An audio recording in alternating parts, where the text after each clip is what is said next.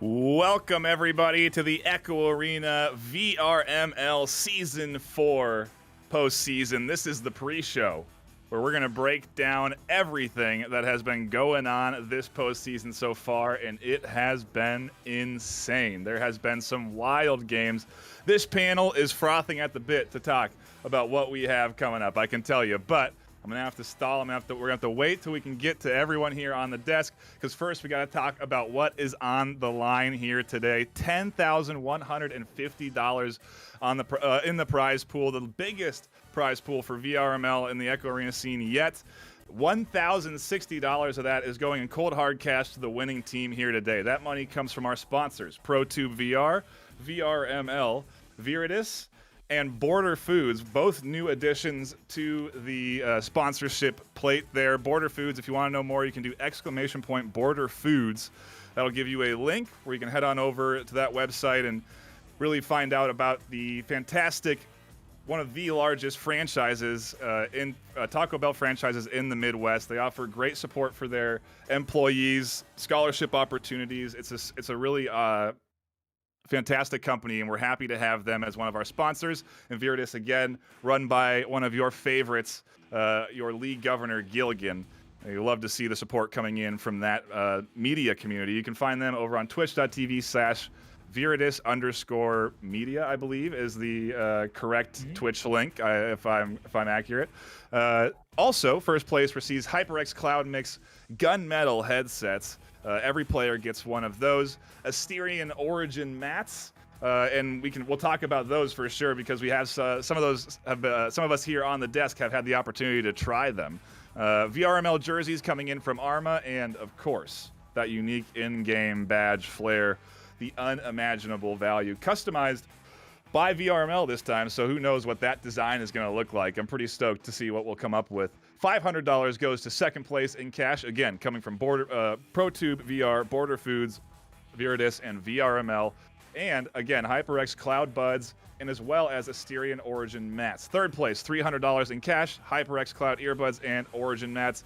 A lot on the line here to compete for as we finally get down to what has been a wild season. And I mean, the semifinals so far have delivered. Luke, I want to start with you. One, you see, I mean, is there anything that surprised you in the matchups? I know there's definitely one or two matchups that had you on the edge of your seat. Oh, there absolutely has been. I mean, if we look at the Challenger Cup leading into this, it's been so close. Leading into the finals, it's been equally close. I mean, Challenger Cup, we had over half the games went to round threes. Yesterday, we weren't so lucky, but the scores don't necessarily reflect how many amazing close matches. I was excited to see Denver Raptors moving into day two. I was excited to see Ethereal moving to day two. But I mean, I want to shout out some earlier stage matches that maybe we didn't get a chance to talk about. Bangarang winning Anomaly in round one. Yeah. That was hype. I mean, I'm Canadian. I'm a big fan. Everyone on their player, except for one of their subs, is Canadian. So I'm maybe a little bit biased, but I think there's been some incredible performances here. And whether they made it to day two or not, it shows that everything was brought to the table this weekend. So I'm excited. Yeah, it was a fantastic few matchups yesterday. Doc, I want to get your thoughts. Any real standout matches here that you, again, were on the edge of your seat for? From yesterday? Yes. Yeah, obviously the Burners Ignite game, went to two overtimes and very nearly put Ignite into the backside, the lower bracket. But I mean, I'm looking over at it again. The Ethereal Austin Burners game was also amazing, and not everyone chose Ethereal to go through. I certainly had Burners going through and even playing for the finals. So. Ethereal, nice work, and they're going to be facing the Raptors right here to start this one. Yeah, we have some amazing upcoming matches. We're not quite going to dig into those yet, because I do want to get, again, some more thoughts on the Ignite matchups here. Bangarang was also an interesting matchup, Pally. I don't know if you had a chance to go back and watch the VOD, but the series was close there, and then obviously Austin Burners and Ignite. I mean, what are we thinking Ignite is, what was their discussion that they had last night? Because they have to really come in here with the full focus and everyone playing top tier if they want to compete. Yeah, absolutely. This goes back to what I have been thematically alluding to before Challengers Cup and going into the finals here as well, where it does not matter what happened in the regular season. When it comes down to it, anyone who enters the Master Tier, as we often see, is rounds can be taken off at any given moment. Doesn't matter what seed you are. You have to show up 100%, 110% even. And we've seen it with the Baby Phantoms in Europe. We saw it with Astria in OCE. Took Leviathan to 3 rounds and an overtime as well. So for Ignite, they have to be Ignite. Currently this weekend, rolling with their original, their championship roster from Season 1, when they won their first championship, with Dash slotted in there. And so it's not like there's no chemistry there. That's how they became the Ignite of today, essentially. It's, it was really, as far as VRML is concerned, started there. So seeing Bangarang do what they did, nearly do what they did against Ignite, not necessarily that much of a surprise either. We saw High Voltage kind of the same way at the end of last season in the finals. Although Ignite did win, High Voltage still took them to the brink of those rounds. It was a very close series, that one as well.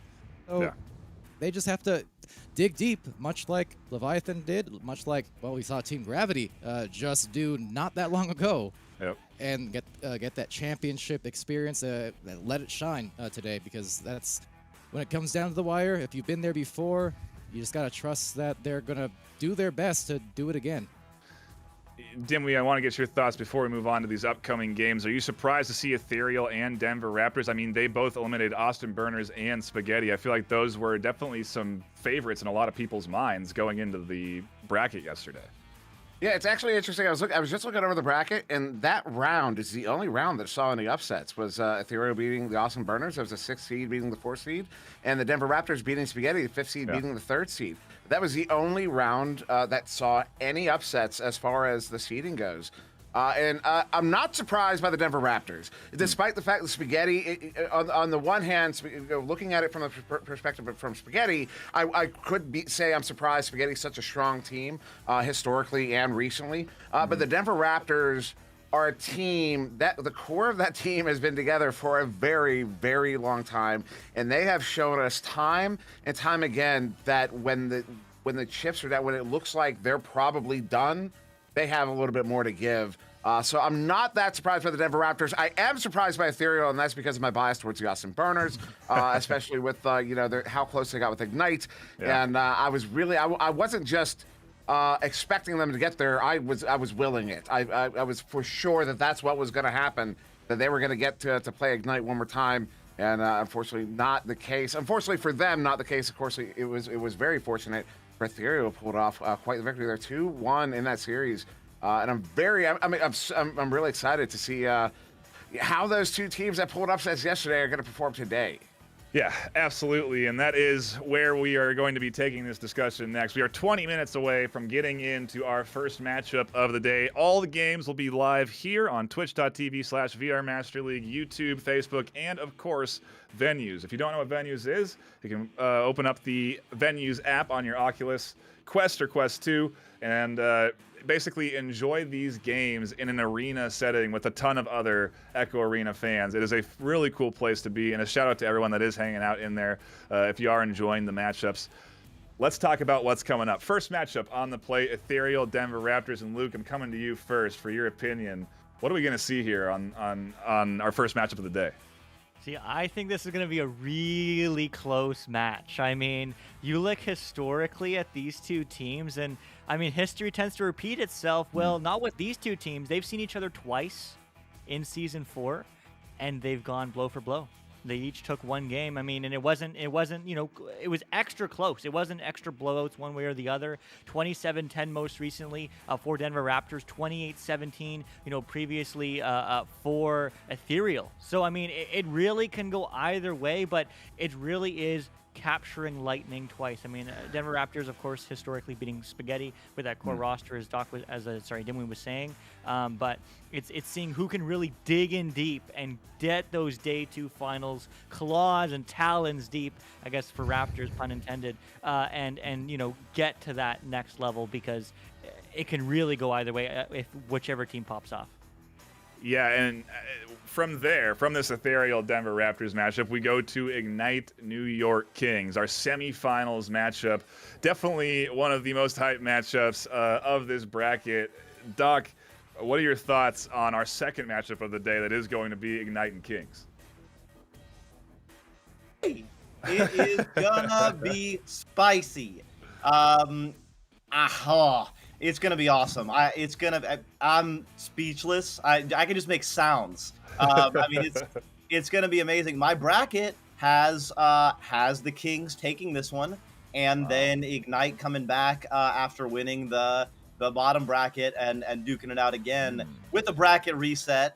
So I mean, I just think these two teams are gonna go at it again, just like we said with Phantom's Gravity on the EU side. Ignite and New York Kings could play each other 3 times, 2 best of 5s coming up. So, you know, anyone who says they know what's going to happen, I think is lying to themselves and you. But I'm gonna go with Kings. I'm gonna go with Kings. Palador, do you think you know what's going to happen in this Ignite New York Kings matchup in our semifinals? Because it is certainly going to be a hype one. The only thing I know is that I know nothing at all. I can only make guesses, educated guesses, and expect the unexpected, or sometimes the expected. The point is, all I know is these teams here, they've been performing. You know, regular season, as we noted, not to tread back to that too much, but we've seen it proven time and time again. It's not always the best indicator, because when you're sitting here, or you're in the arena in a long-form cup over the course of a few hours, not to mention that high pressure, that is where the true test is made. That is where, you know, you make diamonds out of coal. It's just those high-pressure situations, how you're able to address that, how you're able to handle the idea of everyone, you know, around the community, the competitive community watching you with the eyes on, and with your last several months of work, you know, all drawn to that single solitary match. You know, match to match. I mean, you just gotta execute. My predictions as far as all that stuff, you know, unexpected.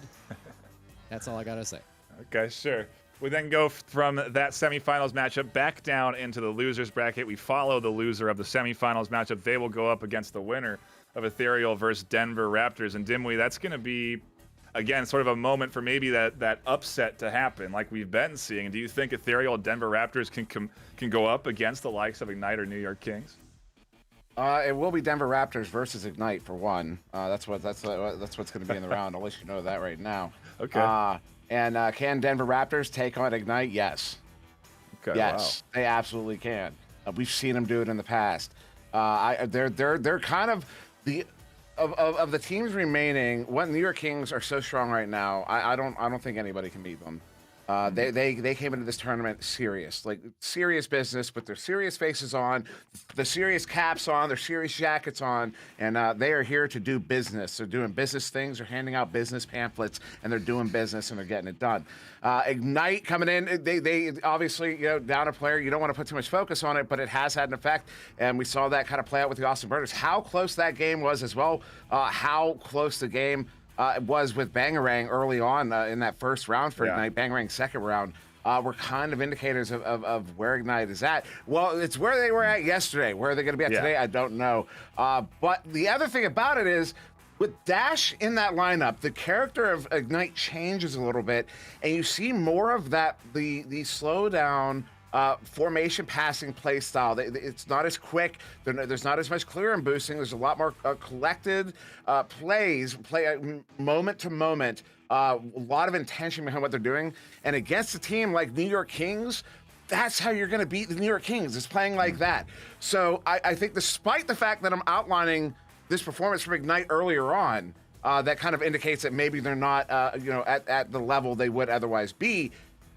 How they're playing right now is going to be a kryptonite against a team like New York Kings, who are on, you know, the business level. So I think we'll see Ignite in that lower bracket, and I think Denver Raptors are going to have their ticket, and I think that's going to be the big game to watch today.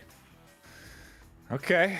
Well, we certainly are close, about 15 minutes away before the start of the game, and I think it's time to get the all-important shot calling decisions from our desk here. Who is going to be the 1, 2, 3 of NA in Season 4? The pressure's on. It's been a insane season, incredible competition all the way through. What are we going to see, Luke, for our 1, 2, 3 at the end of this bracket? Man, you know what? I know what there's the stats, there's my feelings, and there's the reality. Well, I would like to see the reality where New York Kings do take this number 1, and Ignite number 2, and Denver Raptors number 3. That's what I think. That's what I would like to see. You know, these teams will make my dreams a reality, hopefully. When the pressure is on and that money's on the line, it definitely gets interesting. So we'll see. Doc, who's your 1, 2, 3 here at the end of this NA bracket? Well, Luke, said it best. It's going to be New York Kings, it's going to be Ignite, and it's going to be the Denver Raptors. Wow. Yeah, it certainly would be interesting to see a new NA champion crowned. Palador, who do you think 1, 2, 3 is going to be? Well, as I said, I'm not going to say for sure, but I'm going to stick with what I've stuck with all weekend at the end of the day, in that I'll still give the advantage to the retaining defending champions until they prove that they don't deserve that anymore, until they're knocked off that hill that they've been owning. So Ignite will be my 1. Just to throw a fun wrench into the mix, let's say Denver Raptors in there. Number 2, number 3. Yeah, the Kings. Although it's tough. I could easily see it going different ways as well. But yeah, I'm not gonna doubt the champions. Not until that inevitable happens. One day it will, and when that happens, everyone's gonna go nuts. But we'll see if that day is today. Yeah, and we'll see if everybody goes nuts today. Dimwee, what do you think? What is the 1, 2, 3 gonna be? Here's the thing. Much earlier on in the day, I got a text from my brother, Broman. He's in the chat right now, actually, over on Twitch. And he really, really wanted me to say for him that the Denver Raptors were going to take it all. And here's the thing. I don't disagree.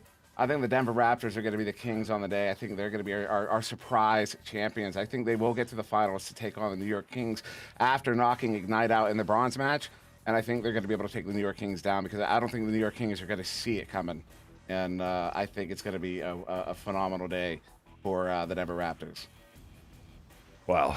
Well, there's your predictions from the desk. We are just 10 minutes away from kicking off our first matchup of the day on this channel. Again, that will be Ethereal versus Denver Raptors. So do not go anywhere. When we come back, we get into the nitty-gritty and see who is going to be the best of the best in NA in Echo Arena.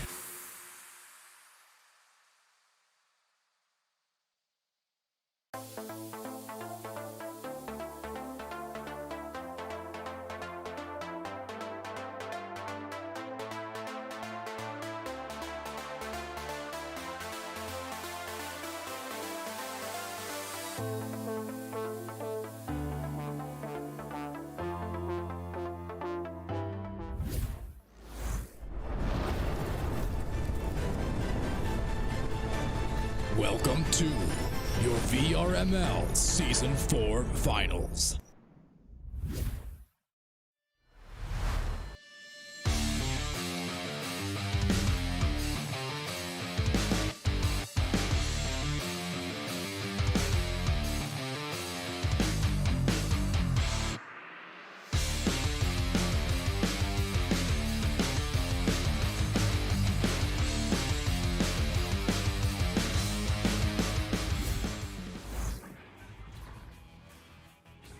And hello, everybody, and welcome, because this is it. Day 2 finals, top 4 teams, NA. It's going to be a good one. I'm the one you see, Luke, that is. Next to me is Doc Education. And on the sidelines here today, we got the ever so awesome Retep Worm. My man, Doc, how you feeling? I mean, we've all been waiting for this. EU was an incredible show, and now we get the NA side, the finals. OCE was an incredible show as well. Leviathan, back-to-back-to-back champions. Gravity, back-to-back-to-back-to-back champions. And now Ignite, fighting for the same claim on the NA side. Yeah, they certainly are. I mean, Retep, these two teams, definitely a bit of some history there this season. You know, each trading blows. I mean, how you feeling coming into this one? Dude, I'm so excited. Always excited to see NA stuff, and coming off EU finals has made me like even more hyped, even more. But yeah, as you said, these guys have gone up against each other twice this season. They've each won one of those 2 games. Coming into this last one, it really is anyone's game. Anyone to play for here. Anyone could take this. And like this is where it counts. Like the other 2 warm-ups the rest of the season, you can say, this is where it counts. This is what matters. This is the game they both can be trying to make. They put all the work into it. Look at their old games, analyze what happened, look back at it again now, and see what they can do to pull it out. And you know, it really is going to be who's going to be the best today, to improve the most over that time, who's going to be able to take it away today. Yeah, that really is true. I mean, Ethereal's journey here was certainly storied, getting an upset against Austin Burners. Austin Burners beating them throughout the entirety of the regular season. However, as you say, this is where it matters most. This is where everything is on the line. I mean, that pressure, Doc, I mean, how much does that, get to these players despite their experiences? I mean, I think every player is gonna be different. Some players thrive on it. Some players are gonna be feeling it a little bit. But I mean, all of these players are absolute gamers with a ton of experience. Once they get in the flow, it's just Echo Arena, And I think also something to note, especially for Denver Raptors and New York Kings, they are teams that came together. I mean, they had been playing together before. Obviously, they knew each other well, but came together to play and got better and better over the season. So these teams are in their final forms, so to speak, final season forms, finals forms. And I think we're going to see some stuff that has not been seen before in Echo Arena history. Maybe. I mean, we heard the prediction there from Dimwee, Sir Dimwee, that is Monsieur Dimwee, saying that Raptors are going to beat Ethereal. They're going to beat Ignite, and they'll beat New York Kings in whatever order it takes. So, I mean, certainly would be a sight to see. And, hey, never say never, certainly. But, yeah, this is Finals Form. This is it, and this is it for Season 4. We saw OCE Finals, Leviathan taking it. We saw an EU Finals. So these are the remaining 4 teams in Season 4 across all the regions, across all the growth. And thank you, everyone, for joining us here tonight across venues, on Twitch, on Facebook Live, on YouTube Gaming. Seriously, thank you so much for being a part of the community. I know Doc, I know Retep, I know myself, I know Newton Dad on cams there. I mean, we wouldn't be as hype if it wasn't for you folks hype along right with us. You know, we're fanatics just as much as you are. So thanks for being part of the community. Also, huge shout out to Spark. Seriously, you know, despite no matter what's going on, Spark, you can always pull a server. You can always pull a server score. Makes everyone's life easier, and you can do so much more. Make sure you check it out. IgniteVR.gg/Spark. Man, oh man. So huge shout out to him, NTS Friends, and the team. But most importantly, make sure you follow us on our YouTube channel. Maybe not most importantly, but I said that for Dimwee. But we are only 50 subscribers away from getting to 2.5K, which was Dimwee's goal. 50. There are over 50 of you in chat. There's almost 200 of you in chat. So if 50 of you want to subscribe to that YouTube channel, Echo Arena Master League, subscribe, do it. It will be a good time, and we'll get 2.5K for finals. We got a whole bunch from EU, so let's show that NA is better. It's true, Retip, I'm sorry. And we can get that going. But also, huge shout out to all the mods, the governor, the board of directors, working behind the scenes. I mean, we get to have fun. I get to throw some fun at Retep, Newton Dad, and Doc Education here on stream. But I mean, they're the ones doing the real work behind the scenes. So huge shout out to the mod team. We have TGI Torquemada and JG is in chat here with us, making sure it all goes smoothly. But also throughout the season, a huge shout out to Arrow Knight, Alduin, JG, Jidray, Nolan FK, Psychaotic, TGI Torquemada, Storm Dash, Titan Dash, Wit, Zeus, Alacost, Eneda, Watchdog, Wolfo, Ikeka Higashi, Punda, and the Real Zeros. Across all the regions, they are really doing all the real work. So huge shout out to the mod team for making it all happen. And hey, if you want to join and do more part of that community, the mods applications are always open, the governor applications are always open, and of course that production team application is always open. So we'd love to have you join. But nevertheless, we are going to finally get that double ready up. So we are going into the neutral joust. We are going into the action we've been waiting for. It is Ethereal on the left in orange. It is Denver Raptors in blue. Let's see what these teams can do. Doc, take us away. Let's go! These teams are coming out, and the long-awaited finals day is here. Getting their head on it first was the Denver Raptors. They're taking a shot. No, Palace getting the disc. Gonna take another shot. There we go. 9 seconds in, and we've already got some scoring. Yeah, we already do. Only took 9 seconds. Raptors feeling ready, feeling groovy, but we're only 20 seconds in now. So let's see what Ethereal can do here with this joust advantage. On their first joust advantage of the night, Ethereal, see Jason with the disc, having options left, right, center, passes left. It's going to be passed right back. So some nice, calm, cool, collected play by Ethereal. They've been here before. They know what it takes. Andy W taking it right away. Oh, just a little bit right or left, and that would have gone in. Wit flying in, passing to Andy W. Andy to Zach. Zach with the slam. Oh my goodness, Denver Raptors starting right away. No rest, no waiting. Only 1 minute in, already 4 points to their name. Huge shout out to Palace and Zach W popping off, but this game is still early days. Let's see what Ethereal can do, because they do need to turn it up.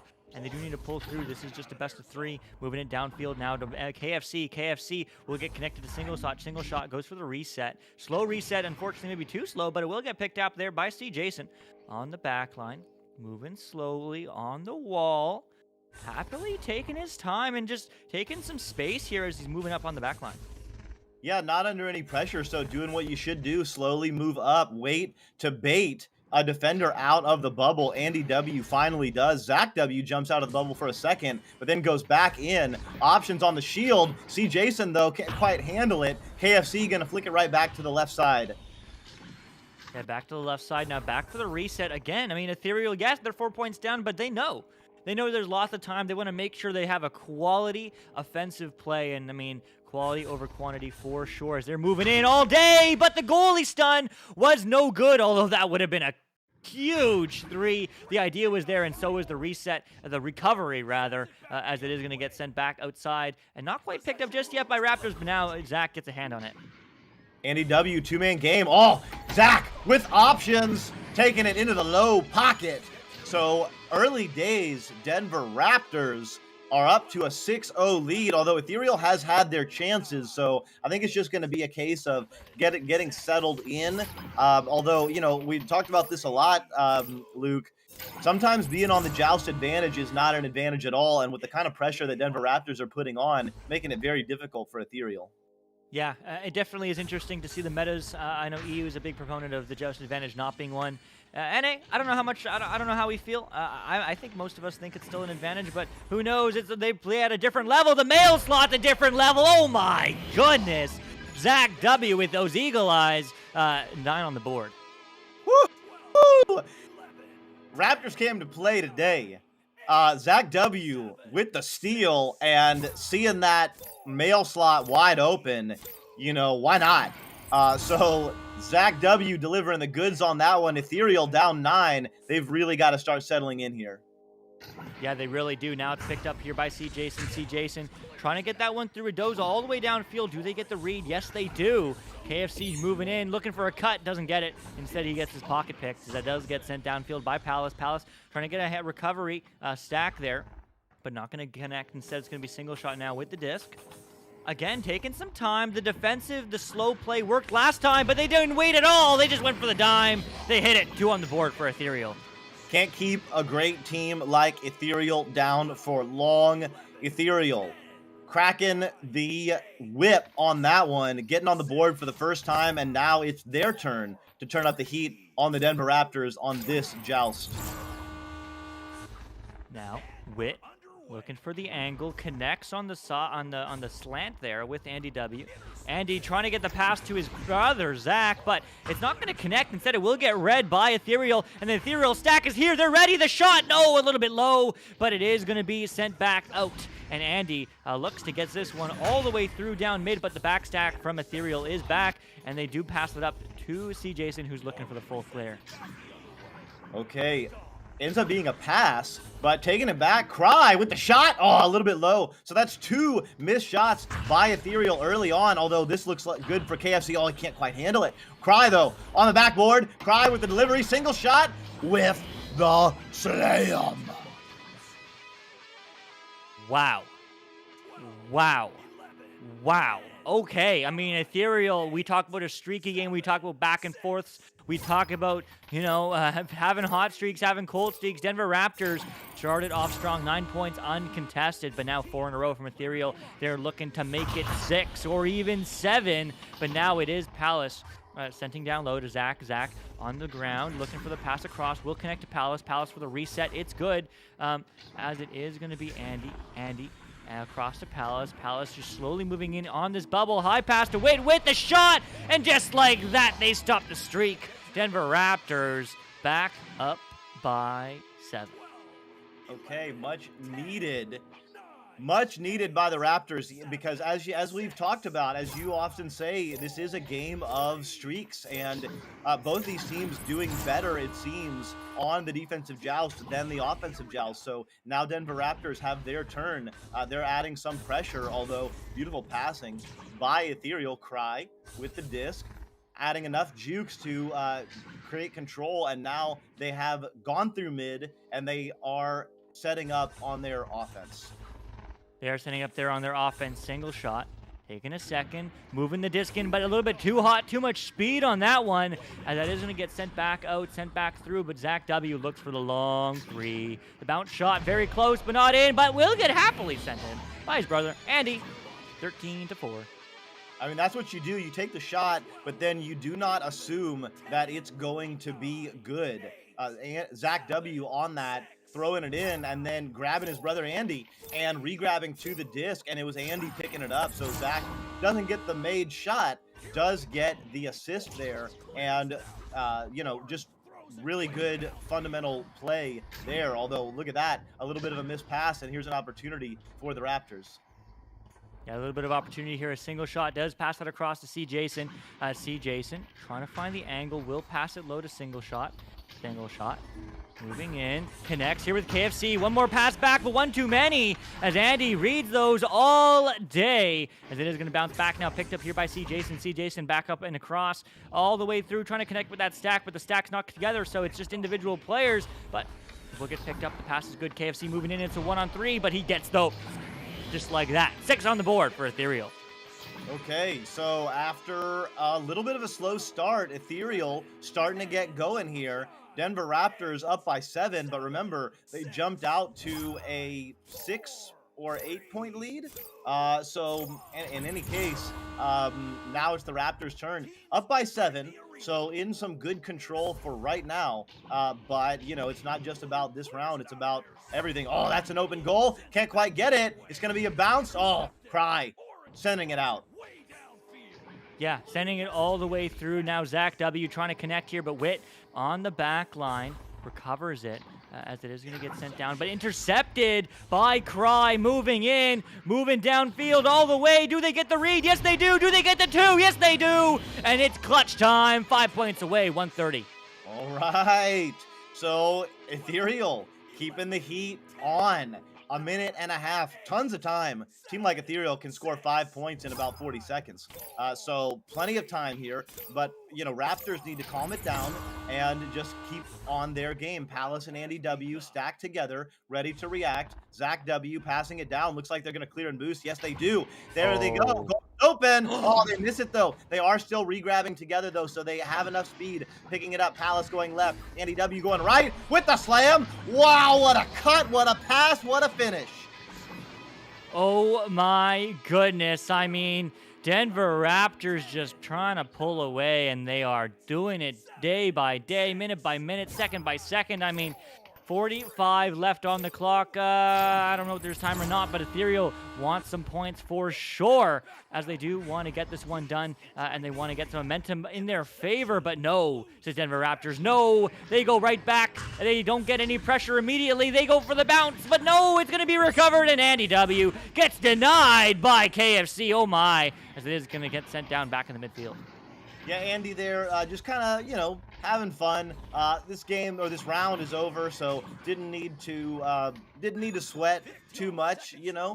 And now it's just a matter of, can Ethereal get something in order to get a little bit of momentum going, or will Denver Raptors take another shot? Zach W trying to deliver the mail, can't do it twice. That is round 1 over. Raptors taking it. Retep on the sidelines. Yeah, man. Okay, what a round, right? To start off this game, these guys are looking so good at the minute. I mean, both teams, right? Because you've got, you know, obviously this is finals. This is where it's at. This is where it counts. And this is where they're really putting in the work. And you know, momentum, we talk about this every time, but it's so important. First of all, the pressure, right? Being in finals, you're going to have a lot more pressure than normal. In normal games, you're going to be feeling it, whatever, you need to win. Right now, you've got hundreds of people. We've got 350 people in Twitch alone watching this game. The pressure is so immense, and they know they have to win this. If they lose this, they might be out of it completely. They need to get these wins. So, from that, you start making mistakes. You know, the stacks, for example. The stacks are so important in these games that every time a team stacks, they just make a little mistake on that. It can tear them apart, it can ruin it, and you can lose that disc. We've seen it consistently again and again. It's Denver Raptors and their teamwork around the bubble, right? The Ethereal bubble, they get it there, they can work around it, they can pass around, they can really, really hit it in. But throughout the rest of the game, we're seeing quite a lot of early jitters, and these teams making mistakes they wouldn't normally make with those stacks, those long passes, all the things that they're, you know, just working out as they come into this. Obviously, first game of today, first round of it, so much time for them to work that out, to improve that, and come into the next round feeling much, much stronger. But they need to make sure they're keeping it cool, keeping their momentum going, and keeping on top of the game. Yeah, let's see if they can keep on top of this game. Fantastic. Thank you for that at Retep, our favorite EU caster, as it is going to get sent all the way through. But it will get picked up, and the shot, but no, Andy W says, no, thank you. Let's return to sender, as it's going to be trying to get cleared out, but not quite through. Okay, both these teams on fire right now. A single shot, tapping it back. KFC has a player open on the right side. Cry to the cutter. See Jason. Ethereal up by 2. Oh my goodness, Ethereal starting strong. They do need to do they did exactly what they needed to do, getting that first goal, getting that first 2, as it does have them moving on. but still lots of time for Denver Raptors. Will it get picked up here by Wit? Wit looking across. Will it connect? Yes, Andy W is there, but it's not going to go all the way through, as now will get picked up here by C. Jason. C. Jason on the ground, on the wall, on the wedge, looking to get that one cleared. It's good. The stack, though, not quite able to recollect, so, but it will be single shot, looking for a recovery. The high pass, it's good, diving in, and they get 2 more, just like that. Ethereal adding to their score, 4-0. Wow. Wow, wow, wow. So Ethereal, you know, they started off slow in that first round, but toward the end of it really started picking it up. Starting here, they are not starting slow in round 2. Let's see what they can do if they can continue to turn out the heat. So Raptors start with their joust where they have a stack together, but they broke up the stack. Palace now trying to deliver it through. It's going to be Andy W on the other side. Goal's open for just a minute, but the back stack adding a lot of pressure. That's a shot. Can it go in? Oh, just barely clipping the shield. Yeah, very close. This is a game of inches right now, as that does get sent all the way downfield. Will get picked up here by single shot. Single shot, sending that one across. Super hot to C. Jason. C. Jason feeling on top of the world. They would love to see this go to a round 3. They want to see that reverse sweep. They want to get that victory. And it's going to get sent across now to C. Jason to the backboard. Cry moving in, juking, and getting 2 more. 6-0. Ethereal popping off round 2. Popping off indeed. Cry doing some incredible work, has 6 points, 3 assists, and a save already, including 18 stuns. So the save, the assist leader, the stun leader, and 1 point away from the points leader. Cry absolutely showing up for this game. Absolutely is. There's a submarine shot. And of course, Andy W. Oh my goodness. Denver Raptors getting 3 on the board, only 3 away. They really needed that. They really needed that. A team like Ethereal, you do not want to get them going. I mean, they can take it from anyone at any time, including New York Kings, including Ignite. So Denver Raptors stopping the bleeding right there. Let's see if their defensive pressure can step up here. Yeah, let's see what they can do, as that is going to get picked up here and sent across to KFC. KFC now up and across to Cry. Cry moving for an option. Jukin passing high, but off the ding ring. No! Oh, but the leech is good. Single shot. One more pass. One more too many. Not on the target. So just like that, here's an opportunity for Denver Raptors to recover. They're there first. That almost bounces in, but they get the back. They're all there, but no, the bounce is not going to connect. So will be Cry. Getting it right back through and bouncing out wide. Ooh, interesting bounce. Seems like a very intentional clear, as it is going to get picked up by his teammates 2-on-2. Okay, sending it off the bounce shot. Cry. Oh, Palace is right there, though. Beautiful clear. Let's see if the stacks can get together. Andy W and Palace are together, but so are 2 from Ethereal. They get back in the bubble, so they'll have to reset. Denver Raptors in control now. Yeah, it is, as it is going to be an over to Zach. Zach taking it a second, moving up on the ceiling, going for the reset. Okay, so just like we saw Ethereal last round. I mean, they're happy to take the time for a quality offense, and well, just like Ethereal last round, it doesn't quite work out in their favor. It does bounce back into the midfield, but it might be turned right back, as Zach W does get the back fast stack to recollect. The pass is up. It's a 1-on-1, but the goalie, the break check. Oh my, but that reset is actually a bit of a self-clear, and that's a stack race. It's a 2-on-1. Who gets there? The stuns, but it will get picked up here by single shot, who gets stunned right back, and now Palace looking for the clear. Wow, big time trouble, and KFC and Cry jumping in. Palace sending it back. Who's there? See Jason. Everyone is everywhere right now. There is no safe place to clear. There is no safe place to score. We are in a very low-scoring game, and why? Because these 2 teams are absolutely all over the arena right now. Oh, my God. Right there. That's how you do it. Andy W coming in, picking the pocket, and with an open goal, tying this game at 6. Yeah, just like that. It's a close game. I mean, Ethereal having a few opportunities there. One out the ding ring in particular. Maybe they're looking at their past selves right now, kicking themselves in the foot. Who knows? But hopefully not. Hopefully they are laser focused, as we are going to get a pause from Ethereal. The orange team pause, whether it's technical or otherwise, I'm not quite sure. Man, oh man, I mean, Retap, let's take a chance and over talk to you. We're halfway through the second round. I mean, 6 up from Ethereal, 6 back from Denver Raptors. We're tied. It's a new game. What's going on? I mean, I'll tell you what's going on is that you've had that minute break, right? The minute break between rounds. That makes so much difference in these games. These master tier teams can take that and they can use it. And we're seeing here, Ethereal definitely has. You know, you're taking that time, you've got 1 minute mental reset, sure. Reset your brain, don't let yourself get stressed out, don't let yourself get panicked. But also, more than that, as you get into these games, you can start to get too in them, right? Too involved in the game, you're not seeing what's happening. And sometimes you just need to take a step back, look at it from a more analytical angle and go, okay, what are they doing? And what can we do to counter them? Are their stacks absolutely smashing us apart? Okay, maybe we need to actually just change our strategy and go for more spread out across the floor, or try and leech their stacks, or maybe we're just going to try and, you know, not hold back nearly as much, go for quick plays so the stacks can't keep up. It's all these kind of moves that you need to work out, and these teams absolutely are doing in that time they have. They're taking the time and using it properly, and so we're seeing that in that 1 minute reset. But we're still seeing here, Ethereal can't get themselves on top. They've had that time and they're really using it, but they've still at the minute held neck and neck. I mean, you know, if you look at the stats across the board, they actually have more possession time. They have a higher possession time in total, 56% versus 44. Like, they control the disc. They're able to get their hands on it and do stuff with it, but they just cannot at the minute quite capitalize as many goals as they need.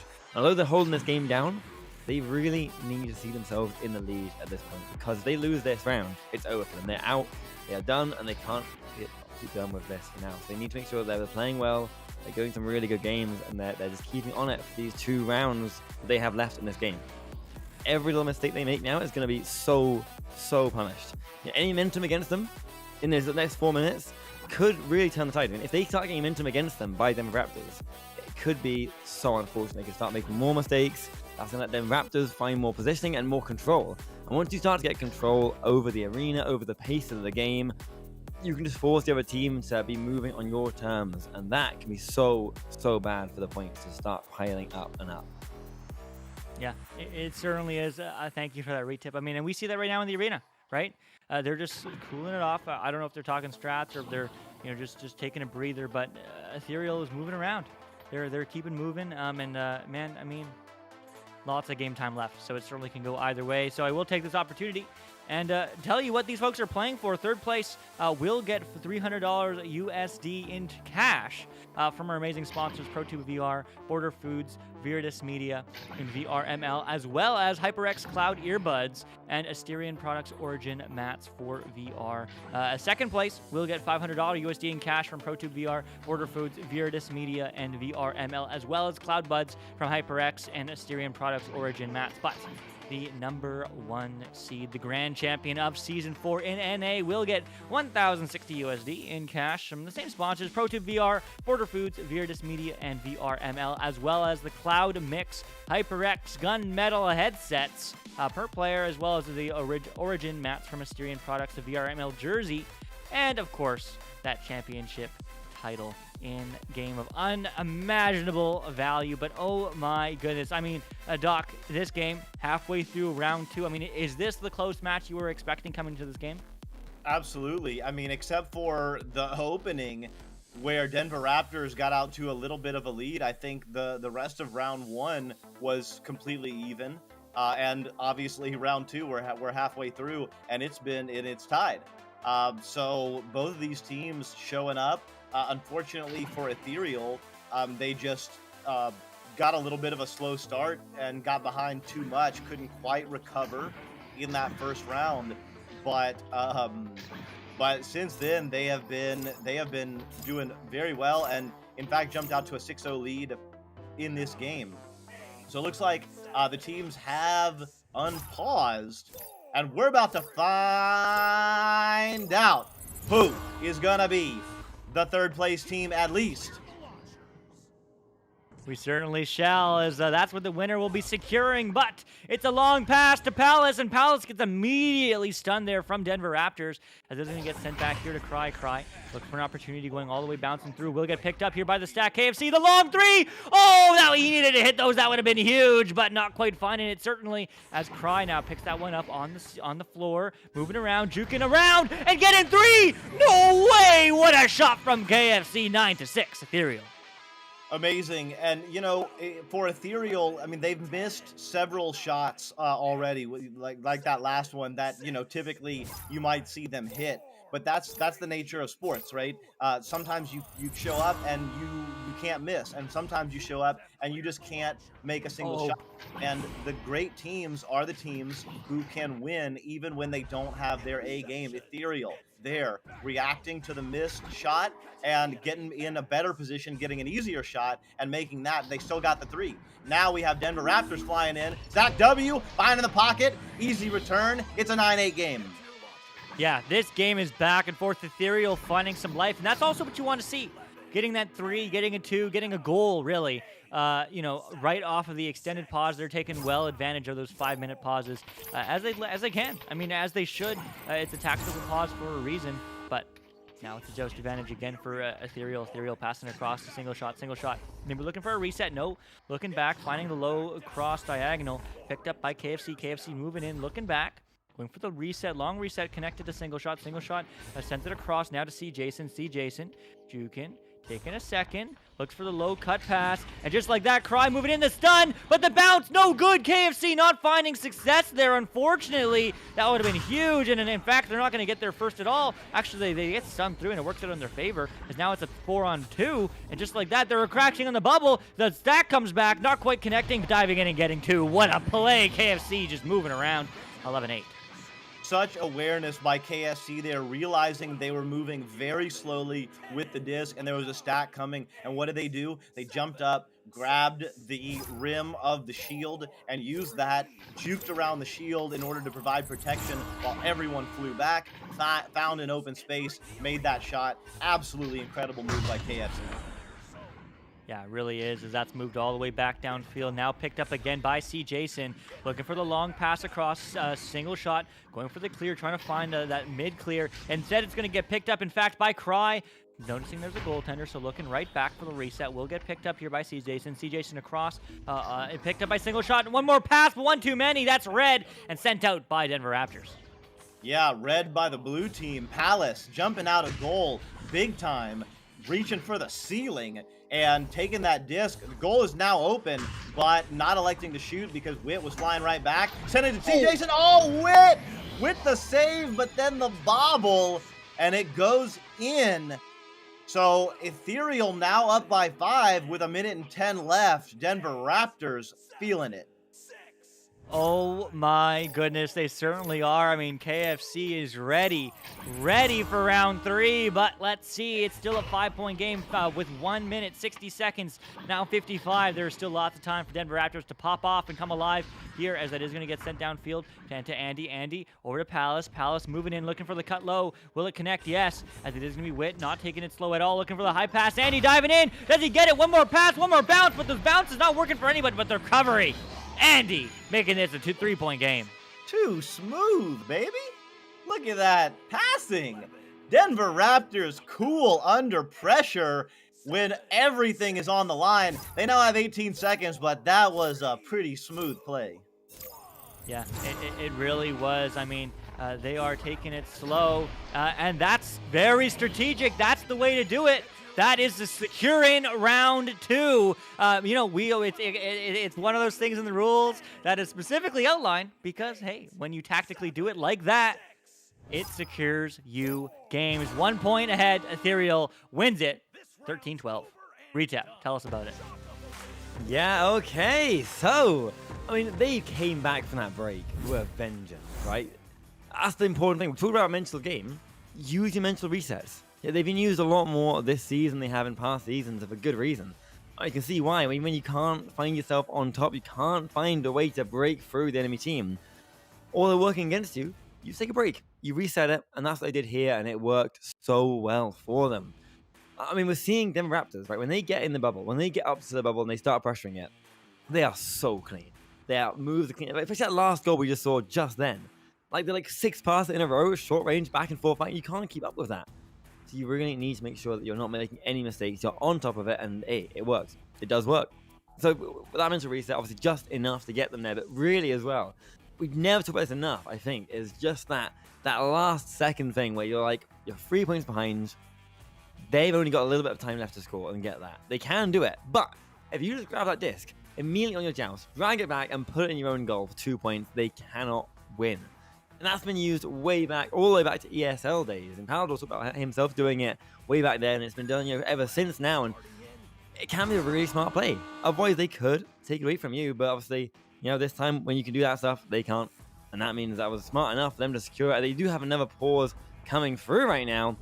I'm trying to deal with right now. Luke, you can tell me in a minute because you have the numbers there for Spark. But I can tell you as well that you got everything else working for them, right? Ethereal have cleaned up their act in that game, and they're looking so clean.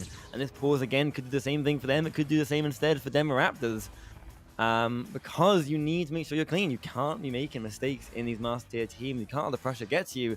You've got to make sure that you're playing every single move flawlessly, right? But if you look at the stats, though, Denver Raptors, Palace, I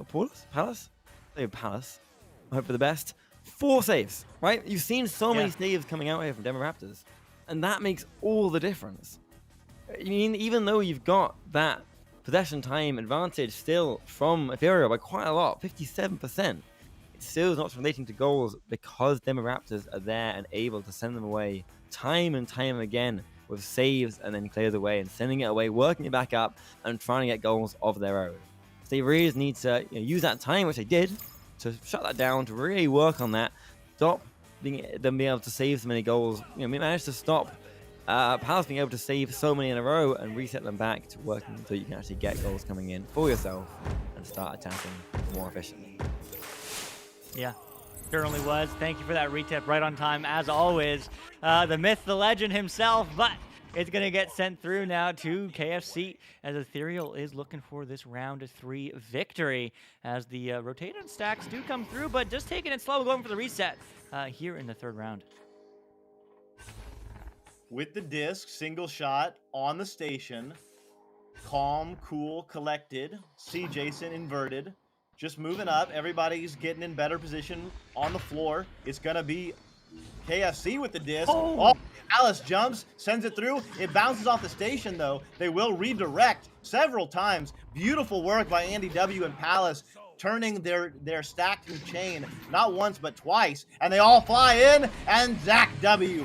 finds the 0 angle. Raptors strike first. Raptors do strike first. I mean, I can only assume Raptors got that pause there. I don't know. Spark unfortunately didn't log it on my side, so I don't know who extended that pause. But nevertheless, I mean, it's working. Denver Raptors coming back with that momentum, as it is going to get sent all the way through by Ethereal. The bounce is erratic, so will get picked up here by Andy W, as it is going to get moved through. Right back to mid. The stack reads those all day. The dribble play. It's an open 3. It's a shot, but it's a ding! And it will get picked up here by KFC. Now to single shot, who does get that one at least further downfield, although still not picked up by Ethereal. Cry with the disc. Sends it through. Beautiful clear through a very tight angle. Now it's going to be KFC getting stunned out, though. Palace in the area. KFC wins that one-on-one. Single shot. One-on-one. Taking it in. Tie game. Oh, my goodness. What a pocket. Absolutely incorrect as Ethereal is coming right back. 2 minutes in, only 1 goal apiece, 2 points apiece team right now. So a very even game, much slower game compared to the previous rounds, but this is round 3. This is not a best of 5. This is a best of 3. Everything is on the line for this matchup. If you win, you get guaranteed 3rd place, but maybe you get more. It's going to get sent through to Wit. Wit is looking to settle the score. Picked up by Andy W. Andy W. No, the save! See, Jason, insane as he does that one sent downfield. Not quite all the way through, though. Andy W. not able to get the clear. As going to get a stolen pocket pick. Zach now with it and gets 2 just like that. The brother, the wombo combo, 4-2 Raptors. Too much chaos in the goal. I don't know who was doing it, but there was someone from the Raptors who was taking the energy and the focus of 3 different players, I think, in Ethereal, made it very, very easy for Zach W to score that disc. Now, Ethereal. Oh, they've lost it already. Andy in the area. KFC has to tap it up, but Andy's got a shot. Does he take it? Oh, no. Right back in goal is C. Jason, so they will reset and take control. Yeah, they will reset and take control. Wit taking an option to move in. Finds the pass across. Will get picked up here by Palace. Palace happy to take it slow. Happy to move it through. We'll find the pass low. Andy W moving in, actually finding one more pass, one more dunk, one more shot! And just like that, 4 ahead are the Denver Raptors. The Raptors are absolutely surrounding the goal. Textbook spacing and movement of the disc. Everyone knows where everyone else is. And I mean, it's just a question of who's going to score, and they're showing absolutely no ego. Everyone is passing, everyone is scoring, everyone is sharing the love, sharing the scoring. And right now, it's Andy W and Palace sharing the energy. Although C. Jason gets the stun out. It's a 3-on-2 for a minute. The C. Jason has broken up their stack, so there's plenty of time. It's 3-on-2. All that can't go, and it's going to be cleared back out. Cleared it out, but not quite through as the recovery there does come through for Palace, sending that one back. The stack initially doesn't get it, but the save! The save! Single shot, insane, as that's going to get sent out, but not quite out enough to get sent right back in the bubble, but losing a hand on it, and Cry punishes the defensive prowess from Ethereal is insane, as that's a 3v1, 3v0. Do they get a hand on it, though? No, they don't, unfortunately, as it does going to get sent back, and that will get picked up. Actually, an opportunity here for Ethereal, as they do not get a hand on it, still just yet a scramble, as now it will be Cry sending that one across to C. Jason. See Jason with the disc, not under pressure, moving sideways, finds the open pass. Oh, KFC going from down below, back within 2. Oh my goodness. I mean, what incredible play from both these teams. The defense isn't phenomenal, but just like last game, it was 6-6 and halfway through, and now it's 4-6. Ethereal is trying to catch up and get 2, but unfortunately, Raptors lose a player. It's a 4v3, and that is an opportunity here for Ethereal playing on the hockey power play, as it is going to get sent across to Wit. Wit getting pressured, moving on. One less passing option that means for the 4v3, as it is going to get sent back, but actually, it seems that both teams, oh, never mind. I just was I thought both teams were playing 3v3, but it's gonna be Cry sending that one through. Will it get passed up? Yes. The stack, the long shot. Does it hit? No, off the ding ring. Can't get a hand. But now it's gonna be KFC. One more pass, one more dunk, but no, the deny, as it is again a 4v4. It is, well, not quite yet. Andy W has not entered the arena, and too late for that one. KFC scoring. Andy W goes down again. Wouldn't be surprised to see a pause right here.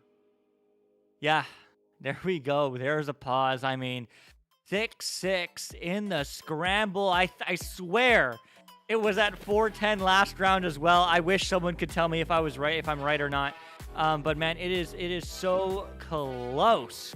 So I mean, recap. We talked about it last time. We talked about it this time. But round 3 now.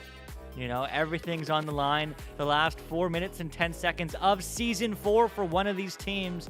I mean, what are you seeing? Are they panicking? Are they finding those angles? I mean, what do they need to do to get the W?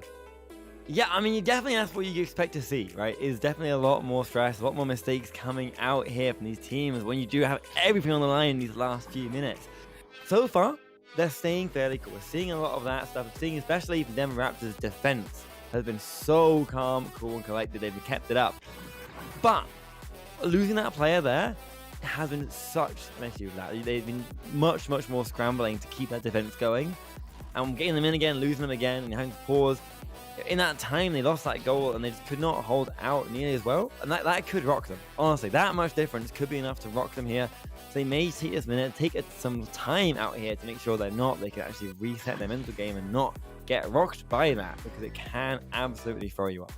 You know, you can start to focus on that too much and change things and realize how little time is left on that clock. So really, we have to see here if they can use this time. They only just started this pause. They've got a lot of time they can burn on it here. They can have up to like 5 minutes total with that. So they can, if they want, burn that time down, to what they're going to do, and make sure they're doing everything they can to get it in these last few minutes. Yeah, as you said, 4 minutes. 4 minutes here. It's basically 0-0 at 4 minutes to go, and every single goal is going to start to count for so much, and it's going to start to count for more the more the time goes on. You know, as they count down, every goal is going to count. You have to hit it. And they know that. If they miss a goal, that could be really, really detrimental to them. If they try and go for an attack and they overshoot it slightly, that could be a huge mistake. And you could lose a whole point for that. You could lose 3 points for that, and then you have almost no time to come back for it. And you know that, right? As playing these games, you know that. We've seen that in the other finals. The teams start to, in those last few minutes, make those mistakes they've not made the entire time. When they're most warmed up, when they're most ready for the game, that's when the mistakes come out, because that's when it matters. And these teams just fly past. The defenses that are so good throughout will crumble. The passes that were hitting directly every time start to just fly past. You know, the stacks start to break apart too early or rush back to goal too soon, and the pressure's just gone at that point. So yeah, it really is going to be, now they've done that, now they've been playing so well, can they hold it together with this pause?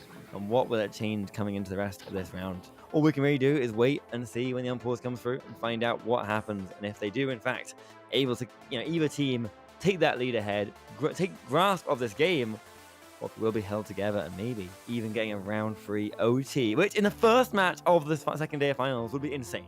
Like, absolutely insane. Yeah, it really would. I mean, and thanks for that retip. I mean, it does seem, to your point, that they are going to take the full 5 minutes of pause, that they are able to, and that's big. That's big for the mental game. I mean, Ethereal, yeah, it was a 4v3, but who cares? It's finals. They want that mental game. They want that victory, and I mean, Denver Raptors obviously want it just as badly. So they're going to take the full 5 minutes, trying to cool down the momentum of Ethereal coming into this round. We're just nearing upon 4 minutes now at 3:45 of pause. Maybe they'll end up 4, maybe they'll end up 5. Anyway, 1 minute left or so, but I mean, 4 minutes of action-packed echo remaining. I mean, it is round 3. It is always a pleasure to see round 3s here on the desk. But man, I mean, 6-6. We saw it last time Ethereal pulled through, Doc. I mean, either team can certainly take it. I know that. You know that.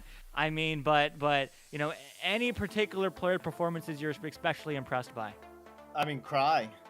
Cry has been playing out of his mind. KFC also. I mean, Zach W. I mean, look, you could name a bunch of players. See, Jason has had some incredible saves. I mean, Andy W has zeros across the board. I don't know what's going on there. It's almost like he's not playing at all tonight. No, and obviously disconnected. But anyway, yeah. I mean, the thing about both of these teams, and one of the things that makes both of these teams great, is they don't play to feed a certain player. They play a system, and so sometimes one player is gonna have a bunch of points, and another time another player is gonna have a bunch of points. Cry was leading in points, and then KFC started popping off. So here we go. We got 8 seconds. We got 4 minutes left in round 3. It is tied. What is gonna happen? This is for win or go home. Yeah, win or go home, and the winner will get guaranteed 3rd place, cash money prizes, and all the stuff you could want, but it is going to get sent through now. Will get picked up by single shot. The bounce shot. Oh, that would have been huge, but it hits off the ding ring, and that's one too many ding rings tonight, as it is going to go past through the backline player, though, of Ethereal, as they are trying to get a hand on it. Who's going to get there? Oh, my goodness. Please, someone pick it up. It's going to be Zach W. looking for that win, as it is going to get reset to Andy. Andy now to Wit. Wit moving in. The high pass, but not connecting, so an opportunity here for the defense to get there, and they do, as Cry is looking to get this one out. Okay, so Ethereal now with the advantage. Beautiful bounce clear. It's going to be a shot. See Jason. No way. Oh, my Lord. See Jason. That is huge. Ethereal coming through. 3 minutes left on the clock, though, still.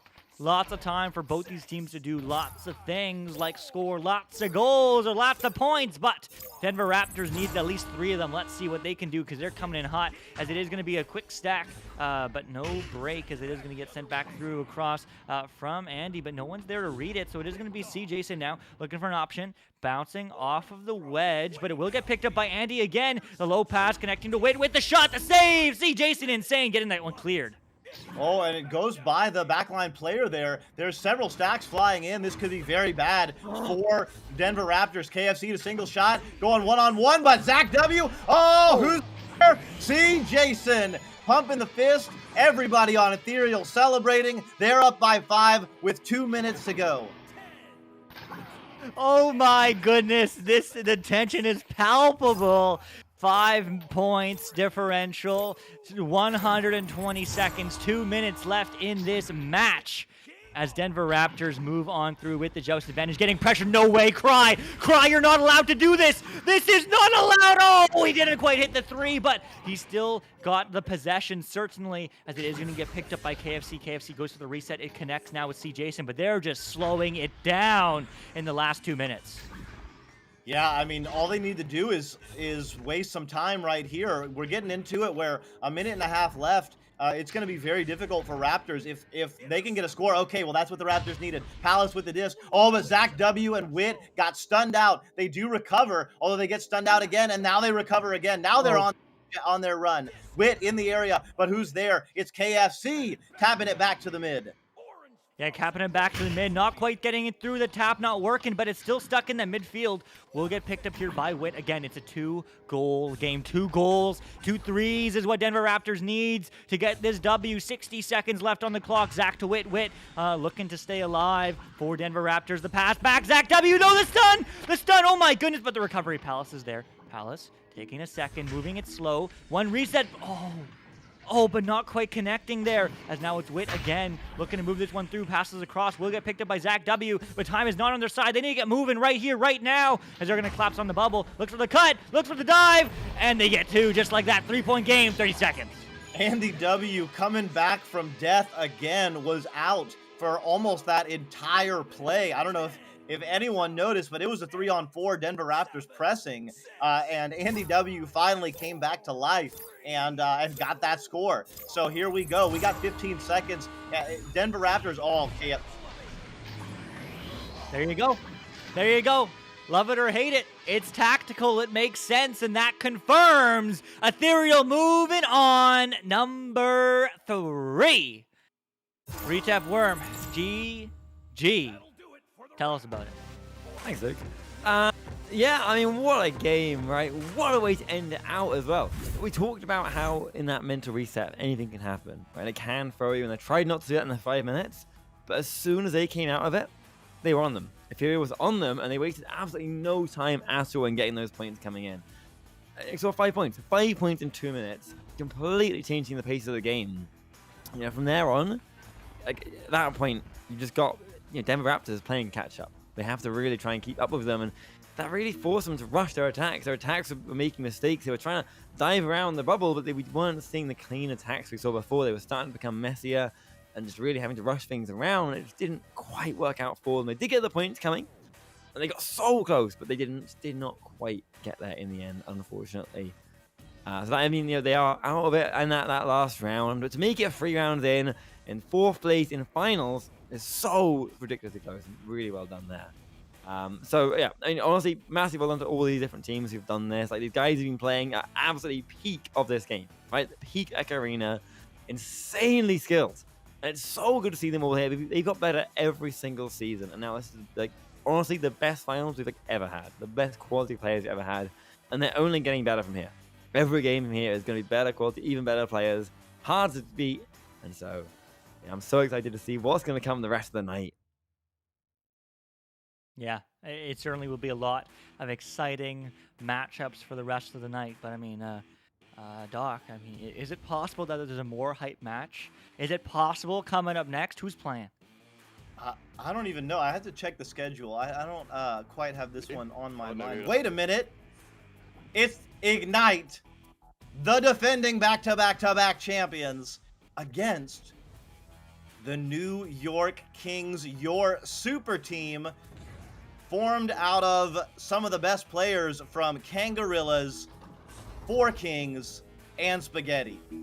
And they have been training all season long, waiting just for this moment, priming themselves, getting ready. Ignite, without game, arguably the best, certainly one of the best players in the entire world.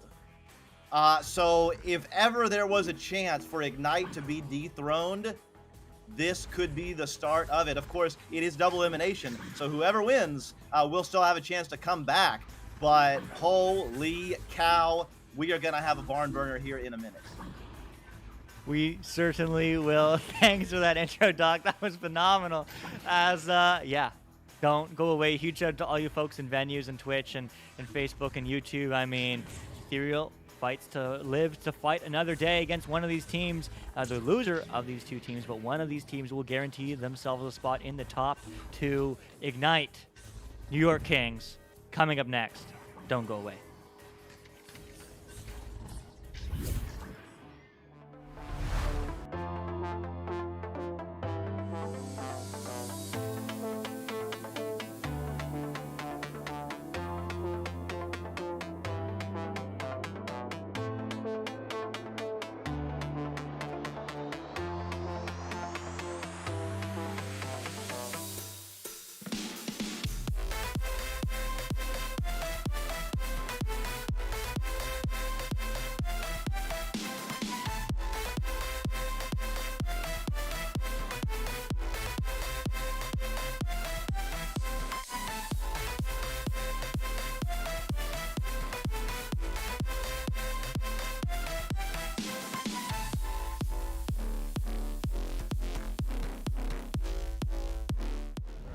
All right, welcome everyone. I'm Doc Education with the New York Kings, the one of the newer teams on the market, looking to crush Ignite or anyone else. So how are you feeling going into finals? Thoughts? Oh, you know, pretty good, feeling good. You know, I feel okay. We've been scrimming and doing well. You know, we've kind of been doing well. Losing to King was bad. That didn't feel good. Hopefully we beat them this time. Was that motivating? Did you learn something from it? What happened? I think it was tilting, I think is the word. Tilt. Yeah, tilt is something that happens in video games, and that especially versus Kang, it just really gets in there, you know, and it's really tilting. So we're gonna make sure to stomp them this time, nice and pretty for venues. And if we don't stomp them, then we're gonna get tilted, you know. So yeah. Ender, go. How do you handle tilt? Usually when I'm tilted, I play better. I can't speak for them, but when someone, you know, angers me like Kangarillas does, I tend to play better the next round. So I don't really need to take a break, but sometimes a timeout or two is necessary in order to, you know, change the momentum. Is that true, guys? That's true. Yeah, I agree. Totally, I agree with the sentiment. Yep. Do you ever try and tilt him on purpose? Yes. Yes. Oh yeah, it's actually kind of fun. Actually, all the time. You know, we didn't think we could because you know he's just so untiltable. But recently we've been making really great progress. Yep. Groundbreaking. Actually, that's impressive. What have you been doing to practice? Mostly scrims, or how's your prep? Yeah, it's just mostly scrims. We don't play this game outside scrims, so Kind of just better. We just scrim some master tier teams. Keep our playbook hidden. No one knows what's coming. Except for the people with the Google Drive link. Uh-oh. We don't talk about it. Exactly. All right. Do you plan on beating Ignite the first time or the second time that you play them? Both. I mean, we're gonna play them twice, even if we beat them first. So yeah, just both, because there will not be a third. Exactly. Right? We will beat them in the winners bracket. They're gonna go down to the losers. They're gonna barely win, and then we're gonna smash them in the finals, just for the final hurrah. Anything that you want the people, the fans, or any other teams to know going in? Bet all your channel points on us. If not, don't talk to me. Anyone else? No, that Alright. covers it pretty much completely. Yeah. Season 4 finals. These are your New York Kings. Yo, I look kind of yoked.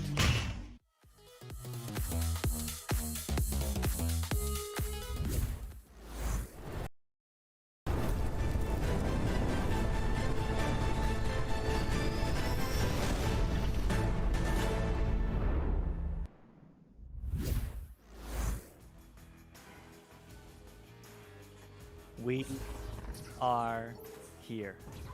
Ignite against the New York Kings, the match we have all been waiting for, the question on all of our minds. Can Ignite be dethroned? Well, we are going to find out right here, right now. Season 4 upper bracket finals. The winner secures a top 2 spot. The loser, well, we'll see. I'm the one you see. Luke, that is alongside me, is Doc Education, and on the sidelines is Retep Worm, and on cams is the ever so awesome Newton Dad. My goodness, Doc, how are you feeling coming into this one? Blessed. Just such a pleasure to be here. So much joy. I mean, both of these teams, let's be honest, every team that is left is a champion. They have been fighting so hard and delivering such incredible entertainment. Everyone in chat having a good time, hanging out on a Sunday. You know, what better place to be than, you know, with your friends, hanging out in chat, flaming some folks, you know, complimenting some folks, cheering some folks on. Like, this is what we're all here for. And now we got 5 seconds, and these two teams are gonna go at it. They will. New York Kings Ignite, winning that neutral joust in blue. New York Kings in orange on the left. Strembitsky moves this one through mid, connecting quickly to Cruisin', looking for that long 3. Oh, that would have been huge, but not quite hitting it, unfortunately, as Ender recovers, looks for the reset. No, actually finds the open man on the wall. Strembitsky diving in, but the deny from Kung, and Kung sends that one out. Amazing save by Kung. We've got action already. Ryan wisely not taking the shot, knowing that the stacks were flying back. And why not? Let them burn. Jay Walker going in. Oh, Kung. Oh, Kung. Oh, my goodness. Ignite getting on the board first. 2-0 New York Kings. Not here just yet. Some great opportunities, but they missed it, and those little mistakes very well may cost them in the long run. But let's see, Ignite starting strong, but New York Kings now with the joust advantage rather, to Cruisin', low to Ender, finding the pass to Strembitsky taking some time, very much in that square formation right now, and that's going to get read by, as it is sent through, as Dash is going to get that one, but Ock picking it up, Oculazator juking, moving on through, taking the space that's given to him, looking for the back pass, and just like that, it's tied. Wow, I don't know. Oculasator pump faking constantly, keeping the defense on their toes, and then with a little flick, sent an absolute strike like lightning to Strembitsky on the backside. Amazing. I don't know how he got that much juice on it with just a flick like that, but now it is Ignite on their offensive joust. They do what they often do, but their stack gets stunned out. Kung and Ryan getting back together, but not before Cruisin' has it on the back line. Yeah, Cruisin' taking control, but Jay Walker stealing that one, sending it down. But who's going to get there first? Well, it is going to be the New York Kings sending it back to Cruisin', finding the angle to Oculazator. Oculazator looking for the pass across. No, that's a clear all the way through. No, the Kung shot! He did it to him! He did it to him! 5-2, up 3, New York Kings. 66 meters out. That was devilish. Holy cow. Oculasator, like you said, that's a Kung shot. And the man on the other end, Kung, is going to have to come back right now with the joust advantage. Kung on the right side. All getting stunned out, though. Oculasator, and they're flying in. Strem, that was a bit too much of an angle, but gets his own rebound. I don't know how he reacted that quickly. Strem pushing off the bodies and putting more points on the board. Oh my goodness, what a strong start, New York Kings.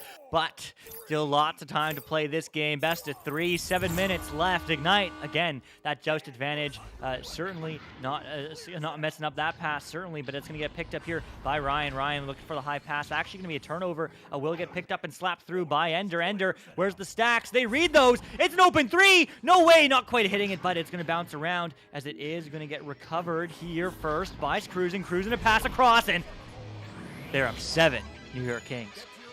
Amazing positioning there. Strembitsky, recognizing that the teammate was going to get it in space, went to the logical place, which was on the other side of the goal.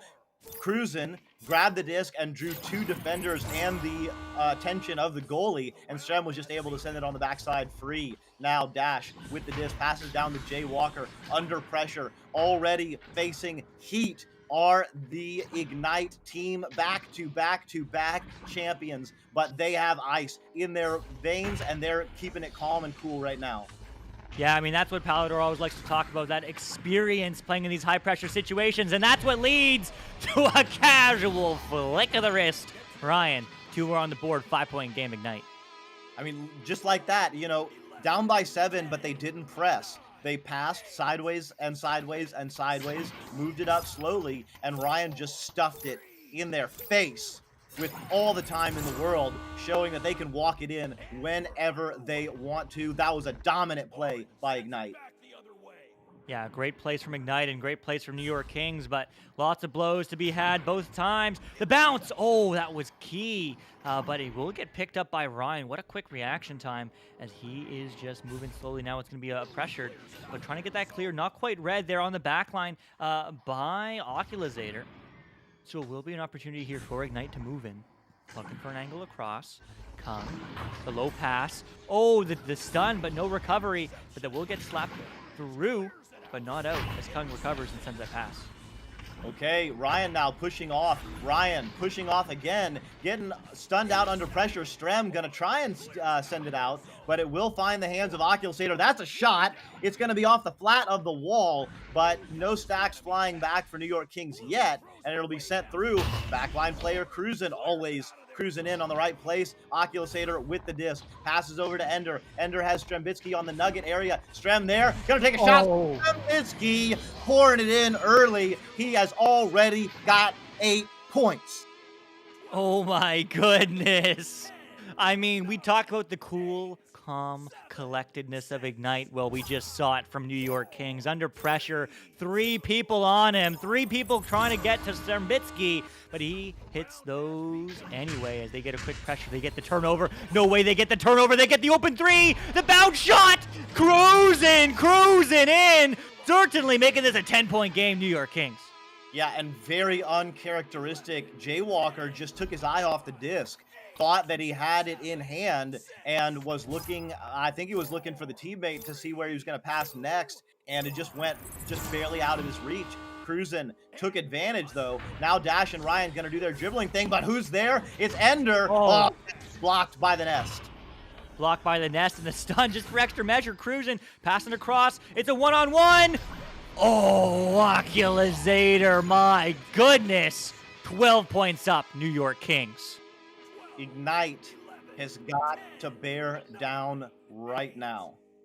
3 minutes to go. You're probably honestly already out of this round, but you have got to get your offense in gear. I have never seen an Ignite team score 4 points in a round this late in. Jay Walker moving up, passing over to the left side, bounces off the edge of the arena there. That's a shot. Dash jumping in. Yeah, Dash would have read the back stacks there, but they do find the pass across, and this is what you have to do with champions that are Ignite back to back to back. They're there for a reason. You can never count them out. You got to keep up the pressure, and that's what New York Kings is doing. Keeping up the pressure, the open goal, the slam. Strembitsky, 18-4. Amazing. Absolutely amazing. I don't think anyone expected this. Yeah, no one expected this for sure. 18-4 New York Kings. But there is still 2.5 minutes left. But now, Ignite changing the pace. No quick passes off the QB. They are slowing it down. They are looking for their fundamental game, which is insane. They're looking for those one-on-one opportunities, but they're going to get a 2-on-1, and the bounce! Oh, so close, but just like that. 2 more on the board from Ignite. So Jay Walker with an easy finish, just getting the juices flowing, getting the points on the board, you know, feeling a little better. So yeah, here we go. Let's see what Ignite can do on their defensive pressure as the New York Kings are on only their 4th offensive joust of the evening. Oculusator sending it over to on the ceiling. That pass taken by Ender. Ender floating under pressure. Jay Walker getting it, but Ender sends it back, and now they're sending it over. Oh no, they don't reset. Oculusator over to Ender. Ender has Strem on the shield, elects to back pass now. Yeah, happy to take that time. 1:30 on the clock. They're happy to burn it away. They're happy to get the W, securing it, but that's going to get passed across to Cruising. Pump fakes one, but denied in the bubble, but who's there to pick it up? It's Oculusator moving around, juking, but again, being patient. These teams are world class. They're at the top of their game because they are so patient, but there's a little flub. Will get recovered, though, by Cruising, who is going to send it across, and will get picked up by Strem.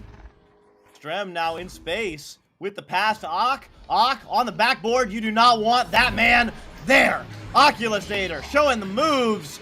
20-6 New York Kings. Oh my goodness. 30 seconds left. New York Kings up by 14 in round 1. But hey, you can never count any of these teams out. Yeah, this round is done. This round will go to New York Kings. Now we're just trying to decide the final score, but we can certainly get more of those, as that is going to get stolen by New York Kings. Oculusator up to Ender, but no, off the backboard, off the shield. One more 3, but no. Jay Walker says no siree. 8 seconds now as that does get sent through mid, but picked up by Cruisin'. 5 seconds. Not really an opportunity to score unless they do something incredible. But no 2 more. 20-6 final score. Oh my goodness. But these teams certainly can come back at a moment's notice. Retap, tell us about it. Oh my god, what a round! We were just talking just last game about having more hype games coming up as it goes on. And that game so far is so hype. Like, oh my god, this is not what we expected to see coming into this one. I mean, sure, Ignite do not have game, and game is such a valuable asset for them. More than that, these teams have such good chemistry together. But when you lose one member of that, it can throw things off completely. I'm sure every member on Ignite right now is so strong. Of course, the replacement player, Dash, is also like incredible player at the game, but the chemistry is not quite there as much.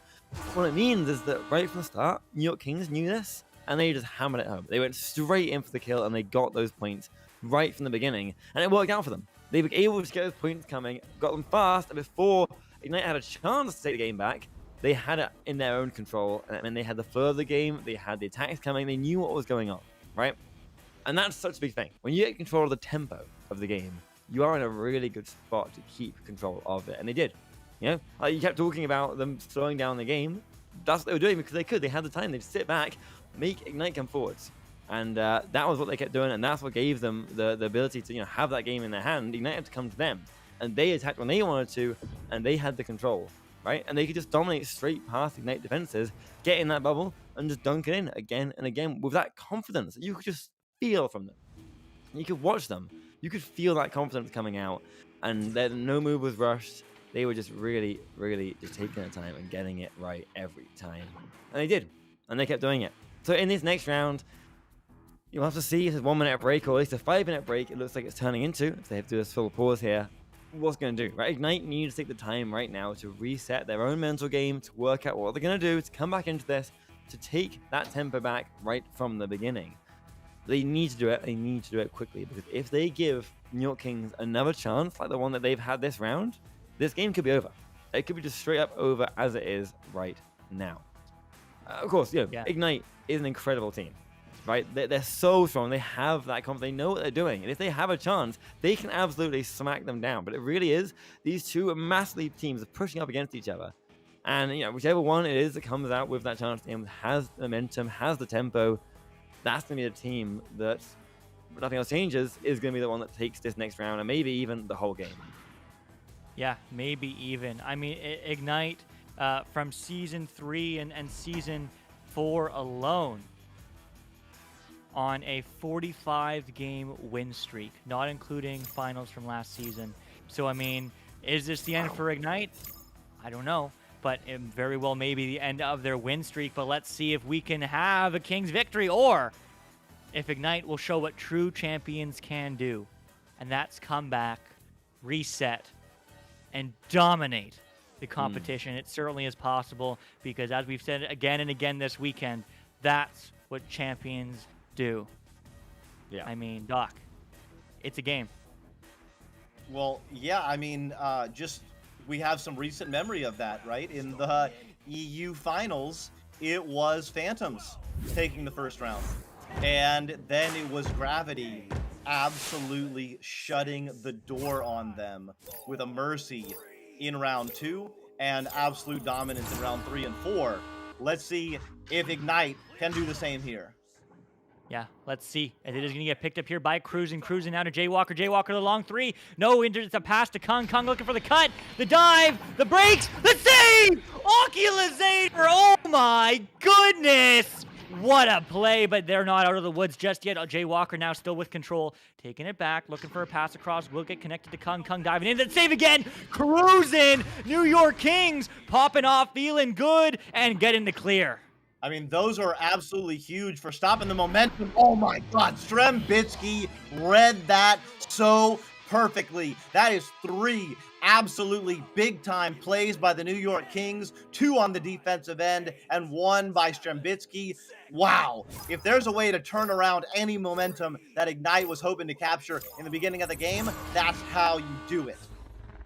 That is how you do it. As this is going to get picked up here by Ignite. The slow QB is working in their favor. No quick sack there from the New York Kings, but the rotations will come through. The long pass. It's going to be Ryan. Ryan looking for the open goal. Not open at all. Getting pressured from both angles. The pass across. It's good. It's going to be diving in. Hong Kong gets 2. Just like that, the game's tied. Beautiful little duck move by Kung. Perfect timing on that one. And Kung coming back.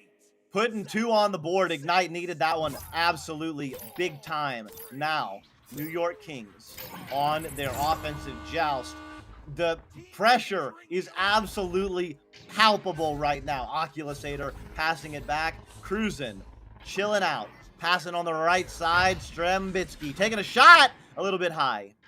Yeah, a little bit high. That's how close this game is. It's a game of mere inches. And that's a cut. That's a dive. That's a recovery. But they're still alive on the backboard. One more pass back, and Oculasator goes for another one. Getting everyone in this play. Cruising, playing that back line as they are moving in. The pass across. It's good. Juking around. Juking up. Ooh, baiting out the defender. It's a 3-on-2 right now. And it's going to get moved in. And just like that, they get 2. Oh, my goodness. 4-2 New York Kings. Wow. I mean, that was master tier. Kings, Ender, one of the best jukers, one of the best movers on the planet, had the disc in the bubble, passed out to the Ghost, and Ghost passed out to the Double Diamond, and they worked it back in, and Oculasator was basically able to take it in unopposed. Oh my God. Oh. In, passing it up. Ender with the disc over to Oculasator, back to Ender. Oh. Yes, what a save. Yeah, what a save and what a recovery there. I mean, Ignite, don't count them out. Just because they lost round 1, there's still 2 rounds to boot, as it is going to get picked up here by Strembitsky. And Ignite showing that they also have some huge saves. They can pull huge saves out of their head. Standing on their head, that is the net, as it is going to be Ryan. Ryan just taking some time playing upside down, juking around, getting the stun through, diving in. It's a 3-on-4. The bounce shot, no, the recovery. He gets it. Just like that, this game's tied. Tie game, y'all. 6.5 minutes left. Anyone who thought Ignite was going to get crushed and get walked on 2 rounds in a row, come on. Come on now. Come on. King with the disc. Kings are with the disc. And I mean, both these teams, we talk about the championship experience of Ignite. I mean, both these teams have it. Strembitsky more than most, but also Ignite for sure with it across the roster, as this is their Season 1 championship roster. Diving in, though, there's another huge save, a huge defensive play from New York Kings as they streak in through, as it's looking for a pass out to Ender. Ender, the high pass. It's going to bounce directionally down, but that will get directly picked up by Kung. Kung tries to make a pass, but Ender picks it up. Oh, Jay Walker. What a read by Jay Walker. Send back high. Not there. The stacks are flying in, but it's a 2-on-1. The goalie gets stunned, and just like that, 6-4 Ignite take the lead. Don't go to sleep on Ignite, y'all. Jay Walker. Who is this man? Jumping out in the middle of space. Perfect timing on a shot from one of the best in the game, Ender. Jumping in, getting the steal, getting the scoop and score. Ignite up by 2, y'all. Here we go. It's going to be a cent low. Adjust advantage. Still 2 points behind his New York Kings. They don't want to take this game to round 3. They want to move on to the grand finals. The winner of this guarantees it. But the winner or the loser, the shot, the pass, no good though, as it is going to get picked up here by Ok. Moving around, juking, getting the reset to cruising. There, waiting. Happy to take some time. Halfway through this game now, 5 minutes, but that pass is a little bit too ahead of his teammate, and just like that's going to get picked up by Kung and sent out. Ooh, but it bounces off the boot Geo and gives Cruzen enough time to get to it. Passes over to Ender. Ender has Oculusator. Oh, can't quite connect. It's going to be in the area, though. Strembitsky on the right side, as is Ender spread out. Strem going in to do some stunning, doing some work on the backside, keeping the attention of Kung and Ryan, and they're going to back it out. That was a dangerous pass, but Ender gets it to Strem now. Oh, Kung! What a read! What a save! Yeah, what a save, but still New York Kings able to keep up this pressure, not getting through. Now it will bounce through mid, but will it get collected by Ignite? No, it's going to be an Oculusator getting stunned, so the reset effectively comes through as Ignite will pistol one up, send it up high. We'll get in the bubble. Now Strembitsky looking for a pass across. No, with the clear. Not quite through. Both these teams feeling the pressure, wanting to get those clean, crispy clears. There's one, and that's going to go all the way downfield, bouncing high, bouncing into the hands, but there's the goalie back. One on the backboard, maybe a back pass. Yes, diving in and getting 2, just like that. This game's tied. That was an incredible read by Oculusator. I don't know if you saw it on the stream, but Oculusator read that disc so perfectly, got one pull.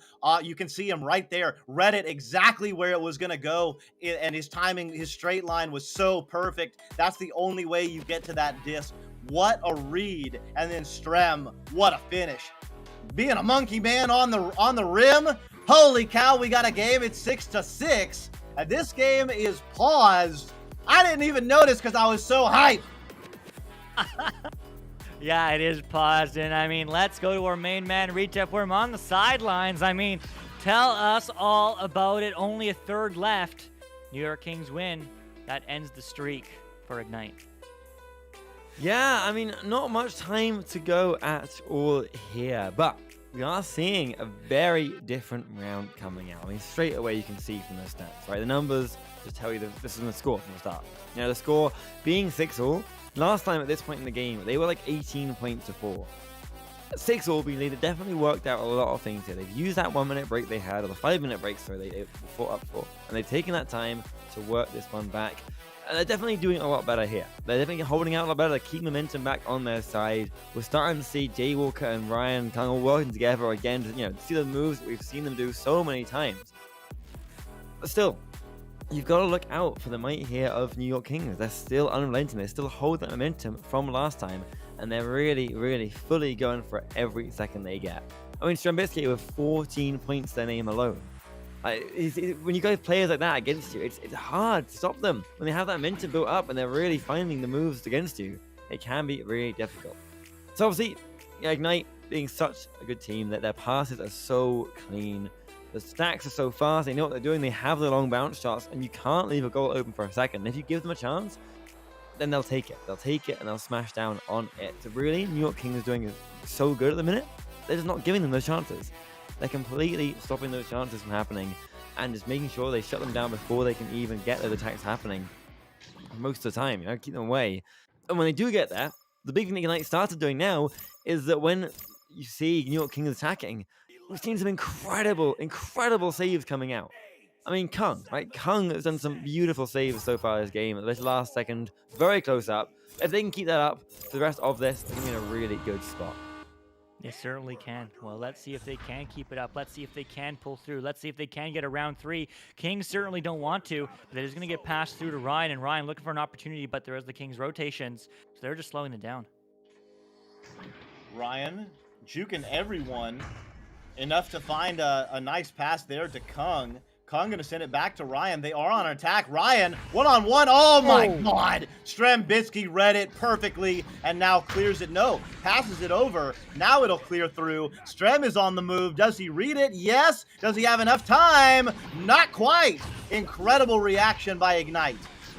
Yeah, it's a game of inches right now. In the last 3 minutes, it's still open for anyone to close the door, but it's going to be moved in. The shot no good. As I assume that was intended as a pass, but the headbutt clear will get red, and Jaywalker, just styling up 3, 9-6 Ignite. Yeah, a little bit of inability of the Kings in the backfield to get together in their stacks, and that gave Ignite the window that they needed. So 2 minutes left. Ignite is up by 3. Kings on their joust, cruising over to the right side. Oculusator styling under pressure from Dash and Ryan. Oh my God, the backstack reads it perfectly. Jaywalker passes up to Kung. Kung has Ryan and Dash. They're all separating, but Oculusator jumps the shark. It's now going to be Ender in the area. Multiple stacks flying in. Ock with the shot. Just a bare miss. Strem, though, picks it right back up. Goes off the Geo. Passing to Ender in space. Can't quite connect. And where's Cruisin'? Right there.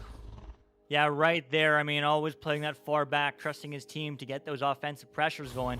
He's always there for the reset, lurking in the shadows. And that's exactly what he needs. That 3 from Ock missed is huge because it's a game of inches. And there's another post. Oh, my goodness. Strembitsky and Ock hitting the post when it matters most. That's not what you want. It is going to get passed high and wide. Ender diving in, just looking for 2, and they get it. Just like that 1-point game. Amazing. Amazing work. Cruisin'. I mean, Cruisin' does not get anything for that play. No assist, no points, but Cruisin', 2 backline snags right in time. That is the backline player that you need. That's why you can't always look at the stat line and decide who played the best. Cruisin' is absolutely moving. And right there, a little bit of a miss, but who's there? The big man, Strembitsky. Oh my goodness. Okay. All these mistakes that New York King are making, they are still finding conversions. Some way, somehow, it's come to this. 30 seconds left, Ignite. Dash and Ryan in their regrabbing stack. They decide to go. The pass doesn't connect, though. Who's there? It's Cruisin', swooping it up. But Kung getting the steal. Ryan now with an opportunity, down by 1. 15 seconds left. Any goal right now ends it. Ryan slowly moving. Oh, no, he loses a hand. Kung now with the disc. Kung passes over to Jaywalker. He's got to make a move. Oculus steal. But he doesn't get the clear. It's still in the bubble. Oculusator now with the clear. Ladies and gentlemen, Ignite has been handed their first loss of Season 4. They are going to have to fight it out with Ethereal to get back. Holy cow. Retap Worm. Oh my God. That was one unfortunate ending there. That was so close. Ignite came within millimeters of getting that game back in their hands, and they just messed it up. The tracking issue on the hands, the first issue there, right? That is the worst timing to get it. And then the pass was there. The attack was so good, but the save was incredible from New York Kings at the last second. And then they just could not get it back quite in the bubble. Again, they had the control of it. They just did not quite get it. Honestly, I was so sure watching that they were going to get it. Like, it looked like they were going to do it. They were this close to it, and they just slipped past. Yeah, that means they got to fight it out now. They got to fight it down in the rest of this cup and work their way back in the rest of the losers bracket, and then fight their way back if they can to go up against New York Kings. New York Kings is through to the grand finals. They're going to be there in that at least second place spot, fighting for that first later. What an incredible game that was to put them through. Like, they played so well, and I'm so excited to see what they do coming into that last game. Yeah, it's certainly possible. I mean, it was a game of inches. But, I mean, as we've said again and again and again, champions can come back from losses. They can come when they're down and out and they are certainly going to try pushing through. I mean, they are certainly not done yet. This was the upper bracket finals, which means there's 2 more games of Echo Arena action. Coming up next is Ignite against Ethereal. It's a best of 5. Never say never.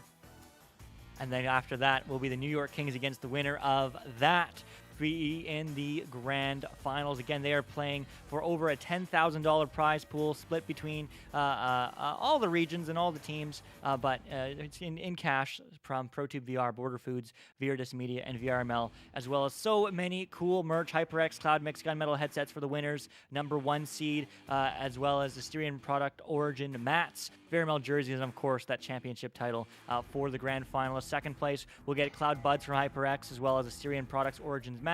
And third place, which is now going to be Ethereal or Ignite. One of those teams will get Origin mats, HyperX Cloud earbuds, and $300 USD. So it will be an absolute barn burner. But I mean, that is unfortunately it for Doc and I. But man, we had some incredible matches. I'm so grateful to see those. I mean, it was an absolute pleasure. Doc, any last words?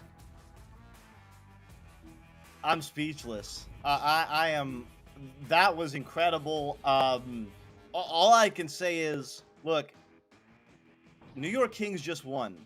And if they're as exhausted as I am just having casted it, they have got to be on their toes, because one of these teams, whether it's going to be Ignite or Ethereal, is going to come back hot and ready to put some pressure on them. So there's no guarantees. New York Kings have won this round, this game, but they are not the champions yet, and Ignite is going to be hungry.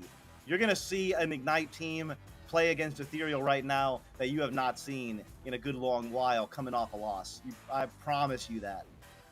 Yeah, I couldn't agree more. I mean, and it also takes a lot of the pressure off. They're no longer undefeated. You know, they can take a breather. And but they don't have time. We are going to go right back. Palador and Sir Dimwee is coming up next. I'm not sure who's on the sidelines yet, but it will be Newton Dad, certainly on cams. But I'm the one you see. Next to me is Doc Education, and on the sidelines is Retep Worm. But oh my goodness, what some incredible matches here in Season 4. Thanks for joining us. Thanks for joining us on venues, on Twitch, Facebook Live, and YouTube Gaming. 2 more matches coming up next. Don't go away.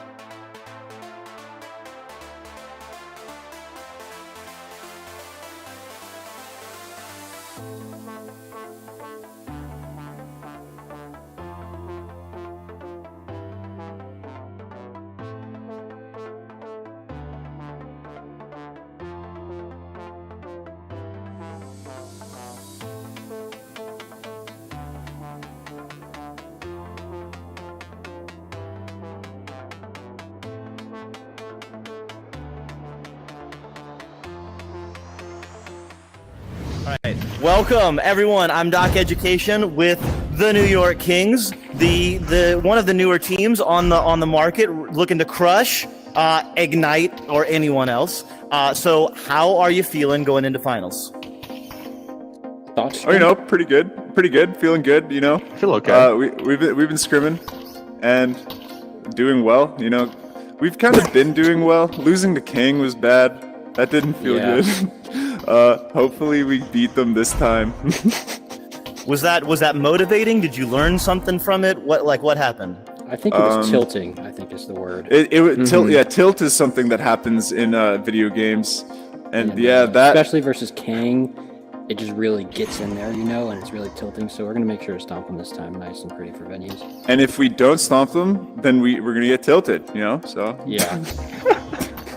Ender, go. How do you handle tilt?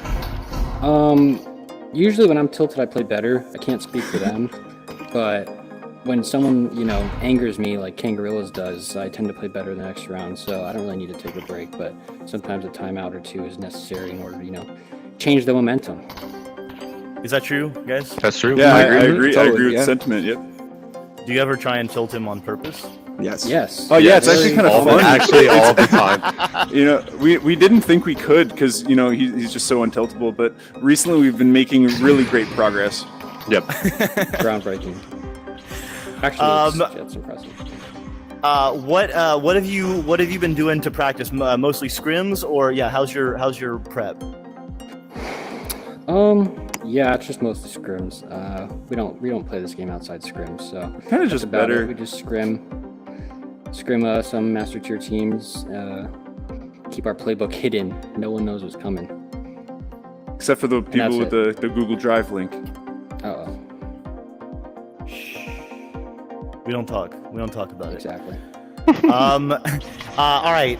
Do you plan on beating Ignite the first time or the second time that you play them? Both. I mean, we're gonna play them twice, even if we beat them first. So yeah, just both, because there will not be a third.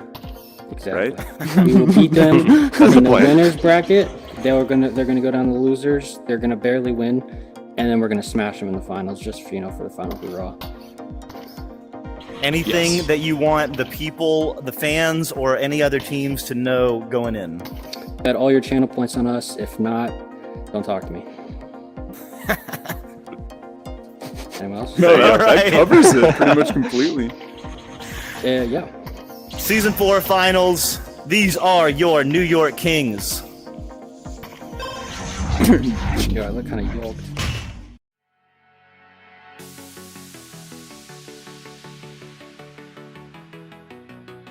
Matt still gets a pass across. Zenith pulls off the Dusty. Zenith's going to walk this one to the edge of the bubble. They have an opportunity here once again. Leverage takes the shot. Not going to send it in. Going to do some styling. Going to wait. Oh! As Kanger sending this one over there to Aiden off the backboard. Shrem now sending him across there to Ender. Crossing over to Cruz, and goal is wide open. As that one slapped back, Antarctic's there on the back line. Antarctic sending this one in. Sugar Fluff. One more pass there behind the goal. Only vote that who people thought would win, and they get it again. And it's going to be the Raptors on the... Oh, Mozzie coming in. Mozzie. They got to take this second round. They got to force a third round on Ignite. That's a lot of stuns coming through. That's the lead. Oh, no. I'm not going to dox him and tell him what school you're in, but oh my goodness, that's incredible. And just like that game with a teammate holding on. That's going to be a stop. Oh, my God. That's it. That's 3 points. Bandit back to reality. Cutting in. Stopped by that chain. What a defensive chain. They're getting stunned out, but title. Dancing up, dancing inverted. Gotta get the sun off on fire is one, but that's going to be off the head. Delivers over the right side, Mozzie. Passes to Swag War. Swag War has Chrome cutting. Chrome. Ignite on offense with the duck is going to be JJ with the drive. Jay going to find it. Oh, the second one, but there's a long relay play. It connects, diving in. No way! What? They have a numbers advantage right now. Toza sending it across there to Boop Boop. Going up to BK. There it is. Oh, your Kings. Look, headbutt. Excellent headbutt. This could be it for them. And it is. Oh! More dances, so those boots are made for walking, but what will Wazit do? Well, Wazit's gonna walk it in and then score a 2. Six running in the lead. They're going to be clearing it into that tunnel. Looks like a perfect pass to Orochi there. Oh. With the disc. Oh, beautifully played. To Sugi. Sugi looking for the cross pass, the cut. With the leash, so right there in the hands of Kong. Kong over to Jaywalker. Jaywalker bringing it in. 1v2. Stop there, cruising.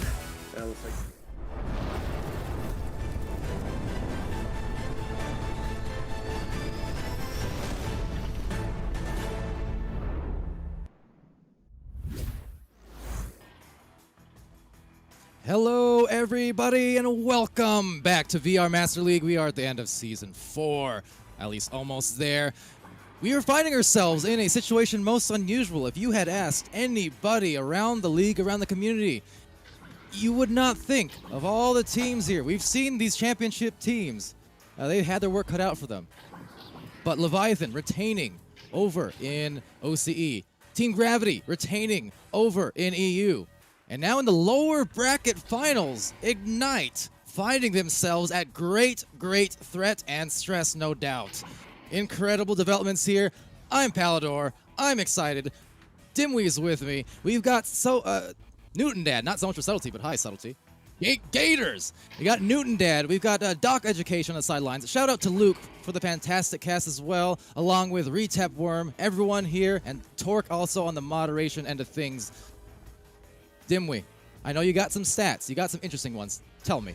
Well, I have one in particular for this game in particular. Yes. August 27th, 2020. No, Doc, that is not a tongue twister. August 27th, 2020, the last time this team, Ignite, lost a game. It was to Spaghetti in Season 2. August 27th of 2020. Over a year ago. That is how long it has been since this team has lost a game. This team is not used to losing. And I suspect that is going to light a fire under their Echo units that is going to have them playing on a level we have not seen before.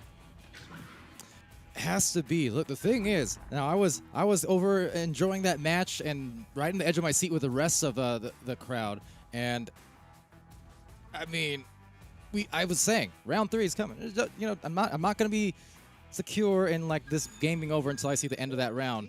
Didn't actually happen because I was thinking we've seen this before. I saw this yesterday. I saw it with Ignite versus Burners yesterday. I saw it Leviathan as well, you know, versus Astria. I saw it Team Gravity versus Phantoms earlier today. And then we've seen Ignite multiple times, down by 1 goal in the last minute of a round, and every single time for the rest of the season, save once, they were able to come through. So with that, we are starting this round. It is all on the line. Ignite, it's now or never. And for Ethereal, it's now or never. This is a huge chance for them to make their names known as the first goal for Kong. First goal, the first round of this best of 5 here in this, what we call the bronze match.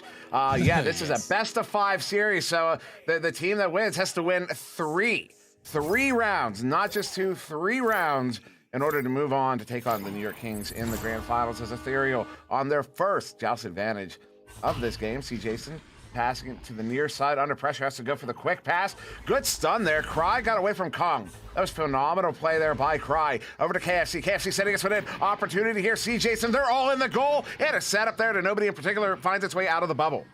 All right, Ethereal here. They are looking to make some marks on I can't say for sure, but I mean, how often do you see Ignite in this position? I don't know. That said, they are shooting for another shot off that that long heave, but it just will be KFC taking it right back, and it will be Jaywalker instead, the easy intercept. Jaywalker at threat, so it will be Kung here, right in the back. Kung sending it over to Dash. Dash from the bottom, and bottoms up. The shot drops 4-4. So a goalie came out to challenge. Excuse me. 4-0 indeed. Goalie came out to challenge Dash. Dash coming in off of the barrier there. And I can appreciate that. You know, Dash is not one you want to make his way all the way up to the goal. He will literally jump over you. No, he will literally jump over you.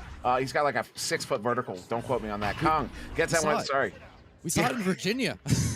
You can actually see it if you go to Discord. Look at his icon on Discord. That picture done up like the Michael Jordan jump, the famous Michael Jordan picture. But anyways, Kong sending up and over to Ryan as they are in possession right now. This Ignite team, although Cry gets that one picked up, set away, but a good defensive chain there from Ignite. Look how quick they are as Ethereal tries to respond, but that one's now well caught the trap. It will be in the hands of Ethereal for a moment. Woo, everyone fumbling the disc around a little bit a few different times. Unusual happenings there, but they're still going to get it here. Single shot over to KFC, but Cry now does see Dash from right behind. Now Dash with a swing through stun, gets the grab on the disc, and sends it corner-wise over as the Stacks look to meet it up. Kong actually splitting off for the goalkeeper, so well-coordinated. Nice shield, and now it will yield themselves an opportunity, but Ryan trying to paint the pocket, but the paint just spilled, and it's back into the wedge. Come on, man. You got to put those in. That's going to get turned around. KFC setting us one out all the way into the bubble. Flat bounce. Those are dangerous. But nobody around to collect it. Makes its way to that far side trap. And actually, the far side tube. Single shot gets it picked up. Jaywalker log shot does not miss. 35 meters out. Ignites up by 7. Yeah, doesn't miss, can't afford to miss. And 18 meters a second, so not only just accurate, but fast as well, and deadly. A dead eye, and with that, Ethereal still looking to catch their heat, to find their foothold in this one. Because yes, they have been sitting a while. On one hand, you could say maybe they're frozen, maybe they're fresh. At the moment, though, Ignite is looking pretty dang hot, and that's another shot will just miss as the Stacks try to recover on defense. That wasn't a miss because that was Jaywalker. Jaywalker does not miss. That was actually an intentional deflection off of the nest there for his stack to pick up. Unfortunately, the stack wasn't able to pick it up, and Ethereal gained position. There's a encroach on the bubble there. Jaywalker, he's going to get it picked up. Now sends this one down. Look at that setup. Look at that chain. Ryan with it now. Goal is open. Sends it in. They have the insurance in there as well. Kong waiting just in case where they hit it for the 3. Ignite is up by 10. We're not even halfway through. No, not at all. Not at all. This is exactly the start that Ignite needed, because there was going to be a question, I'm sure. There was going to be the question from the crowd and even from us too, exactly how Ignite would open things up after that loss of the Kings in just the last second. A shout out to Oculus Sater for just ridiculousness there on clutch saves reminiscent of what Kung would do in these final situations season after season. Oh my goodness. Oh my goodness. Dash. There's nothing I can say that would do that justice. I've got one thing to say. Bottle. Bottle. They have just opened it up, and they have unleashed the full fury of Ignite. It's mind-boggling. It's Ethereal. CJ, quick pass there, KFP, far side tube. Dash, you know when your thoughts get all jumbled up in your head like it's a bottle? Anyways, this one gets sent at Ignite, looking at Chase, which is not, I am quoting a movie, by the way. Cry, turning that around. I'm sure nobody got the reference. But anyways, Kong down to the floor, gets that one picked up, gonna send it across there to Ryan. Ryan getting a set. Oh, nice move, Jay. That's having your teammates back right there. That's just good stuff. That's good. They're up by 15. Oh my goodness. Yeah, Ryan was bobbing and weaving and almost got through a pair of defenders, but then lost the handles. But Jaywalker, who I've always said is just has the tendency to always be in the right place for those kind of things. It's not an accident. Some players you look at and say, oh, that's unlucky. Yeah. The Jaywalker, it's usually not. He's there because he knows, he has a sense of where to be. Oh my goodness. Oh my. Oh man. The evolution of the Joker train, I suppose, that just resulted in a jack in the box. A joke in the box. They just jacked that disc, and they're up 18. They just continue to just show us why we are not worthy.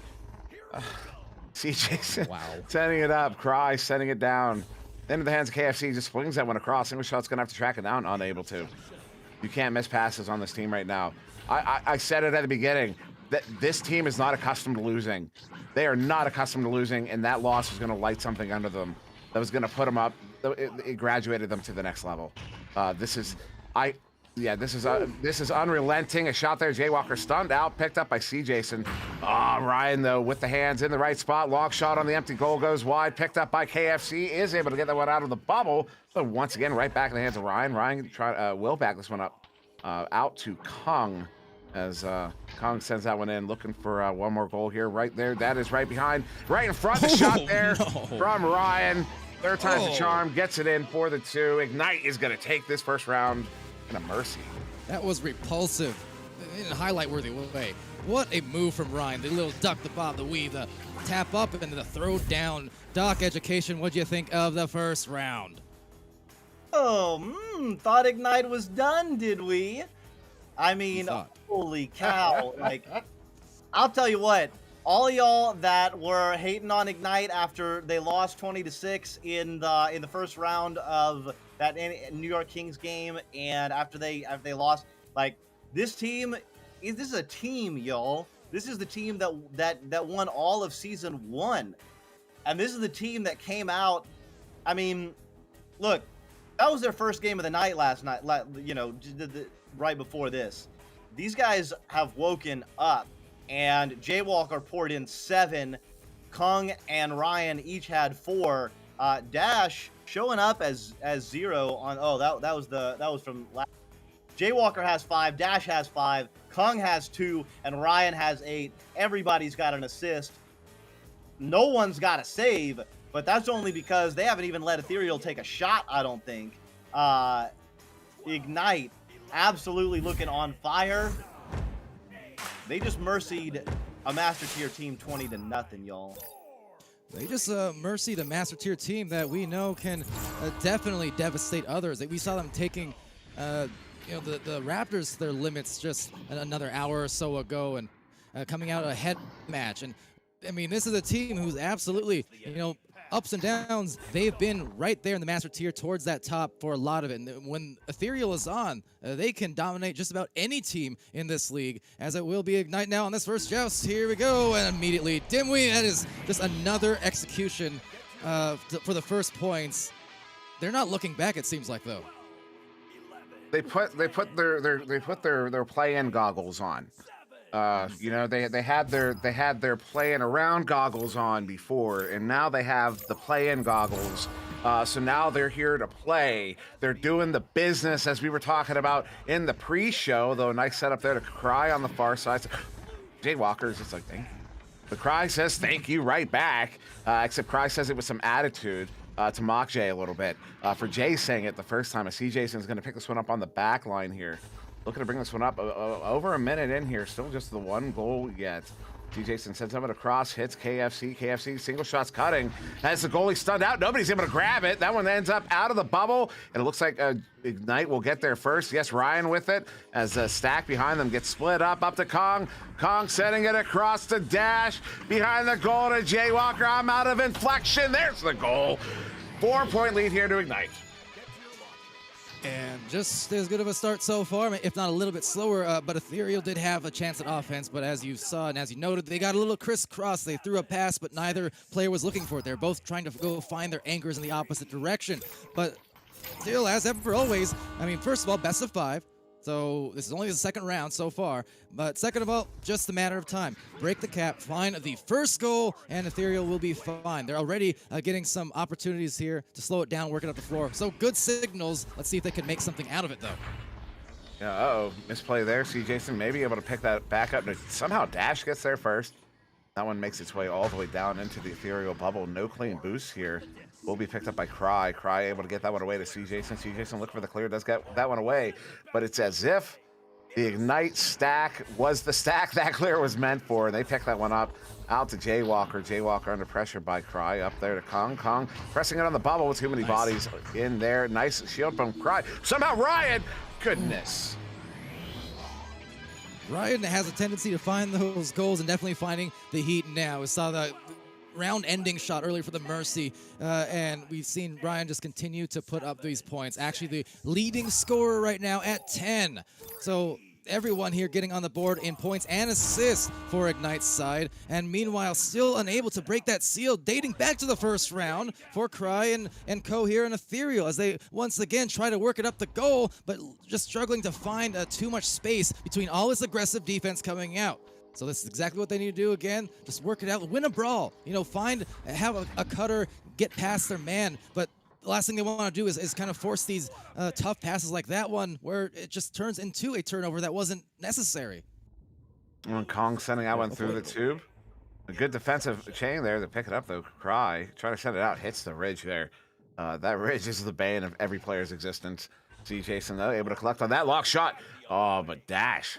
There on the back line, able to see the future. That's why he hung out back there. I don't know if you knew that, Palador, but Dash can legitimately see the future. He just he doesn't play the lottery because he thinks it's a vulgar display of his abilities. But anyways, Dash handling this one, sending it up 4 minutes off the clock in the hands of Ryan here. It's all in his bow tie, didn't we? All in the bow tie. Ryan, though, sending it over from the back line, and Jay Walker, the hesitation move, just to stare the goalie in the eye, as if to say, hey, you, this is mine.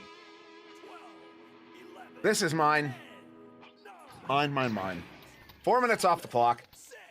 I will note, slower scoring pace this round for Ignite.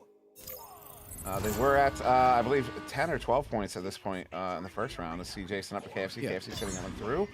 Cry had it. Cry gets it back. Sends it across there to single shot, bringing it in. Gets it. They find their way onto the board here. Finally, took them about 4 minutes. Actually, it took them about 14. But who's counting? Ethereal's on the board. They cut the Ignite lead to 6. All it takes is one. All it takes is one to completely change the rhythm of a game so they're not down by all too much yet. And like I mentioned, we've seen this. I've seen this firsthand in our other matches in OCE as well as EU. just do not discount the ability of these teams to come back and make a stark change round to round, minute to minute, as another turnover will indeed be had. And there you go, the pass, beautifully done, Cry, and that is excellence. They cut this lead for Ignite down to only 4. KFC did exactly the right thing. You know how many players in that position would have taken that shot and gotten stopped? Too many. I'd wager most of them. Instead, KFC does the selfless thing, the team-oriented thing, gets it off to Cry there. Cry behind the goal, gets it in for the 2. That's fantastic teamwork there from Ethereal. Got the Ignite lead in half here, 8-4, though. Kong gets this one sent all the way down. Good defensive stack, though, from Ethereal. Who was that downfield? Number 49 single shot. Stopped the Ignite chain from getting anywhere. So that was fantastic work in the backfield, actually the forefield. But this will turn over once again. Ryan for Ignite gets this one picked up.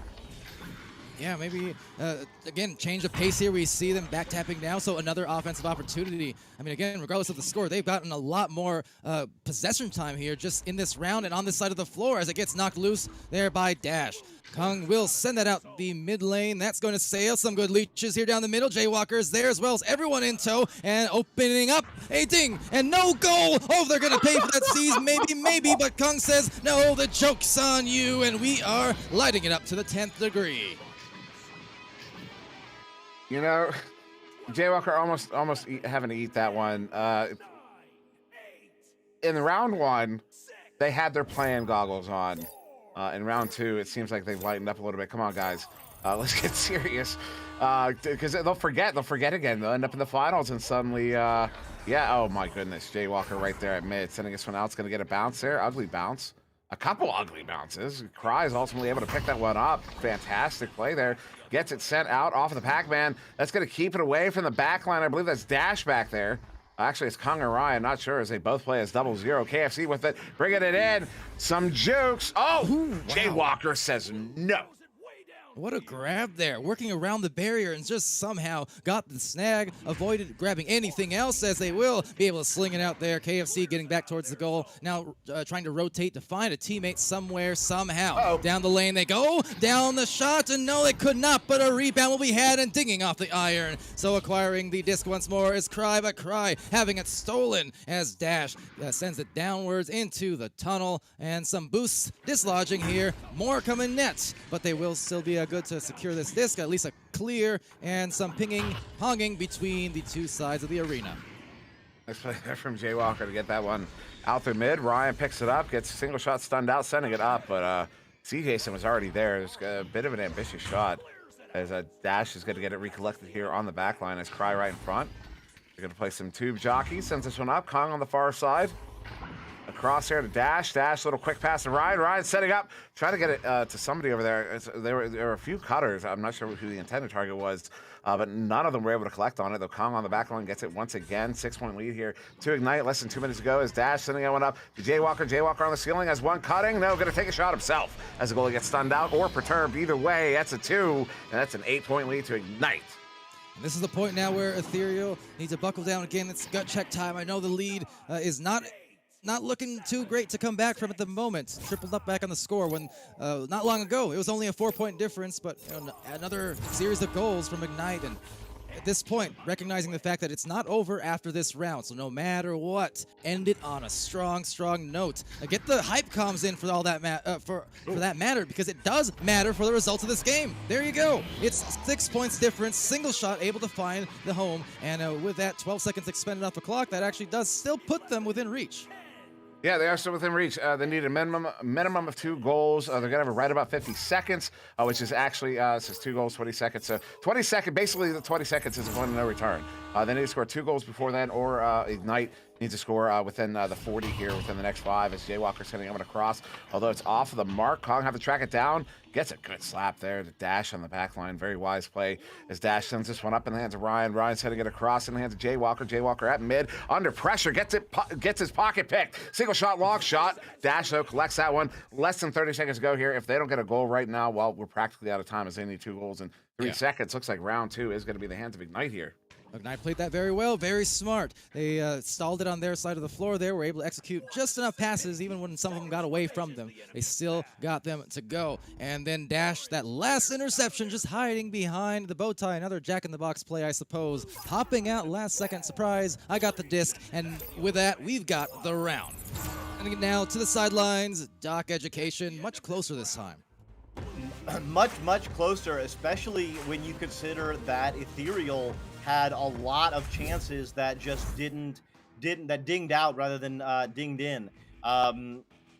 Ethereal, yeah, they had a lot of chances in that round. On the other side, Ignite was playing with their food a little bit, especially there. Obviously, the one from Jaywalker where he was, steezing on the backside, and they ended up getting the score and getting the points.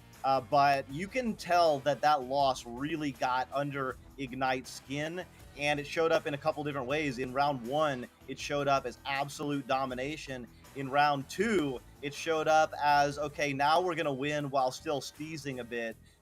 It got a little close, to be honest, at the end there. So let's see which Ignite we see in round 3. Honestly, Ignite should be looking for the next game. They should be taking this match, this round to prep, to do anything that they need to do to get their mental, to get their comms, to get their organization, to get any little thing that they want to tune up, because it's looking very much like, unless there's a miracle, Ignite is going to be facing Kings again in the grand finals. Absolutely. Right now, Ethereal has the toughest task of all of reverse sweeping here against this Ignite team who's found exactly that championship material that has made them what they are the last few years. Ethereal, if anyone can do it, it's some of these players who can light up the floor, but a couple more, no, just denied by the Iron. So first joust is not going to result in points this time, at least not on the first attempt. But some bounces on the way to Ryan and diving in, but finding a fist as KFC clears, but intercepted again. Yeah, Kong now sending a straight up. Jaywalker open goal is looking for the layup. No, gonna go for the hook there. Gets it in for the 2. And Ignite is gonna launch their way into round 3 here.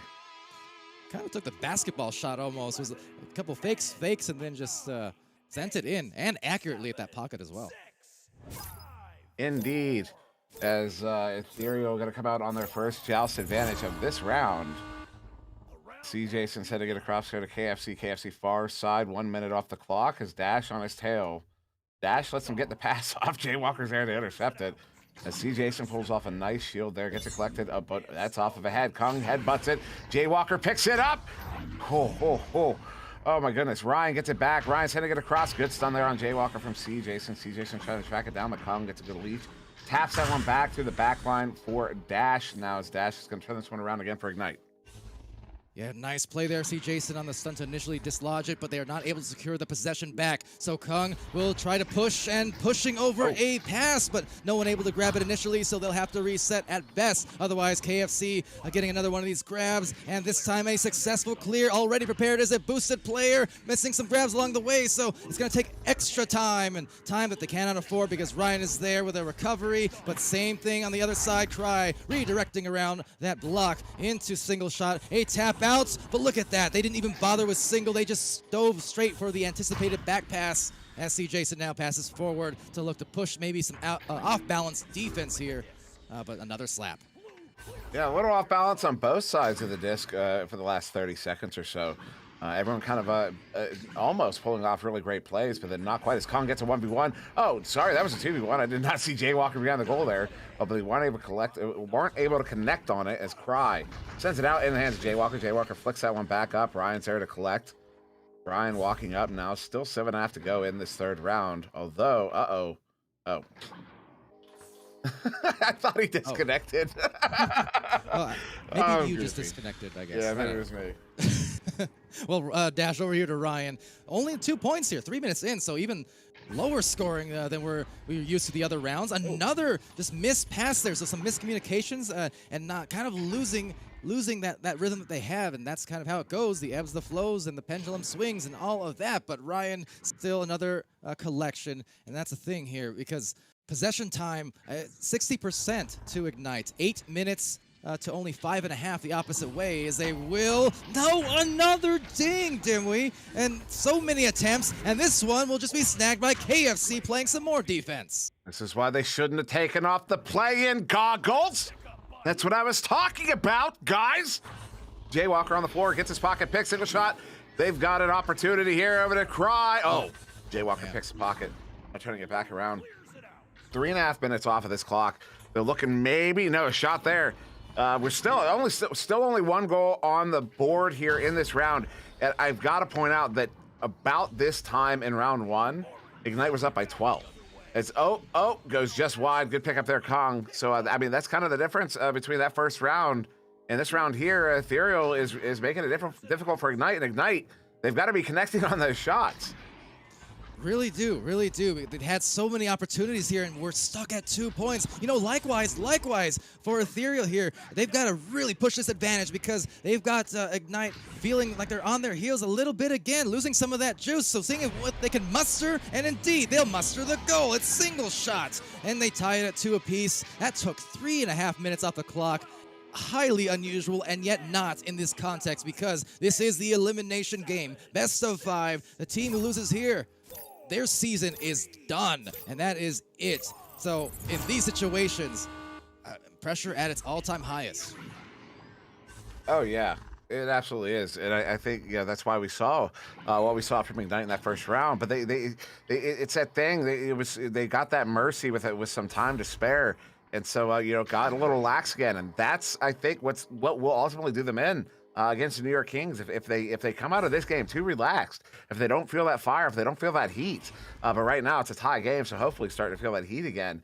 As Kong handling it on the back line, it wouldn't even be terrible for Ignite to go to lose a round here or two. As Jay Walker gets it in for the 2, they're going to go up by 4-2, just over halfway through this third round. You know, that's the thing, didn't we? I said the same thing about Team Gravity actually after they lost the first round against the Phantoms in the finals of Europe just earlier today. Same kind of thing. After round 2 came out, they mercied Phantoms next round. And I noted, honestly, the best thing that happened to Gravity, the thing that they needed was to lose in round 1 because suddenly they were tasting blood. And they're tasting the goal. KFC and doing some jumping jacks at that. So this is what they need to pump them up for their team. Ethereal can still be in this. Yeah, that only took 8 seconds. That only took, and that's the kind of stuff Ethereal needs to be doing. Well, obviously they need to be scoring. But what I mean is, they need to remind themselves that they can do this. This is a team that you can beat. That first round was not indicative of this of what should be typical. As single shot sends that in. Oh, that bounce is not favorable. Gives it right to Ryan, and Ryan gonna get it cleared out through the near side tube just under 4 minutes ago. Is that? Oh, those bounces are not favorable. Dash sending it over to Jay Walker. That's a 2. Ignite's up by 2, 6-4. Yeah, that's a good hit for them again. This time only 20 seconds off that last joust. And this is where it gets into that dangerous territory because this could be a match secured and a finals spot, a grand final spot secured by Ignite if they can close out here. But you do not want to see them start getting hot later in this round and start hitting these quick shots again. And there's another turnover, Dimwee, so it's starting to turn. It is a little bit as KFC is going to get that picked up. Looking to send it up, but right there in the hands of Ryan. This Ignite is the one spot. I mean, they're strong everywhere, but the one spot they're particularly strong is right around mid. Shot there. Nice. See Jason gets a big stop. Sending it out into the hands of KFC, who's going to get that one cleared out into that far side too. Ignite overshoots. See Jason in the area. Maybe gets the open goal shot. No. Jay Walker picks it up, sends it out. Dash, we're going to track it down here. Might just not. See Jason slaps it back. Single shot on the back line. Huge save from Ethereal earlier on. See Jason just stellar in the goal as always. But that said, is that going to go in? No. These are some crucial possessions. Cannot stress that enough because Ignite is pushing ahead just by the 2 points. But with this pace of a game, those 2 points could even win the game. So with that, Ethereal need everything they can get, everything they could muster. They know they need this victory, and that is a deep shot just missing. So once more, these misses are happening enough where Ethereal just has to start punishing. Otherwise, 2 minutes later, and we could be looking at the end of this series. Look at how fast both these team stacks are running. Suddenly, We went from, I think, more of a passing game to suddenly we are seeing just stacks, and more stacks right now. Both teams just flying around the arena. Except right now, as Kong is going to send this one. Nice formation here from Ignite. Dash sending that one up to Jaywalker. Oh my goodness, what a stop there. Single shot on the empty net. And, picked up Jaywalker, looking to bring it in off the backboard. What a shot. Did that hit the cone? That had to have hit the cone at that angle. Gets it in the far side pocket as well. Yes, it did. What a oh my goodness. Jaywalker, huge make there for Ignite, because this puts them in such great position as well. Ethereal, it is down to this. They need some points, and they need it now. So they have to be just digging deep at this point. And another goal here. I mean, it's early-ish, but if that goes in, my goodness. See, Jason will take it away. It's 1 minute remaining and another possession, and that possession time has been the killer, and they are possessing the time. The time is theirs. The time is now, but no, says C. Jason. He throws it out, but a rebound by Kung, and they will, without a doubt, make the most out of this opportunity now. They need to just drive, make, and that will probably do it here. 10-4. This only gonna be, what, 30, 25 seconds. Round, game, set, match. I mean, Jaywalker finishing it. Yeah, that's the ice right there. It's gonna be 25 seconds. That's 5 seconds for them to score 2 threes. Not physically possible. Ignite will be going to the grand finals. We apologize for the overlay there. As KFC setting it up into the hands of Ryan. Ryan looking for one more goal. That one's gonna be off the barrier, picked up by Kong. Kong hands it off to Jaywalker, who nicely puts it in there for his team. Ignite's gonna go up by 8 here to finish off round 3 against Ethereal. And they will be moving on to the grand finals, face off against the New York Kings. And real quick, we'll pull up the stats on this side of the floor, the more traditional way, to perhaps get them in, just in case. With that said, monstrous game from Ignite. We're going to kick it over to Doc Education on the sidelines. Ignite, they were on the brink, at least if you were judging by that last match against the Kings. They sure came back with a fury. They did. And, I mean, credit to Ethereal. They played extraordinarily well all throughout that third round, really pushed Ignite to muscle up.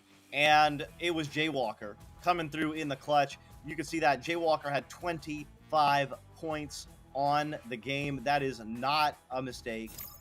I don't know how many he scored in this third round, but I think it was most, if not all, of the 12 points that Ignite had.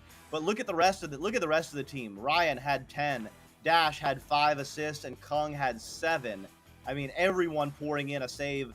Everyone had some points, some assists, and some saves. It was incredible. But again, you know, can't say enough about this Ethereal team coming through. And incredibly, the most skilled bracket that we have seen in NA finals. They beat great teams. They beat they lost to Spaghetti early on, but then they ran through the gauntlet of Anomaly and Redshift and the Austin Burners and the Denver Raptors, beating some incredible teams out to face this Ignite team, and it was just not their night. Ignite coming off a loss and showing the wrath that they had. Ignite looking good. Ignite gonna be rematching the Kings coming up here in just a few minutes for all the marbles. All right, and with that, thank you, Doc Education. Players here going to get ready and set for the finals soon to come. We'll pull up the brackets here also in just a second to give you a look at kind of what's unfolded across this amazing weekend of matches. I mean, you see we had Anomaly, we had Bangarang, Kangarillas, Redshift, Ignite, Austin Burners, the Denver Raptors, New York Kings, Spaghetti, Ethereal. Those make up 10 teams of excellence at the very top of the mountain. And at the top of that mountain has been Ignite in the past years.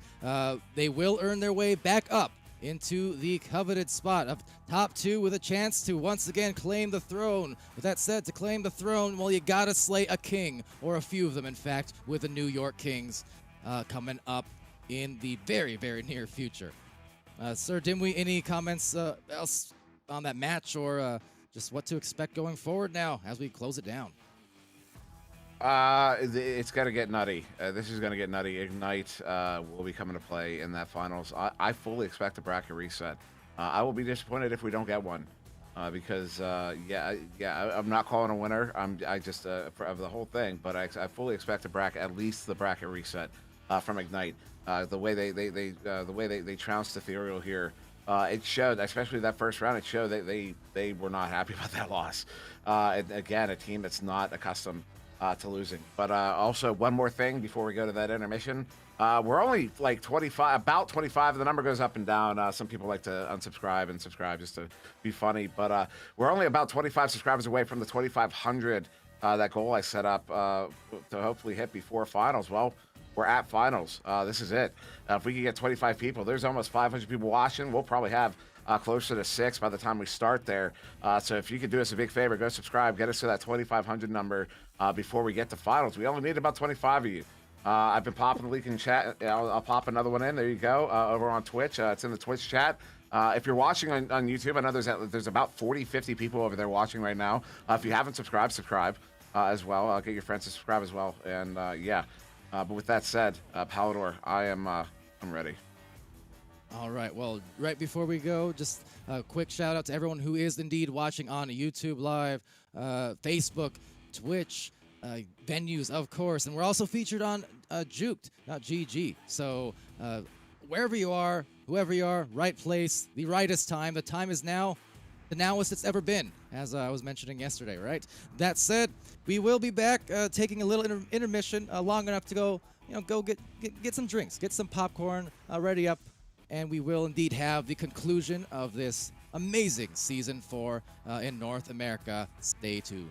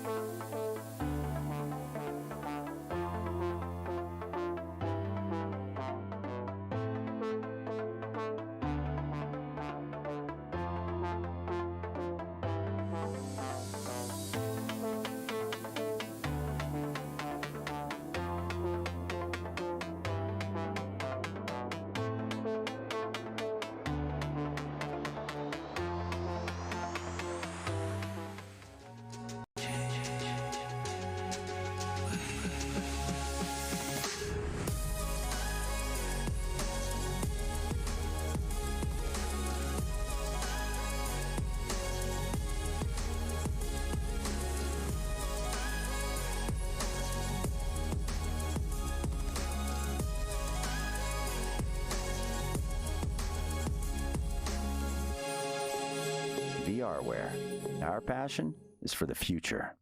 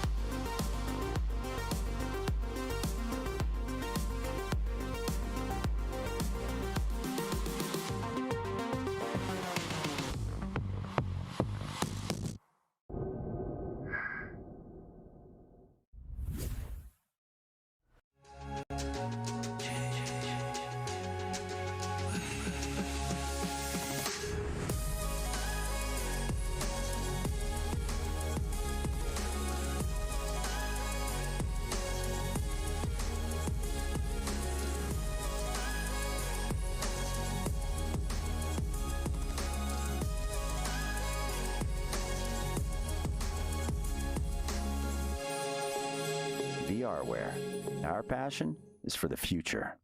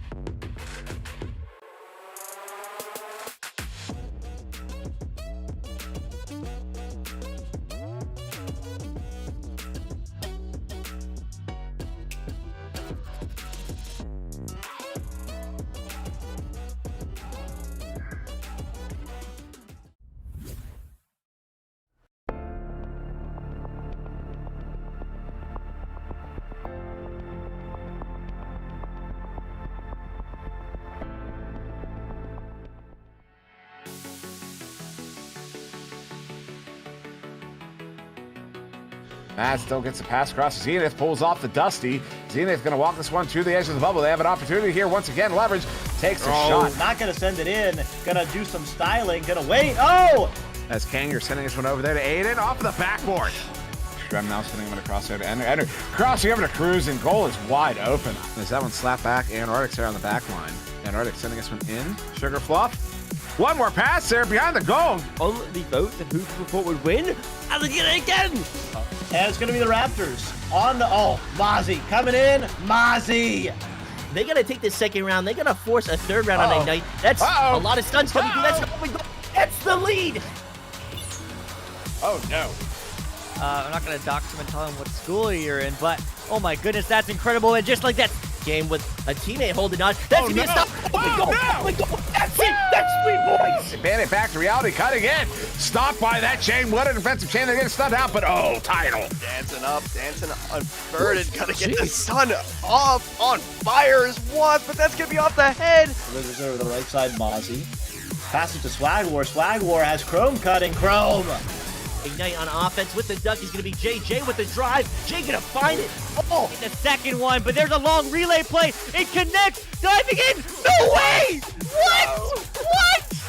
They have a numbers advantage right now. Toza sending it across there to Boop Boop. Going up to BK. There it is. Yo, Kings, look. Headbutt. accidental headbutt. This could be it for them. And it is. Oh! More dances, so those boots are made for walking, but what will Wazit do? Well, Wazit's gonna walk it in and then score a 2. 6 running in the lead. They're going to be clearing it into that tunnel. Looks like a perfect pass to Orochi there. Oh. There with the disc. Oh, beautifully played. To Sugi. Sugi looking for the cross pass, the cut. With the leash, although right there in the hands of Kong. Kong over to Jaywalker. Jaywalker bringing it in 1v2. Stop there, cruising. And it looks like Rosh is going to go for the pass of 10. 10's just going to put it on, ooh. It's going to be that green pigeon with an open goal.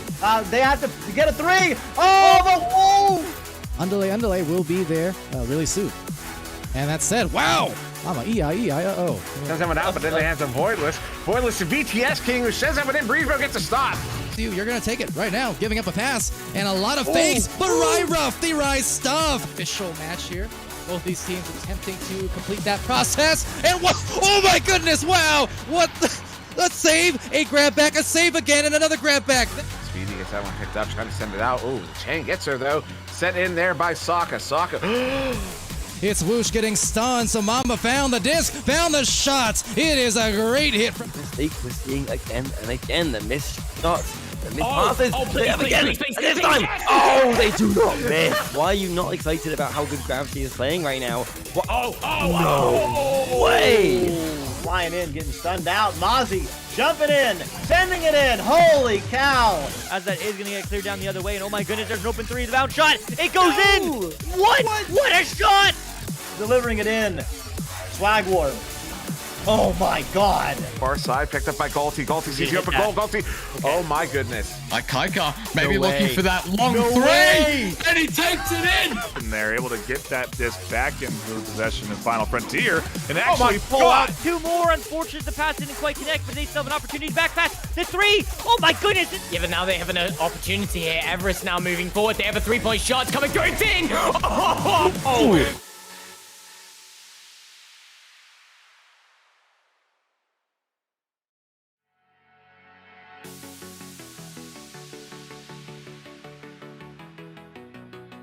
Matt still gets a pass across. Zenith pulls off the Dusty.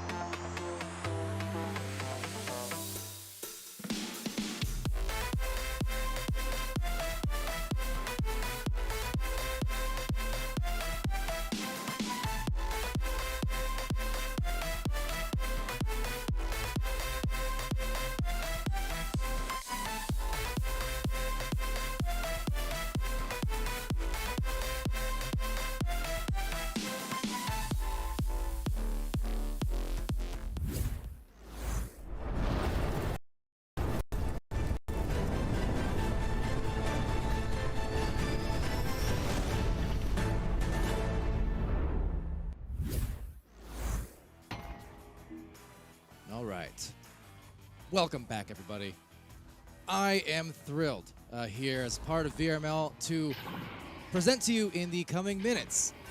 We will be starting our championship match here in our 4th season. It's been 2 years nearly to the date, maybe a couple weeks off, of just spectacular growth here in the Echo Arena's competitive scene, in the community, and across the league as well. It's just been an amazing time that we've had, and before we get into the finals, the championship match, we do want to start off first with one more time for the pleasure of those viewing at home who may not have seen it earlier on or at all for that matter. This video by Richie of the Echo Arena community from Europe, but as part of this whole community I think this video encapsulates perfectly exactly why Echo is just something excellent that we all just love to have in our lives. More than just a game, more than just a sport, this is something that we've been deeply connected to and believe in. So with that, a quick look at this Richie video, and we'll join you around the other side with the start of your championships in North America.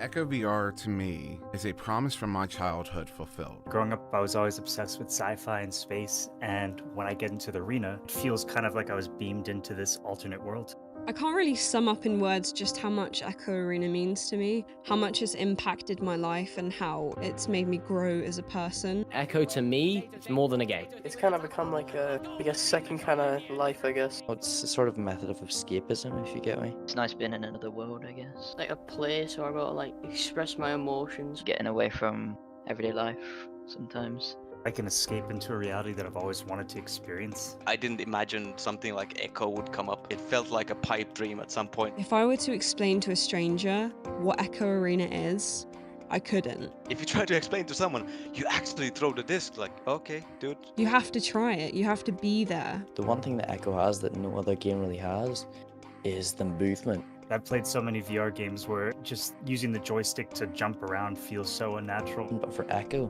the fact that it's 0G and you can like use your hands to bounce off things, and the fact that when you grab objects, it collides with the nearest surface, it really makes the game feel more immersive. No other game so far has made me feel that I'm transferring to another body. It's a disassociation with real life. It's so immersive that I'm able to completely forget that I'm not actually there in that environment. What I love most about Echo is just the fact that it's not even really a game. Like, it doesn't feel like a game. It feels like you're going outside. It doesn't feel like you're staying in the room you're in. Yeah, forget that I'm just standing in the living room. Whacking my walls, I've broken a controller already. I just forget about everything else. Echo Arena is way more than just a regular computer game. It transcends what the most people would call a game. When you're playing Echo, you're not playing a video game, you're playing a sport. So anyone could play Echo because the controls are super intuitive and the gameplay is very easy and simple. You get in, boost out, throw the disc to your teammate, and hopefully score some 3-pointer or a 2-pointer. But the more you play, the more you learn just how tiny things can affect the game. Every time I think that I now have some solid grasp of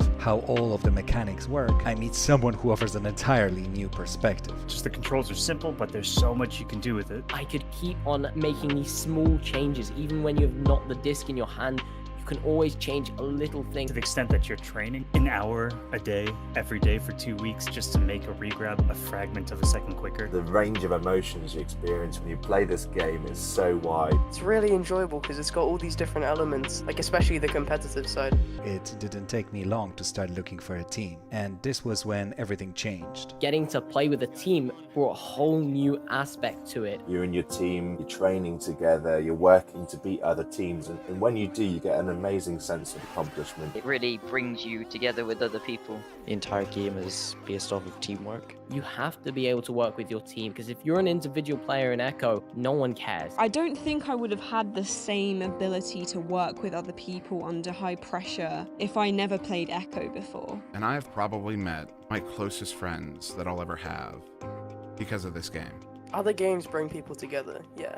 There's just something about Echo that does it in a different way. I think I've made a couple of really close friendships that's gonna last far outside the arena. Honestly, like, my best friends in life are people I've met in Echo. There's a person that I met in Echo that I will be marrying this coming fall. I think if the community keeps growing, then I could definitely see Echo getting some of the professional esports attention that it really deserves. It's just insane how much it grew. I honestly believe that Echo can become like a really big esports.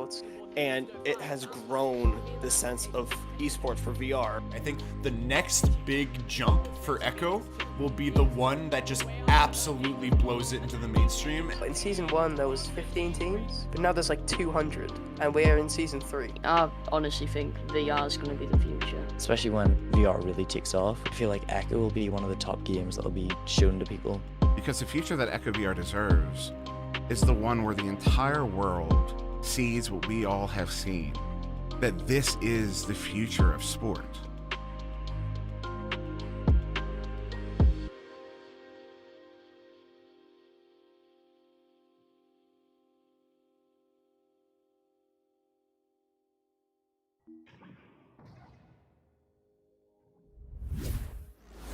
All right, everybody.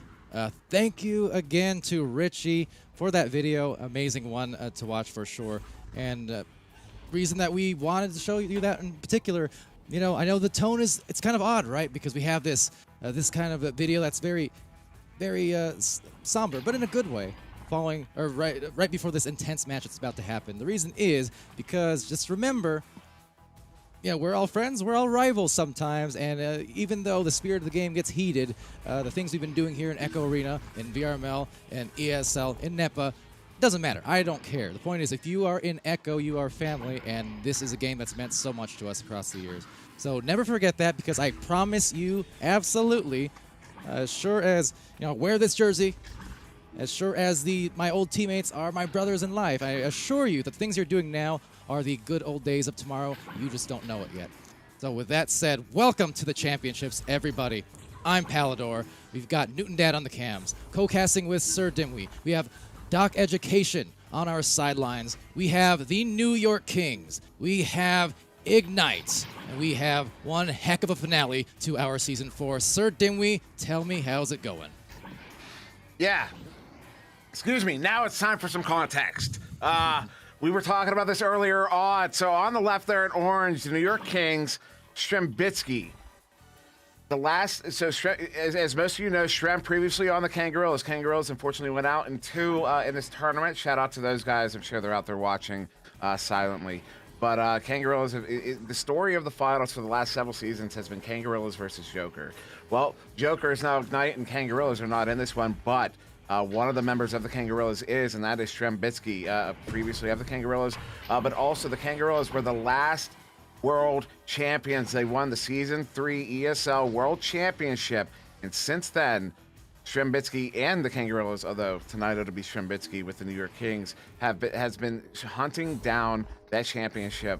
And it has been several years since that time. I believe 2 years, almost 3, going on 3, 2.5. But as well, also on the New York Kings, Ender. The last time he was even in a championship was when he won with Illuminati back in VRML Season 0, the preseason one. He doesn't believe gets enough recognition, as I understand it. But now back, finally, in a championship is Ender. Also, shout out to SG Skeptic in the chat. I know she's here. And yeah, these teams are really going to be fighting this one hard. I expect a bracket reset. Ignite has a chip on the shoulder after that loss. That's their first loss since, what was the date? August 27, 2020. This is going to be for real. This is a best of 5. I'm not prepared. I don't think anyone was. Doc, I know it's almost a rhetorical question. Were you expecting this to be the case? Ignite coming back from a loser's bracket to find themselves in the grand finals, or in the finals? Actually, yes. If you look at my bracket, I did have the Burners beating Ignite in their first round to go. But oh look, we got action, so can't take all the credit. Game's going. Game is going and off and underway. That shot is just going right outside the goal. So one way or the other, here we are. Will be a clear down the lane and first score. Let's see who sets the tone, Dimwee. Yeah, that's going to be overshooting is the New York Kings defensive stack there. Cruising, picking that one up under pressure, setting this one up.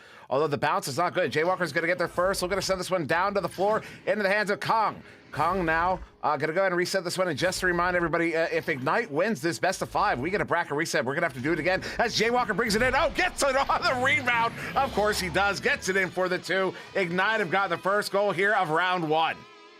All right, so there you go. Broke that ice. I mean, both of these teams here have been waiting a few extra minutes there just to calibrate, recalibrate, and strategize as they meet head-on again. So it might be a minute, but sure as anything else, once you're in the mix of it, and the reality, the real reality, fades away into the virtual reality, and you just start playing your game.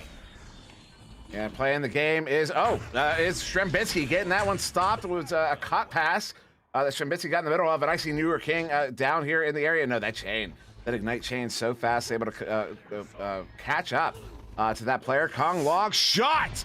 Oh my goodness! 35 meters out. Ignite is now up by 5. And away we go. King Kong, in fact, going against these kings. So who will reign king supreme? Yet to be determined. But Ignite starting off the right way. There's that tone being set already. Now, quick pass, cruising, looking for the near side too, but it's going to immediately turn over. Kong with it. Juking around the block, sending it over to Jaywalker. Jaywalker, a ducking Oculizator. Ryan with it now. Ryan sending him across. It's not going to make it. It's not going to make it to its intended target. As Ender gets that one picked up, sending us one out through that far side tube into the far side trap where Jaywalker ultimately get there first. Sending us one in. A bounce shot ultimately that was probably on its way in, but Cruisen's going to get it picked up here. Just over 2 minutes off the clock. It's still only a 2-goal game right now as the New York Kings are back in possession.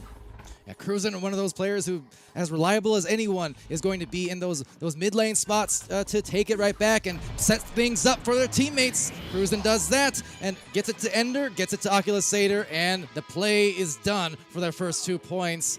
Wonderfully done at that. I mean, 42 seconds expended. That'll break the cap now for Kings, who've been out of the match for about, what, an hour and a half now? Yeah, and also I want to note Strembitsky right in the face of Kung there in the goal. I believe it was Kung. May have been dashed, but now sent across here. Ignite on the Chelsea advantage. Kung with it on the near side. And they do have a player in deep there. It's Ryan right behind. It looks like Cruisin. Forces Cruisin all the way back into the bubble. They've got a 2v1. Cruisin perturbed. All the setup there. Kung to Ryan. Ryan plants it for the 2. Ignites up by 5. That was methodical on the approach. I mean, had a little bit of a small windmill action going, but just trying to almost hypnotize the goalkeeper. What am I going to do with it? Who knows? Oh, I know. I'm going to pass it off for the guarantee right above the goal. So now will be New York Kings once again. Joust advantage. Oculizator with it. Under some pressure by Dash. A little juke action there. Both of them. Kind of a 1v1 contest. Cruisin sending us one up. Oh, no. Ryan gets it picked off. Ryan going to send that one out, but into the hands of Cruisin on the back line. Once again, Cruisin just going to dump this one all the way down. Single bounces that in. Oh, my goodness. It almost was. Picked up by Ender. Shot. That was going to get stopped by Jaywalker out of the bubble into the hands of Kong. Kong now turning it around for Ignite.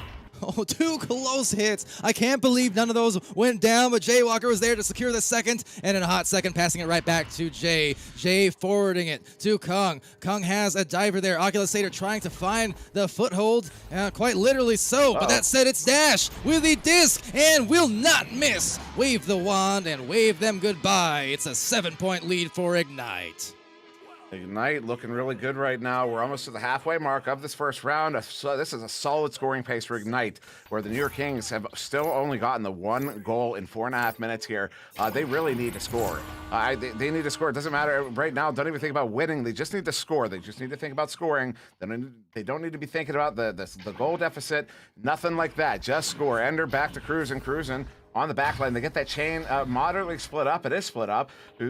That's why they pass it up to Oculizator, near side 2. Bach over to Shrem. Shrem moving into the bubble, looking at the 1v1. Freezes out. Goodness. Kung. How? I don't know. Got the grab, sends it out. Oculizator behind the goal. That's going to get broken up by Kung again, and that's sent away. Hey, everyone. You remember when? Just an hour ago I said Oculizator was putting in some clutch saves reminiscent of the one Kung, who's done that in final after final without fail. Kung providing the defense in spades, and these guys are aces of spades as they go now up the floor. Ryan over to Jay. Jay on the approach. It's a 1v2. Will it matter? No, it's a 2v2, and turning it into the 2 after the goalkeeper stun. They're up now again, 11-2. Jay just showing you the power of the juke. We're in the grand finals of VRML Season 4, and Jaywalker just ducked his way to the goal. I mean, that just shows you how powerful that move still is in Echo Arena, despite how much the meta has changed over the years, as Cruisin now with a 9-point deficit, 4 minutes to go in this first round, pass to that far side tube into the hands of Strem. Strem, look at the long shot! Oh my goodness! That's why he got picked first. Yeah, Strembitsky referring to the first pick in the NEPA Pro Series draft a few weeks back. Definitely a top-tier talent, and I've seen it firsthand. I've seen it as a player. gone against him as a rival. I've met him in real life and competed as rivals and friends. And as a caster the last couple of years, it's been a pleasure watching Strem just absolutely dominate just as much as all of these other veterans here who just are amazing to watch. That was a much-needed hit, Dimway. Oh, it absolutely was, and it looks to me like he got them a little on fire right now as they do force that turnover. Big setup there. Oh, the juice. Strebitsky again. This time the 2. They're back within 4 in this first round, and we've still got 3 whole minutes. An eternity it shall be. I feel like every one of these minutes is so high pressure, even just sitting here in the caster's seat. But that said, 11-7. So after this team in the Kings, I mean, they nearly mercied Ignite earlier on in the upper brackets, struggling in the initial minutes of the opening round of finals of championships, but they are starting to come alive. They cause another turnover here, and they get another 3 to go. It's Ender. They're within 1. What is this comeback? The New York Kings have, well, they came in cold. I mean, that's ultimately what it was. We saw Strembitsky in the chat during the last game, Ignite, the Ignite Ethereal game. I believe the New York Kings went ahead and took the rest. I mean, respectfully, I would have done the exact same thing. They've now found, they've gotten warmed up again, got the blood flowing, felt the pressure of being behind in the first round, and are now catching up here. Look at that chain. That chain is just waiting to attack. They're going to attack that first pass. They overshoot a little bit. No, not really. They're broken up, but only for a moment as Jaywalker is going to get that one, sending it up far side. Is that, oh, no, it's going to be off the cone somehow, and then a good slap pass, but this one's loose in the bubble, picked up by Strem. Strem does get it cleared, but only in the hands of Ryan. Wow, and back to 2, Ignite it goes, dash here with a pickup, no, Ryan make that dash now, trying to recover as Ryan gets stunned. A back tap out, but goes right to Strembitsky. Strem with that disc safely, cruising right behind in case they need the reset, and they will work this up the floor. All the meanwhile, that Stack attempting to get away from some of those defenders, and now forcing them into a clear, but there's no speed there for Kings. I take it back, one splitting off, but it's gonna sail right into Strem's hands, and they get the lead, 13-11. I can't believe he got that opportunity. I really can't. The fact he got that opportunity is just, well, it's unbelievable. As I said, I don't believe it, so it's unbelievable. Thus, anyways, Ignite. Joust advantage here, 1 minute to go. Down by 2. This is not a situation they typically find themselves in. Excuse me. As Dash sends it over to Jaywalker. Jaywalker going to get it into that the far side too. Brian with it, sending it to the near side to Kong. Kong under attack by the chain, gets that pass across to Jaywalker at mid, and they get the chain stunned out. This is a big opportunity. Chain's going to come back in, start attacking Ryan. Inverted on the ceiling, bringing this one in, juking around, coming in, takes a shot, hits it. They've tied it up. There's going to be 25 seconds. I'm not sure if this is deja vu or PTSD or both. How many times have we seen Ignite be neck and neck now in this weekend and across the whole season at the end of the round? I'm getting flashbacks. The first meeting, as I recall, between Kings and Ignite early on in the season during the weeklies was just like this. But what is going to be the outcome this time? They changed history once in the upper brackets. The Kings did. Will they do it again here? This is unbelievable. Tie game, 15 seconds. This one sent in by Oculizator. The hands of Jaywalker. Jaywalker under pressure by Strem. Still gets it sent away through the tube. Into the hands of Kong. Kong setting it up off of the barrier. That one's going to make its way to the far side. I believe we might be going to an overtime here. Maybe one more opportunity. 3 seconds, 2 seconds, 1 second. We're going to OT. Unbelievable. Stress, but excitement in the air. The blood pressure's at an all-time high. These two teams are searching for blood. We are in sudden death, OT, Dimwee, and somehow just destined to be the case. Close. The joust now. Let's see. I need someone to bring me an oxygen mask as Ender's going to pick that one up here on this neutral joust. Sending its one into the hands of Oculizator. Has Strebitsky at the goal. The shot to stop. Kong gets it picked off, cleared out through the near side tube. This one hits the lip. Picked up by Kong again, sent in all the way to the hands of Jaywalker. He hits it. The Ignite has just taken round 1 in overtime. Oh my God. Sorry, Doc. Kong. Jaywalker, but Kong. And now Doc. I mean, there's not much to say, but when the lights come on, the players come to play, and everyone is out to play today. Jaywalker, 7 points. Kong, incredible save. Strembitsky, 8 points. I mean, you could go up and down the list and name every player. Everyone's got points. Everyone's playing absolutely amazing. Like, I mean, there's not much to say. I'll say this. I saw Jaywalker go into a clan of kings. There were 3 kings in a trench battle looking for a disc, and Jaywalker went in, stunned all of them out, got the disc, eventually got stunned out, but like, I mean, just the brazenness to go into that kind of a group and win. I mean, all of these players, the one-on-one battles are absolutely insane. This game is going to come down to who makes the big shots and the big saves, and it's just going to be back and forth all game long. Wipe out the first time that the Kings beat Ignite and dominated. This is a different team right now. Thank you, Doc, and my goodness gracious. Sir Dimwee, here we are again, round 2, the thriller. This is going to be a very interesting start to this round. Let's see if anyone is broken or if they're going to just still keep that pedal to the metal. Yeah, I needed to stretch after that first round. I'm not even joking. Ryan sending it up to Kong. I actually did. Kong coming in, looking at the 1v1, gets the 3v1. Look at that. They all just collapse right in on the goalie there like a singularity. Ignite has got the first goal here of round 2. They're up by 2. Yeah, just what the doctor ordered to start things off. So, oh man, it goes back to my question, because they had, for the Kings, a stellar comeback, and they nearly made an just incredible return to win in overtime after being down by so much. They need a shot. Oh. Could they get it? No. So the question is, though, can they do it again? Can they come back from not the point deficit, but the mental deficit, the emotional? Because it comes down to, can you stay in tune with your team? Can you tune it up? Indeed you can. Music to my ears. Strempitsky gets it done. Tying it up. This is going to be close. This is how this game is going to be. I'm still calling the bracket reset, but oh my goodness. These two teams, they are both hungry for this. They both want it. They both want it desperately. As Dash here sending this one down. Also, I didn't get to that in pre-show. I just realized I didn't mention Dash was with Ignite when they were Joker in Season 1 when they won their first final series there. Dash was on the team in the game there as Strembitsky coming in. Oh, the setup! Oh, the stop! Dash! Oh, you heard me talking about him.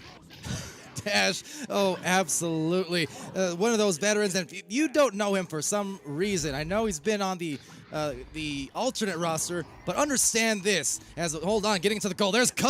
Oh! Dash, just like Kong, elite goalie for years and years. They're going to give you those kind of highlights.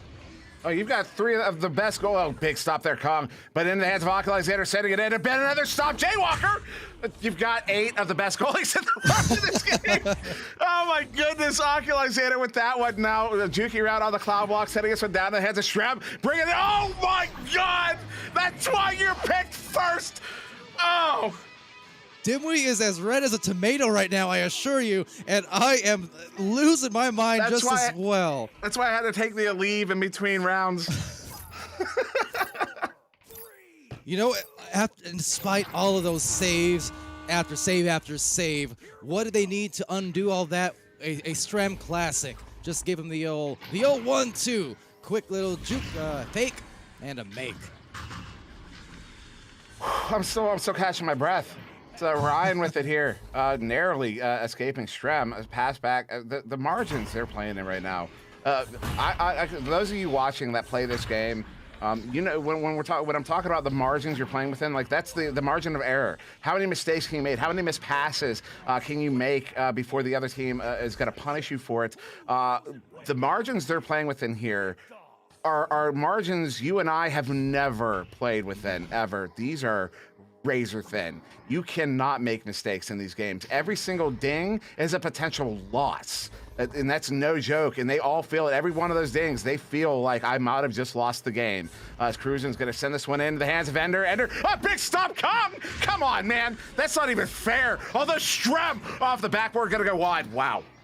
Kung is ridiculous. This is why, since season 1, King Kong has been King Kong. Because man, does he, much like King Kong, beat the chest and beat down opponents' wills with those kinds of saves over and over. But Ender now on the approach. Now Ender's not one to be denied all too often, but could not supply the goal. So the 2 is out of there, and the crew is into the trap now as they line up their stacks. There's the chains, there's Strembitsky trying to catch them out of balance, was not able to do so. A clear once again, about halfway through the round, a little bit over.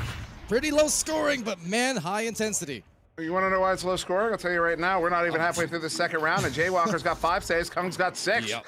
I mean, the Ignite have shut down their goal. It's like they have like a cover to go over the goal. Like, ever seen like the back of a Jeep? They have the tire, and usually like the tire has a cover over it. You know, sometimes they'll kind of flavor it up, get different kind of covers to put on it.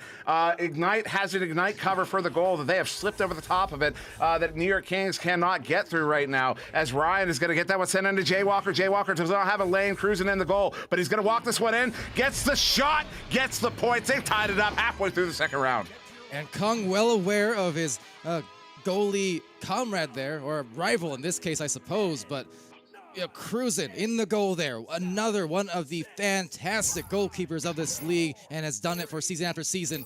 But Kung knows that. Didn't want to take the chance, so went for the stun just to bother him a little bit extra, enable that goal. Tied up at 4 apiece. 4 apiece, and I'm noticing some folks not a fan of my tire cover analogy. I apologize. That's cruising, sending us into the tube. Although I still think it was fantastic. Oh, big pickup there, Jaywalker. 4:20 on the clock. And Jaywalker moving through that far side tube, just gonna send this one up. Dash looking to get there. No, look at all the leeches. That's dangerous. Somebody's gonna lose some blood as Ender sends this one out. Gonna be off the floor all the way down into the hands of Kung now on the back line. Still 4 minutes to go in the second round. Still a tie game. I mean, this is some of the best Echo Arena you're going to see around right now, ladies and gentlemen. If your friends aren't here, you're doing them a disservice by not forcing them to be here. Dash over to Ryan. Oh, they just slipped through. That was beautiful. And might I add, and I say it sometimes in the weeklies when I refer to Dash and this Joker roster, or sorry, Ignite roster, but when they were Joker and added Dash, it was so vital to developing that well-rounded game, I feel like. And none of them have corrected me yet, so I'm assuming it's dead on, because when they added Dash, that is what they added to the mix. That extra added team play, the patience, and just the extra juice they needed to push themselves into contention finally and winning that championship. Here it is, though, for New York Kings, trying to cause some trouble, and they're going to be in trouble real soon. No! Swing through save. There's Cruisin' now on cue as well. It's out of there.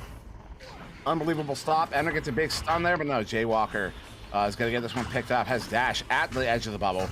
Too many orange bodies in front. Going to back this one out to Ryan. He's going to back this one all the way out there to Kung on the back line. Wise reset here from Ignite. So they don't need to push too hard right now. They are in the lead. Goal is going to be really important. But they need to be patient about it. There's a big stop there. Strembitsky gets it. Clears it out through the near side too. This one's all the way down. They have the chain together. Will there be a leech? There is a leech. Who's going to get there first? They're broken up. Oculazator with it. Juking one. Bringing it in. Looking at another. Has Ender on the shield. It's going to bring it in himself. He says, no, sir, this is mine. And they're going to tie it up again. Oculazator, classic Oculazator there. So that is one of the things, I mean, he was developing since the beginning of Echo Arena as well. 2017 and onwards has calmed down quite a bit more since then in terms of how he plays, but he can pull out those tricks in every single match, and he will quite often. Such a well-rounded player, devastating on offense, and now it's still tied, but it might be changing here because there's Oculazator with the grab, the reset, there's the calmness, and they're gonna just try and work this up. Yeah, I really thought they were going to push in on that one, but no. Cruisin' sending this one up now to Oculazator. Looking to bring it in. Shrem at the goal. One behind the goal. Shot there from Ender off of the post. The Oculazator going to get this one picked up on the floor. Back it out to Cruisin' wisely as Jaywalker pressing out of the bubble there. Oculazator looking to bring it in. One more pass there to Ender. Ender over there to Strembitsky, who taps it in. New York Kings are back up by 2 here. We've got only a minute and a half to go. A minute and a half, you say? And it's a close game? With Ignite and the Kings. I mean, this is history and the future. This is just how it's meant to be. And another important note that I actually completely forgot about. We mentioned that the last time Ignite lost a game was against Spaghetti back in Season 2. Occulizator was on that roster. Just another bit of context to mention in this game as Jaywalker in the bubble, juking around, sending it up. Oh, to Ryan. They get it in for 2. They tie it up again. Here we go again. Was there any question? Was there any question? Absolutely not. It is going to be another tight finish. We are going to see in the next 50 seconds a game-winning something or an OT, but something of highlight-worthy, legendary caliber. Again, this is when all the eyes are on you, and all the eyes now are on Strem. So all the eyes, well, will back out to Cruisin', who has all the eyes on everybody else. Cruisin' there, stabilize. Now Strembitsky with it near side, setting it across there to Occulizator. Hit it! 5 seconds, 6 seconds, 5.5 seconds, something like that. Ignite. Are they going to do it? Are they going to be able to? Is there enough time? What are they going to do? Is it going to be a headbutt? Is it going to be a relay? What are they going to do? I have no idea. 6 seconds. Sir Timmy, we've been here before. Let's see, it's 5 seconds left and just a quick joust. No, they get stuck. We'll take it, and then just could not get it to the other side, really. So with that, hey, 10-8, Doc Education. We're heading into guaranteed a couple extra rounds at least. I can't believe what I'm seeing. Look, my notes.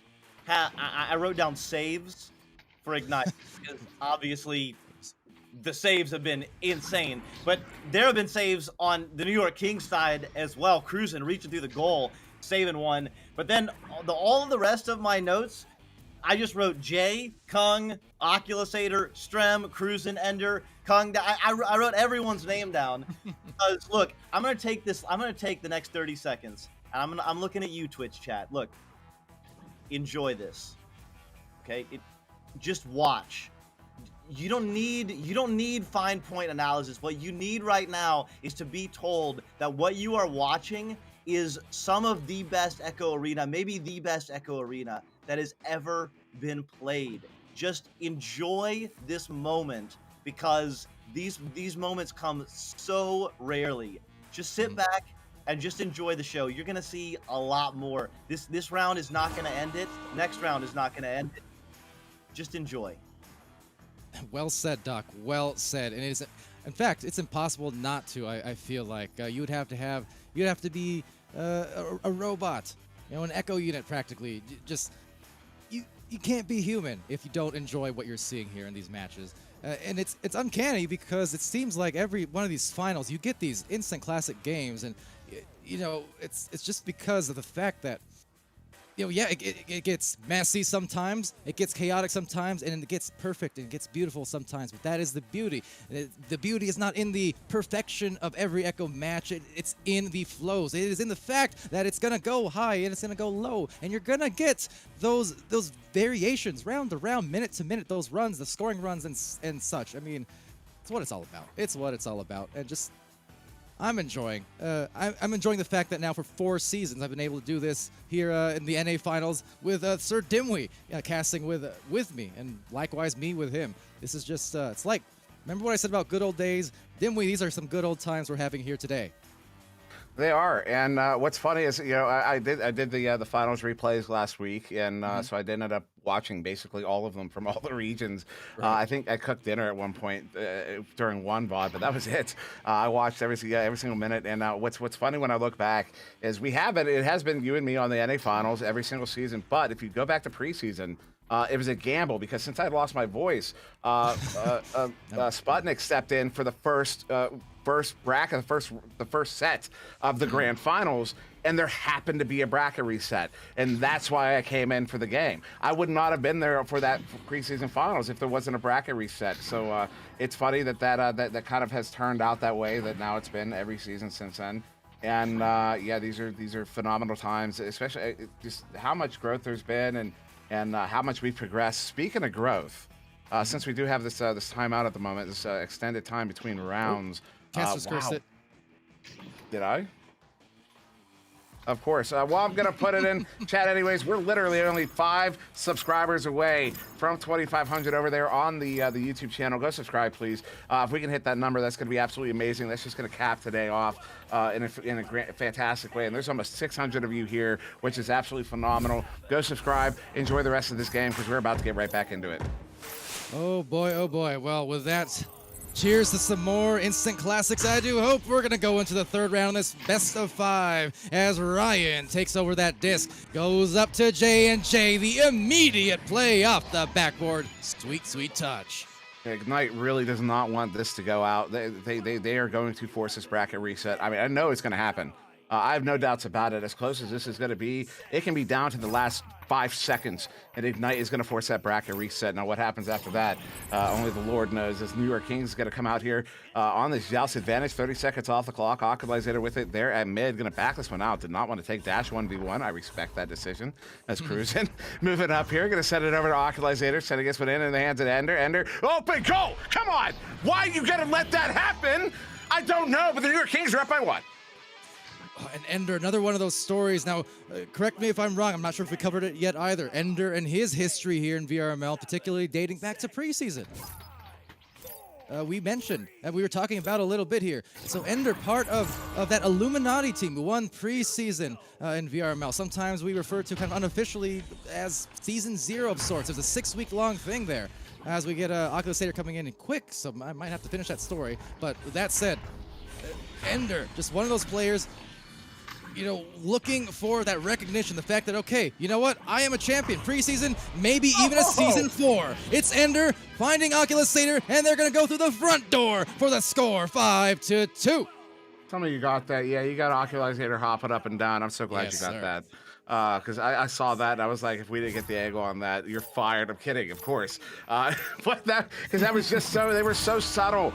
But that was such an amazing play. There was no time. That was a slap in. That was a beautiful goal. The New York Kings are up by 3 here. 2 minutes off the clock. Jay Walker with it on the far side. That chain is waiting. Oh no, the chain gets split up a little bit. Gives Jay Walker a little bit of time to move up. Send this pass across there to Kong on the near side. Chain's still together though. Chain's going to attack now. No, Ryan's going to juke away. Use that root block to get away from the chain. Chain's starting to get aggressive here. Shows are getting a little bit impatient. That means they're liable to make a mistake, although they go ahead and split up here. A wise decision as they're now basically back at the bubble. Option here, Jay Walker moving out, moving in, sending out across a little bit off the mark, and it's to the far side.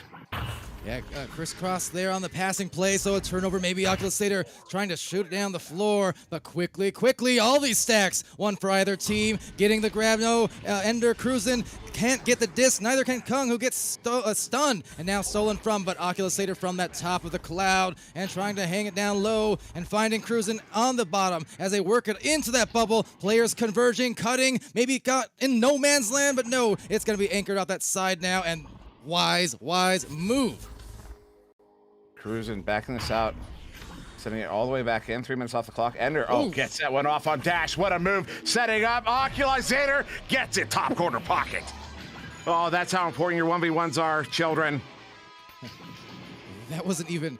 Ender known for that Ender move, that namesake, right, where holding on to the disc, then you let it go and shield yourself. That was more than just a standard one. Kind of... That was aggressive, almost like a stiff arm version of that. Kind of just tossed the disc aggressively and then found the goal. They find the disc again. Is it? Yes, sir. It's Ender. 10-2. Ender decided during that timeout there. He said, "You know what?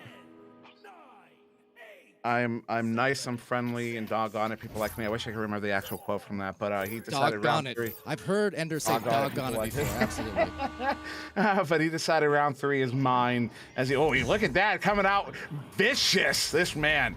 Jay Walker walking this one through the near side tube, has plenty of room as the stack of 3 New York Kings are caught in the backfield, though, finally returning. Although an opportunity, Kong looking for the underhand shot, kind of sneaky there, but hits the bottom of the post, and Ender sending it up, and right there in the hands of Dash on the back line. Dash walking this one in, no, going to send this one across there to Kong on the near side, backing it out, pulling Ender all the way out. They know Ender's the hot hand right now. They got to get him out of the play. Kong sending it up. That's a bad bounce. Shembitsky gets it picked up, clears it out, and it looks like who's going to get there first? No one getting there cleanly, and then Jay Walker stunned out.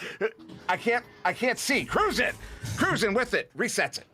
I don't think these teams can see because they are so fast down that floor, but on the recovery now, finding a little bit of calmness, if only for a brief second. Taking a breath and now trying to wind and find anyone to back that out to, and they do. Cruising, of course, reliable there. Spinning the disc, a flick of the wrist. It's back to Oculus Satyr and has the players encroaching and approaching, and now from the bottom of the goal, the corner taken out by King Kong, and it's out of there, dirty and disgusting as always in that goal, but you know what? It's what he does.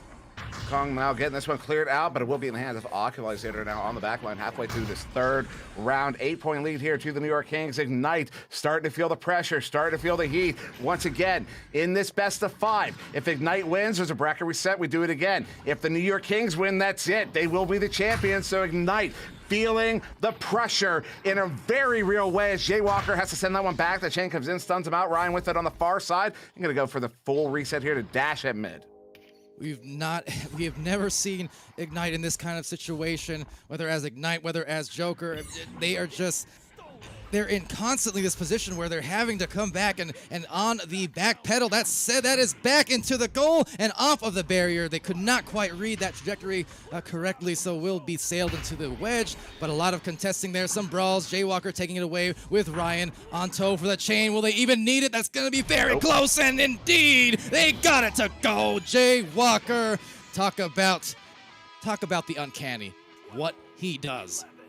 It is not often, we'll say things like, oh, they needed that goal, they needed to break the ice, and they needed to slow the bleeding. I cannot think of a time that I have ever used those words to describe Ignite.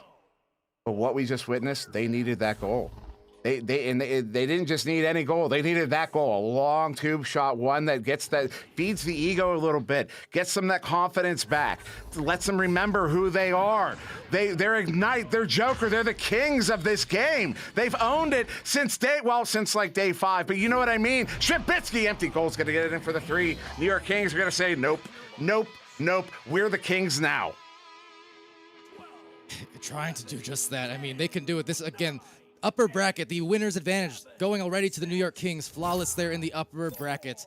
So they only have to win this first best of 5. That's the thing. Ignite has to perform at their absolute peak.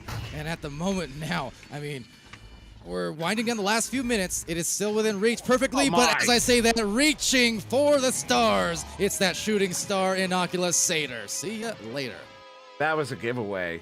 I don't think I've ever seen Ignite, maybe the mental game affecting them a little bit, because that was a giveaway. Oculizator was there in plain view. He wasn't hiding. He was right in that lane, and it's like the passer didn't even see him. They got to be careful of that. They don't want to be losing the mental game here. As Dash is going to send it across here to Jay Walker, because that's not something they usually have to contend with. They're so dominant. One of the things they don't get a lot of practice on is not tilting. And I'm not saying that they're players that tilt. I don't think they are. But it's something you have to practice at. As Ryan, well, he tilts in a different way here, tilting to the left a little bit, sending that one in on the bounce. Beautiful goal there from Ryan. Man, the fakes, and the makes. We're seeing a lot of instant classics here. You talk about ways to describe certain players in a nutshell. Well, we are seeing what makes them tick. Man, these are not diamonds in the rough. These are diamonds who have been born out of this kind of pressure. Beautiful to watch, and it's still here within reach, although getting a little out of hand. Minute 43, and it's going to be taken away by Cruisin'. Cruising with it here, sending it out. Going to be off the floor, somehow getting it by. Who was that? Kong. Kong doesn't often miss an interception or a pass or anything like that. Shrebitsky now with it on the near side.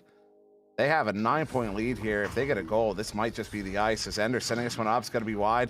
Nice grab there from Oculizator, but another grab. Actually, Oculizator, that wasn't a grab. He's just going to do his juke thing, send it in. Off of the inside of the post. That is a $10 setup and a 5-cent shot. As Jay Walker's going to get this one, send it out, and they're going to chain after it. Well, this gives a chance for Ignite, sensing a little bit of an opportunity. The window, it's open and closing it off. It's Ender, but tapping it and breaking through said window, Jay Walker. Doing some math. I don't believe there's enough time. I think round 3 is going to be in the hands of New York Kings here. So we're going to have 40 seconds, minimum of 3 goals required for 7 points. Yeah, we are out of time, mathematical time. Round 3 is in the hands of New York Kings. That is huge. That is absolutely huge, and they're just going to opt for the 2 points here. It will require 2 2-point goals. But yeah, and this is, I'm sure chat's going to enjoy this one, as this is probably the 4th game this is happening. But may I say, on behalf of everyone at Eclipse, I apologize for today. You know, it took a long time, but it's finally gonna spark a discussion. Finally, I think after this weekend. I'm calling Lemming. I'll hand it back to you, Dimwee. Be right back. So as we approach the halfway bar, as we approach the intermission, I will hand it off to Doc here in a minute. But I do want to first say thank you, everybody, for heeding the call. We did hit 2,500 subscribers. In fact, we're currently at 2,514, so well over the mark. So thank you, everybody, very much for that. That is a goal that was set a few weeks ago.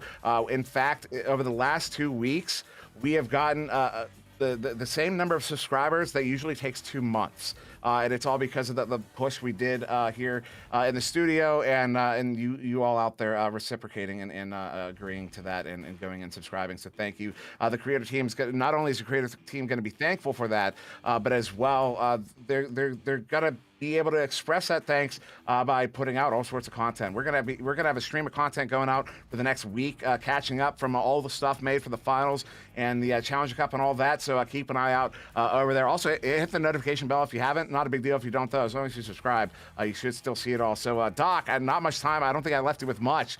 But anything you want to take note of after that round? That's all right. I'll say it in 3 words: Ender, Ender, Ender. Ender woke up in round 3. Was missing some shots early on, and did not miss in round 3. Has 9 points to go with 7 assists. Ender. Ender indeed. Haldor, you off the phone with Lemming? He is not. So we're going to get started here in round 4. Headbutt there from Ignite all the way down in. Collected here by Kong. Kong's heading it across the dash. Oh, one more pass there to Jaywalker, who slaps it in on the one-timer behind the goal. Ignite's going to get the first goal here of round 4. I've called Lemming. Sorry about that. I'm back. 4th round. Getting started. I'm sure the analysis was fantastic, Doc. Thank you. In fact, I didn't let him speak. Perfect. All right, here we go.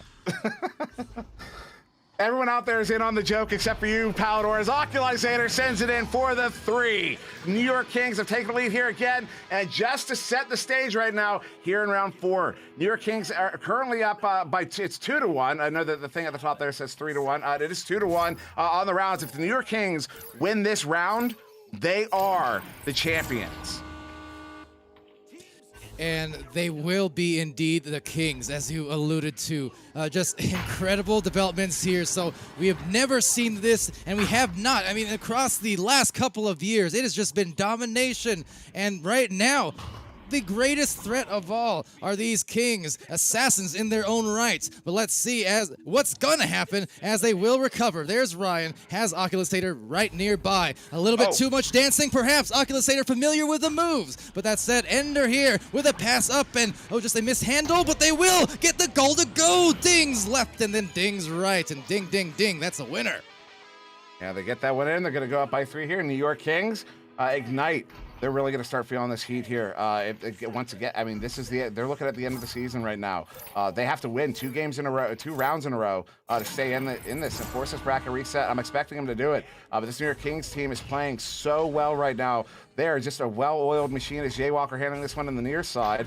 2 minutes off the clock. Excuse me. As Kong handles it far side. Kong sending this one back across to Ryan. Ryan has to collect on it over to Kong. Kong sends it in, hits it for the 2. They're back within 1.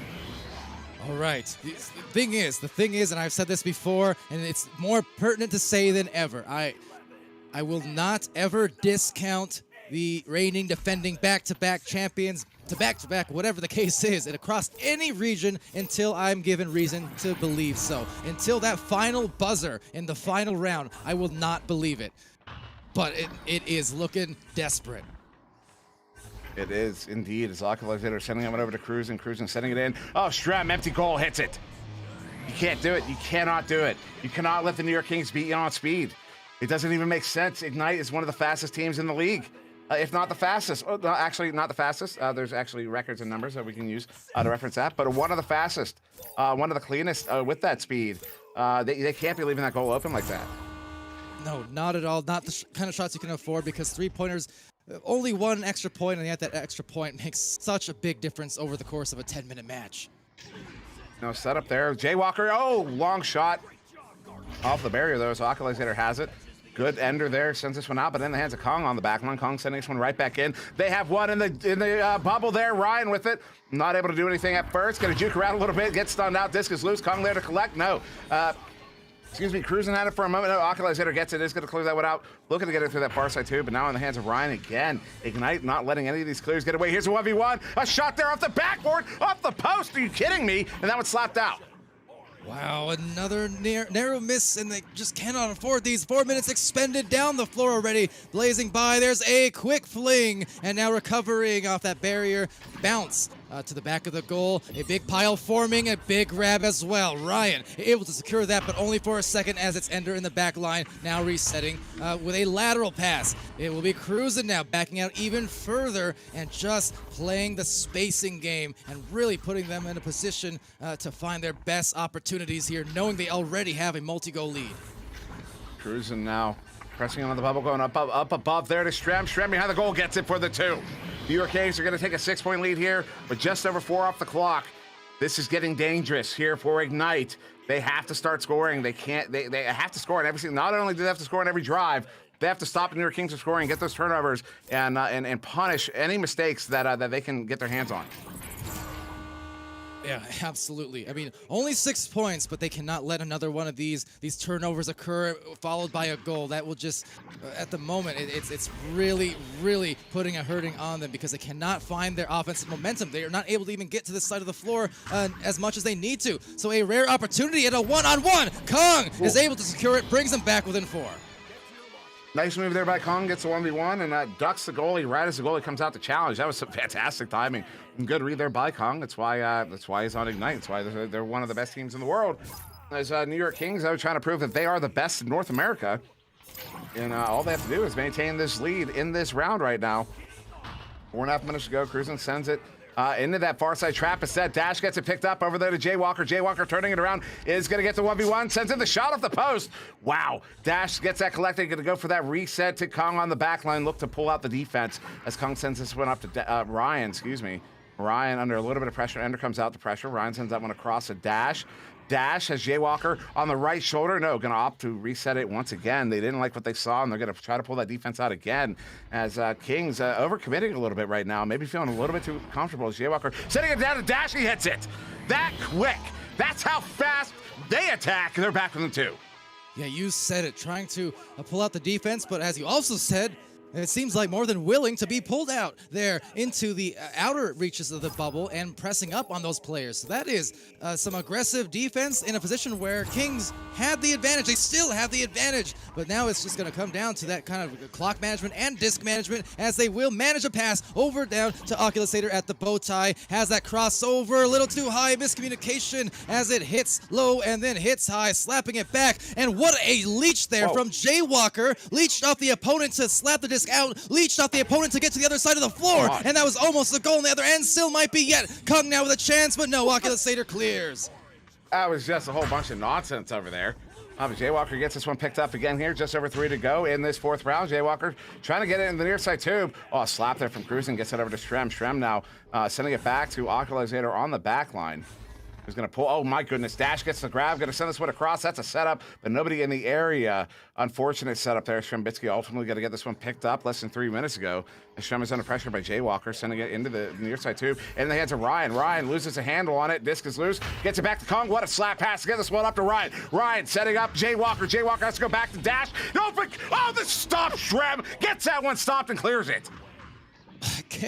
right now, it's a 2-point difference. Doesn't matter how much momentum it seems like the Kings had. They're still in a close match. Jaywalker now down the line. So linking up on their stacks here, though, for the New York Kings. They can taste victory soon if they can secure some more points here. But man, the pressure on the defense as well as the hearts are high as ever. So they are going to reset now, but maybe not because it's a takeaway. And down the mail slot. No shots and a secure by Ender. Able to take that. My goodness. I thought for sure that was going in. Kung gets this one here, stunned out, still gets this one sent up. Better pick up there, Shrem. Shrem gets it through the tube. 2 minutes on the clock. This one's down into the Ignite bubble here. This is a free disc. Anybody could get it. Ryan's going to get there first. There's too many stuns and too many leeches out in the backfield. Ryan up to Kung. Kung in the far side tube is watching Ender and Occulizator stack up. Looking to get a stun. No, sends this one across. Shrimbitsky immediately on that pass to Dash. Dash going back to Ryan. Ryan back to Dash. They're encroaching on the bubble here. They're looking to score. Set in there to Jaywalker. Jaywalker, look at all the orange bodies around the goal. They get it in for the 2. There's going to be a minute 10 on the clock, and we are once again in a tie game. Of course we are. Of course we are, as it's meant to be. If you're going to win a championship, if you're Ignite, if you are the Kings, you're going to win it at the end. There's no choice. It's 10-10. We are in clutch time now. Occulizator sending this one through. It's going to be off to Shrem. Shrem sending it in. Hits Ender. Ender looks at the... Oh, that was a bait. Ender going to set up. Shrem. Oh, the shot. Kung. It's unbelievable. Gets that stop and set up. Jaywalker gets it cleared out. They're going to chase after this one. This is down into the zone, but picked up here by Ender on defense. Less than a minute to go in this tie game. Setting this one out, but into the hands of Kung. Kung has Jaywalker breaking up to the goal. Going to go up to Jaywalker. Jaywalker pulls one out off the backboard. Big stop cruising. Gets it cleared, but not out of the zone. Dash looking to get it. No. It's going to be the chain here looking to pick it up. Shrimbitsky with it now, turning it around for the Kings. Oh no, that could be dangerous because it's a shot! Kung is unbelievable, but they got some time. They've got to get the clear. But no, it's going to be back to the Kings. This is unbelievable, Dimwee. We are in the thick of it, and it's going to be Ender trying to end it, and Shrimbitsky takes it for the 2! That's it. There's only 3 seconds. There's no 4 seconds. There's no possible way. Oh, we were not going to call it yet. It's possible. I've seen a 3-second goal. I've seen it. They're going to come out with 4 seconds. I expect a headbutt. Ignite coming out of the tubes here. They're launching out. Big headbutt. This one is down. It's good placement, but it's not good enough. The New York Kings are the Season 4 North American champions. They have dethroned Ignite. Welcome to greatness. New York Kings. Shrimbitsky, Occulizator, Cruisin', Ender. This is a 4-year journey that has come to a head. Your champions. Unbelievable.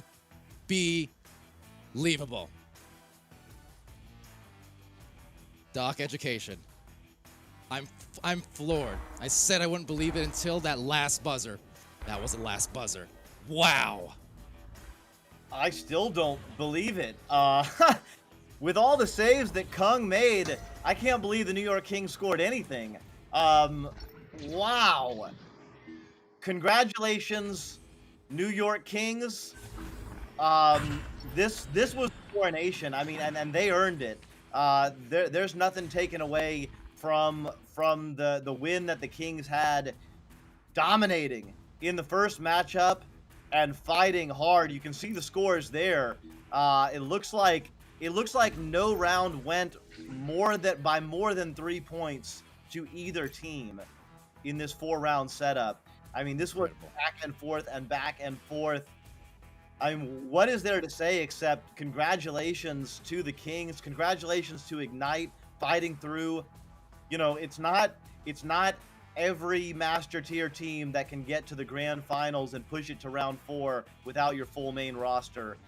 You know, not taking anything away from the Kings, and I'm sure there'll be discussion about that.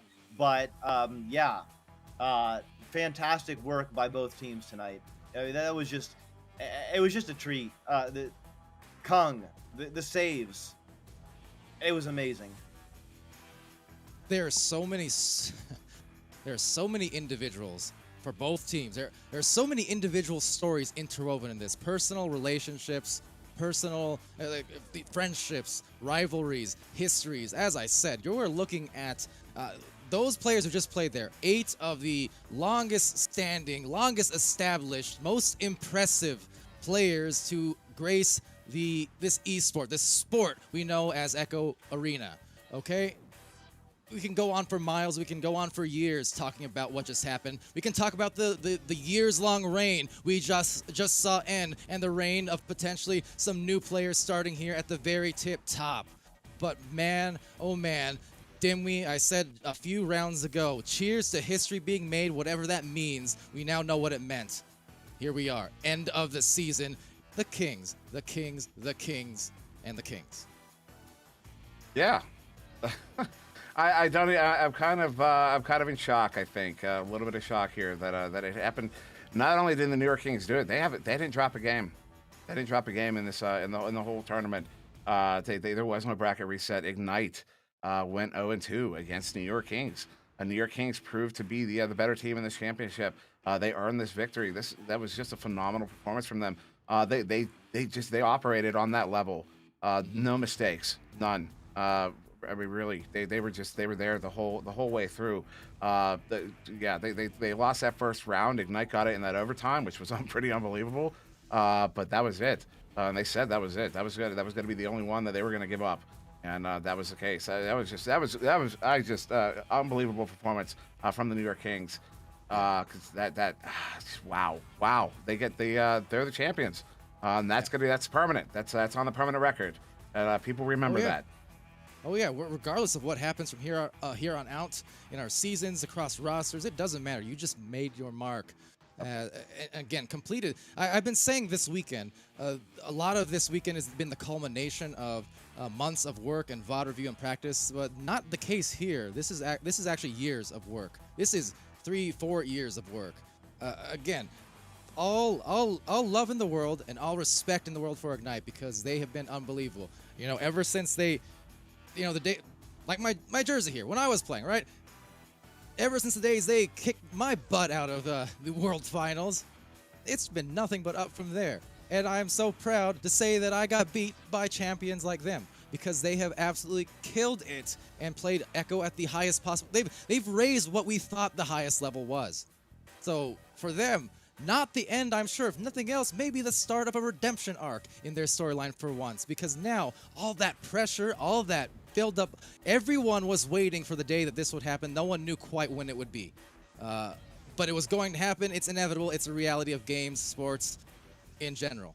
Okay, but now that it is, and again, speaking from some experience myself, granted in days of old and, the talent level, the population a lot lower, I'll fully admit that. But the point is, once that happens, there's no pressure, or at least there's, the expectations are gone. So for them, this could be a chance to keep on being themselves, even more than ever, nothing else. Now to move on to the Kings here, because Cruisin', I remember Cruisin' when he was brand new to the game also, and getting into ESL, and if I'm wrong, slap me across the face, Cruisin', when you see me. But as I recall, it was towards the end of, I think, season 2 or 3 or something of the sort. Met Cruisin' in a match. I believe he was subbing for a team with Shepard, I believe. Talk about great goalkeepers. Anyways, I remember him entering the arena for the first time. No idea really who he was at the time, because he wasn't playing it competitively, but he was a sub. And I remember him telling me, Palador, that was amazing. That was so fun. They lost to our team. It was the end of the match, and we were just talking for like 10 minutes after. And he was saying, that was so much fun. I want to do this again and again. I was a sub here, but I want to keep doing this next season.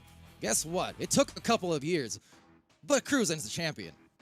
Validation, growth, Oculusator, same thing. Controversy earlier on. He won't shy away from it, I'm sure. People weren't fans of his playstyle.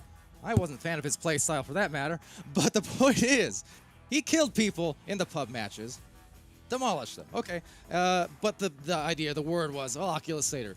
He's, just a pub star. He's not playing in ESL. He's not playing in VRML. He's not competitive. Well, guess what?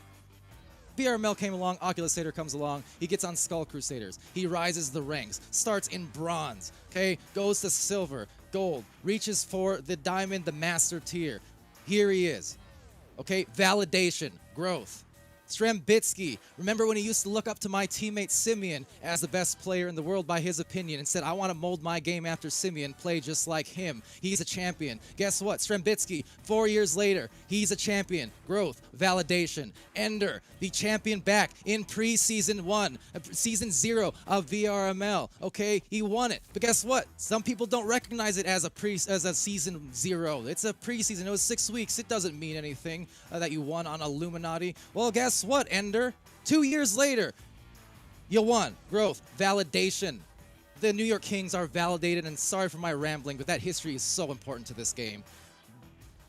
Just like that Richie video from earlier, okay? Keep this context in mind. This is what Echo is about, and with that, I will get off my pedestal now. Dimwee, anything you want to finish off with?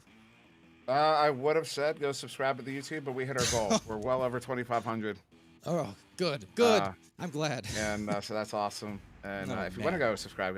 Also, shout out Air Stereo Products, or they just said great history in chat over on Twitch. So thank you, sirs over there. And yeah, this is just I'm still in a little bit of shock. I didn't expect this to happen, and I didn't expect this to happen without a bracket reset. I really didn't. I didn't think Ignite was going to be able to give it up without a bracket reset, and it happened. It happened, and yeah, this is. Quick important note there as chat's pointing out. Indeed, for Strem, the world champion of ESL Season 3, definitely don't want to erase any of the history too in his own right.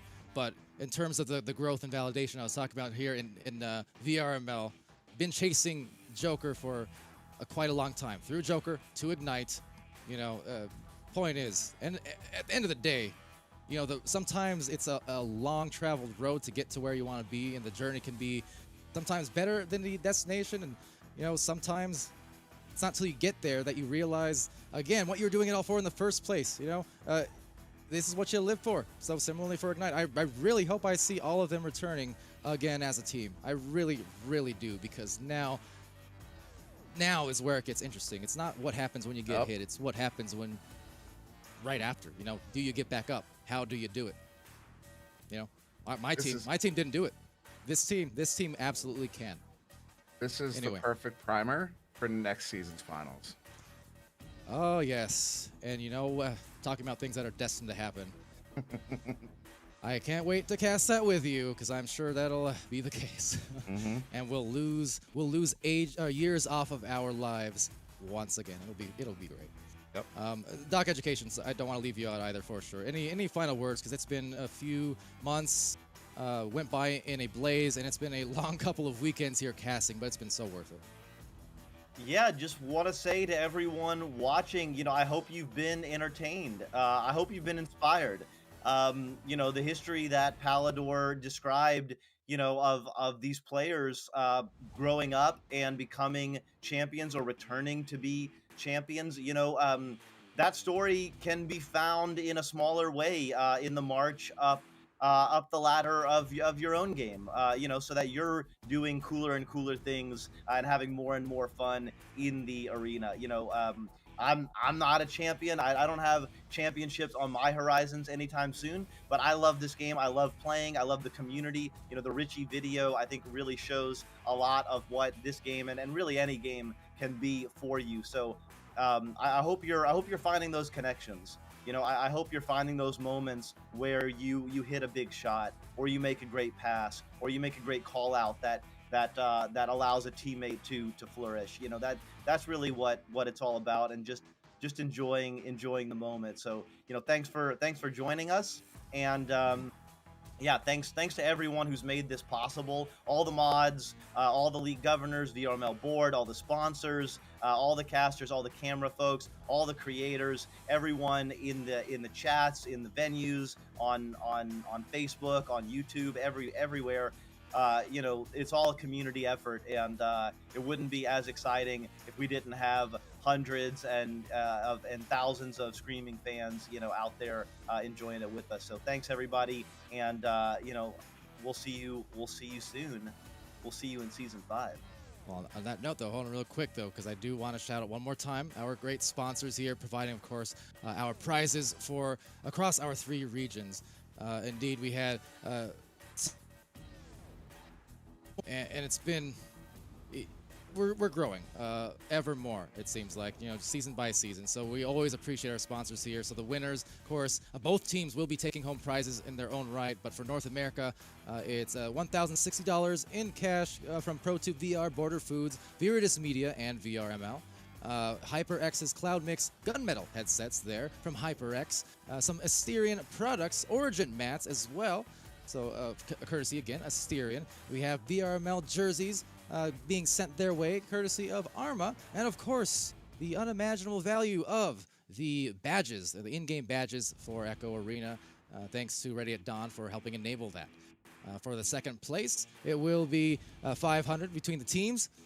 Courtesy of ProTube VR and Border Foods, Viridis, and VRML. It will also be HyperX Cloud Buds and some more Asterion Origin mats. Now, third place prize going to be 300 going from ProTube and Border Foods, Viridis Media, and VRML, as well as some HyperX Cloud earbuds and some Asterion products Origin mats. And that's all part of the North American prize pool there. And on the whole, a combined $10,000+ worth of both cash and products for them. So with that, before we do get off on the stream here into an eventual Season 5, somewhat around the corner. Let me see. I think we may indeed have ourselves a couple of interviews. So for those who stay tuned, thank you, because we're going to bring in a couple of new champions here in Ender and Cruisin. So, hello everybody.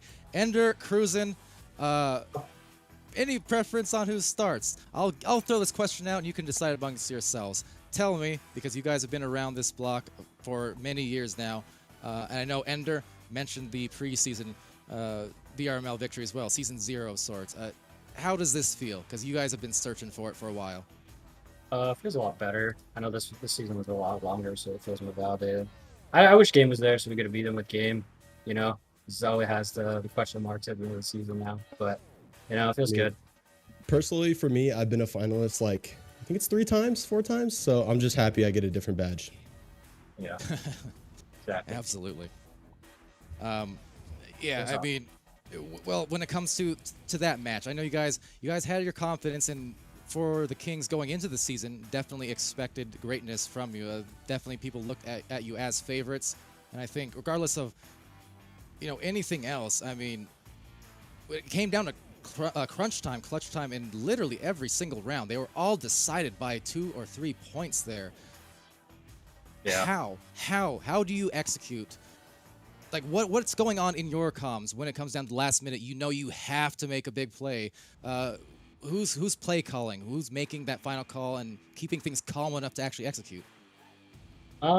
Cruisin always calls all the plays, so I think Cruisin would call the play.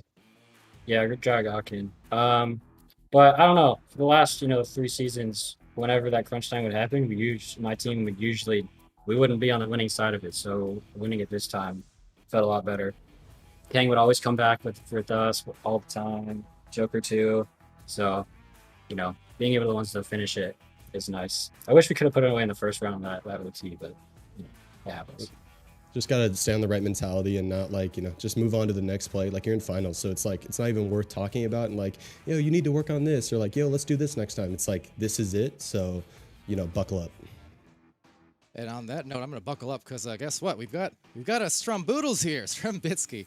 Welcome to the interview, as well as Oculus Satyr. So we're gonna get a couple more, and let's see. Here we go. We've got all the champs in the mix now.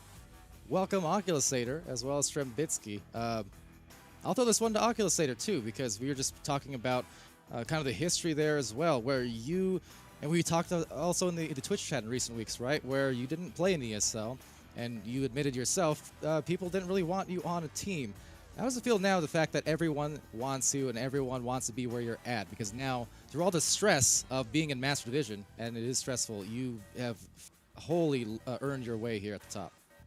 Honestly, I'm kind of grateful to a lot of people, because if it wasn't for them not believing in me, I would not be here. And it feels great to prove them wrong. And yeah. I mean, yeah, it's amazing.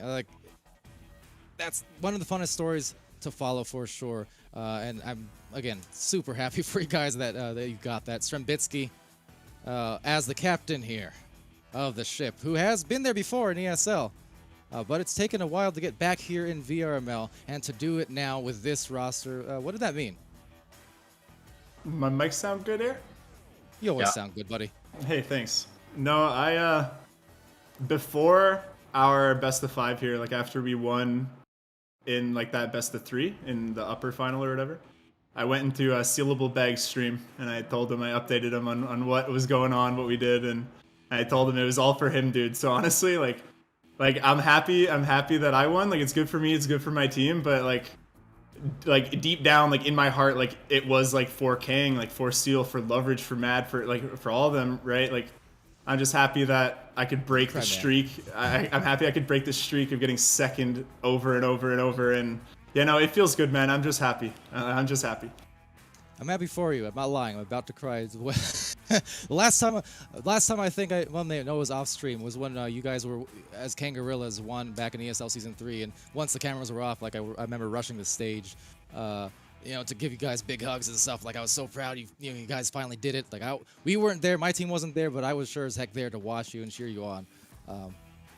All the love in the world, man. I'm super happy for you, and yeah, amazing stuff. I'm gonna get choked up actually. So, with that, any of you guys got some questions, didn't we, or Doc? I mean, it was so impressive. So When you ever not say we're gonna win again, you're gonna. I'll be in your DMs, pal. All right. Look, hey, that's the hater that fuels you, though, right? It is actually. So yeah, keep saying someone else is aware. No, I don't have any. I don't have any questions. I was gonna say hi, Ender, but forget that.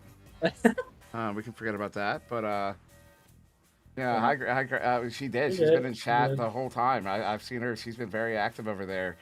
And yeah, hi, Ender's grandma. She's definitely still around. Like she was just talking a minute ago. But yeah, no, I just want to say congratulations, guys. You beat Ignite. You know what the narrative is going to be. It's already been referenced by Ender at the start there. You know what the narrative is going to be for the next 6 months, and I look forward to season 5 finals for the rematch. Yes, sir. You know what I say to that though? All the casters were fantastic. Everything was great this time watching. Great showing. Thank you. He's lying. He's lying. He doesn't know that your casting was good. We haven't watched. I watched our whole game. We haven't watched the games back. He's lying. I have. I just didn't tell you guys, but I watched it all. Dang, why you guys gotta expose Ender like that? I actually watched it. And Luke too. I don't know if he's here. Man. He's great too. Yeah. Oh, good stuff, guys. I can't wait to see Ender land for so many reasons again. That said, though, that said, hey, you guys make our job easy when the matches are that amazing to watch. That's yeah, wholeheartedly. Congratulations once again to the New York Kings here, representing NEPA. And I know rosters may change here or there, names may change here or there. It doesn't matter. You've achieved greatness. We'll be back again. Thanks, David. We'll be back. Round 2. Run it back? Yep. Run it back. Forward. You can count on us. Confirmed. All right. Well, with that amazing news and an incredible legacy yet to be established across Echo Arena, furthermore, I've been Palador. That's been Sir Dimwee. And that has been Doc Education. Newton Dad on the cameras. Shout out to Retep Worm as well for sidelining earlier on. Luke for the cast as well. It has been an incredible time for sure. Wonder T-Man, shout out to him for being in the background, recording some HD footage there, some HUDless footage we might use in the near future. And of course, JG, Torque Mata here for moderating this channel today. It has been an incredible ride, an incredible journey. And until next time, I really look forward to being able to say this again.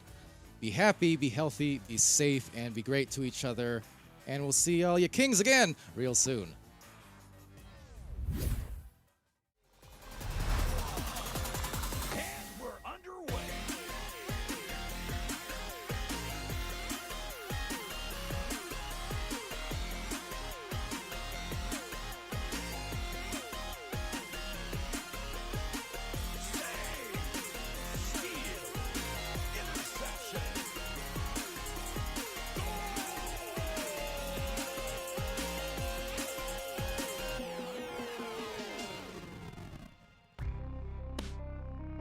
Season 4 of VRML Echo Arena is brought to you by HyperX, Asterion Products, Border Foods, Viridis Media, VR Cover, ProTube VR, Rebuff Reality, and VRware.net.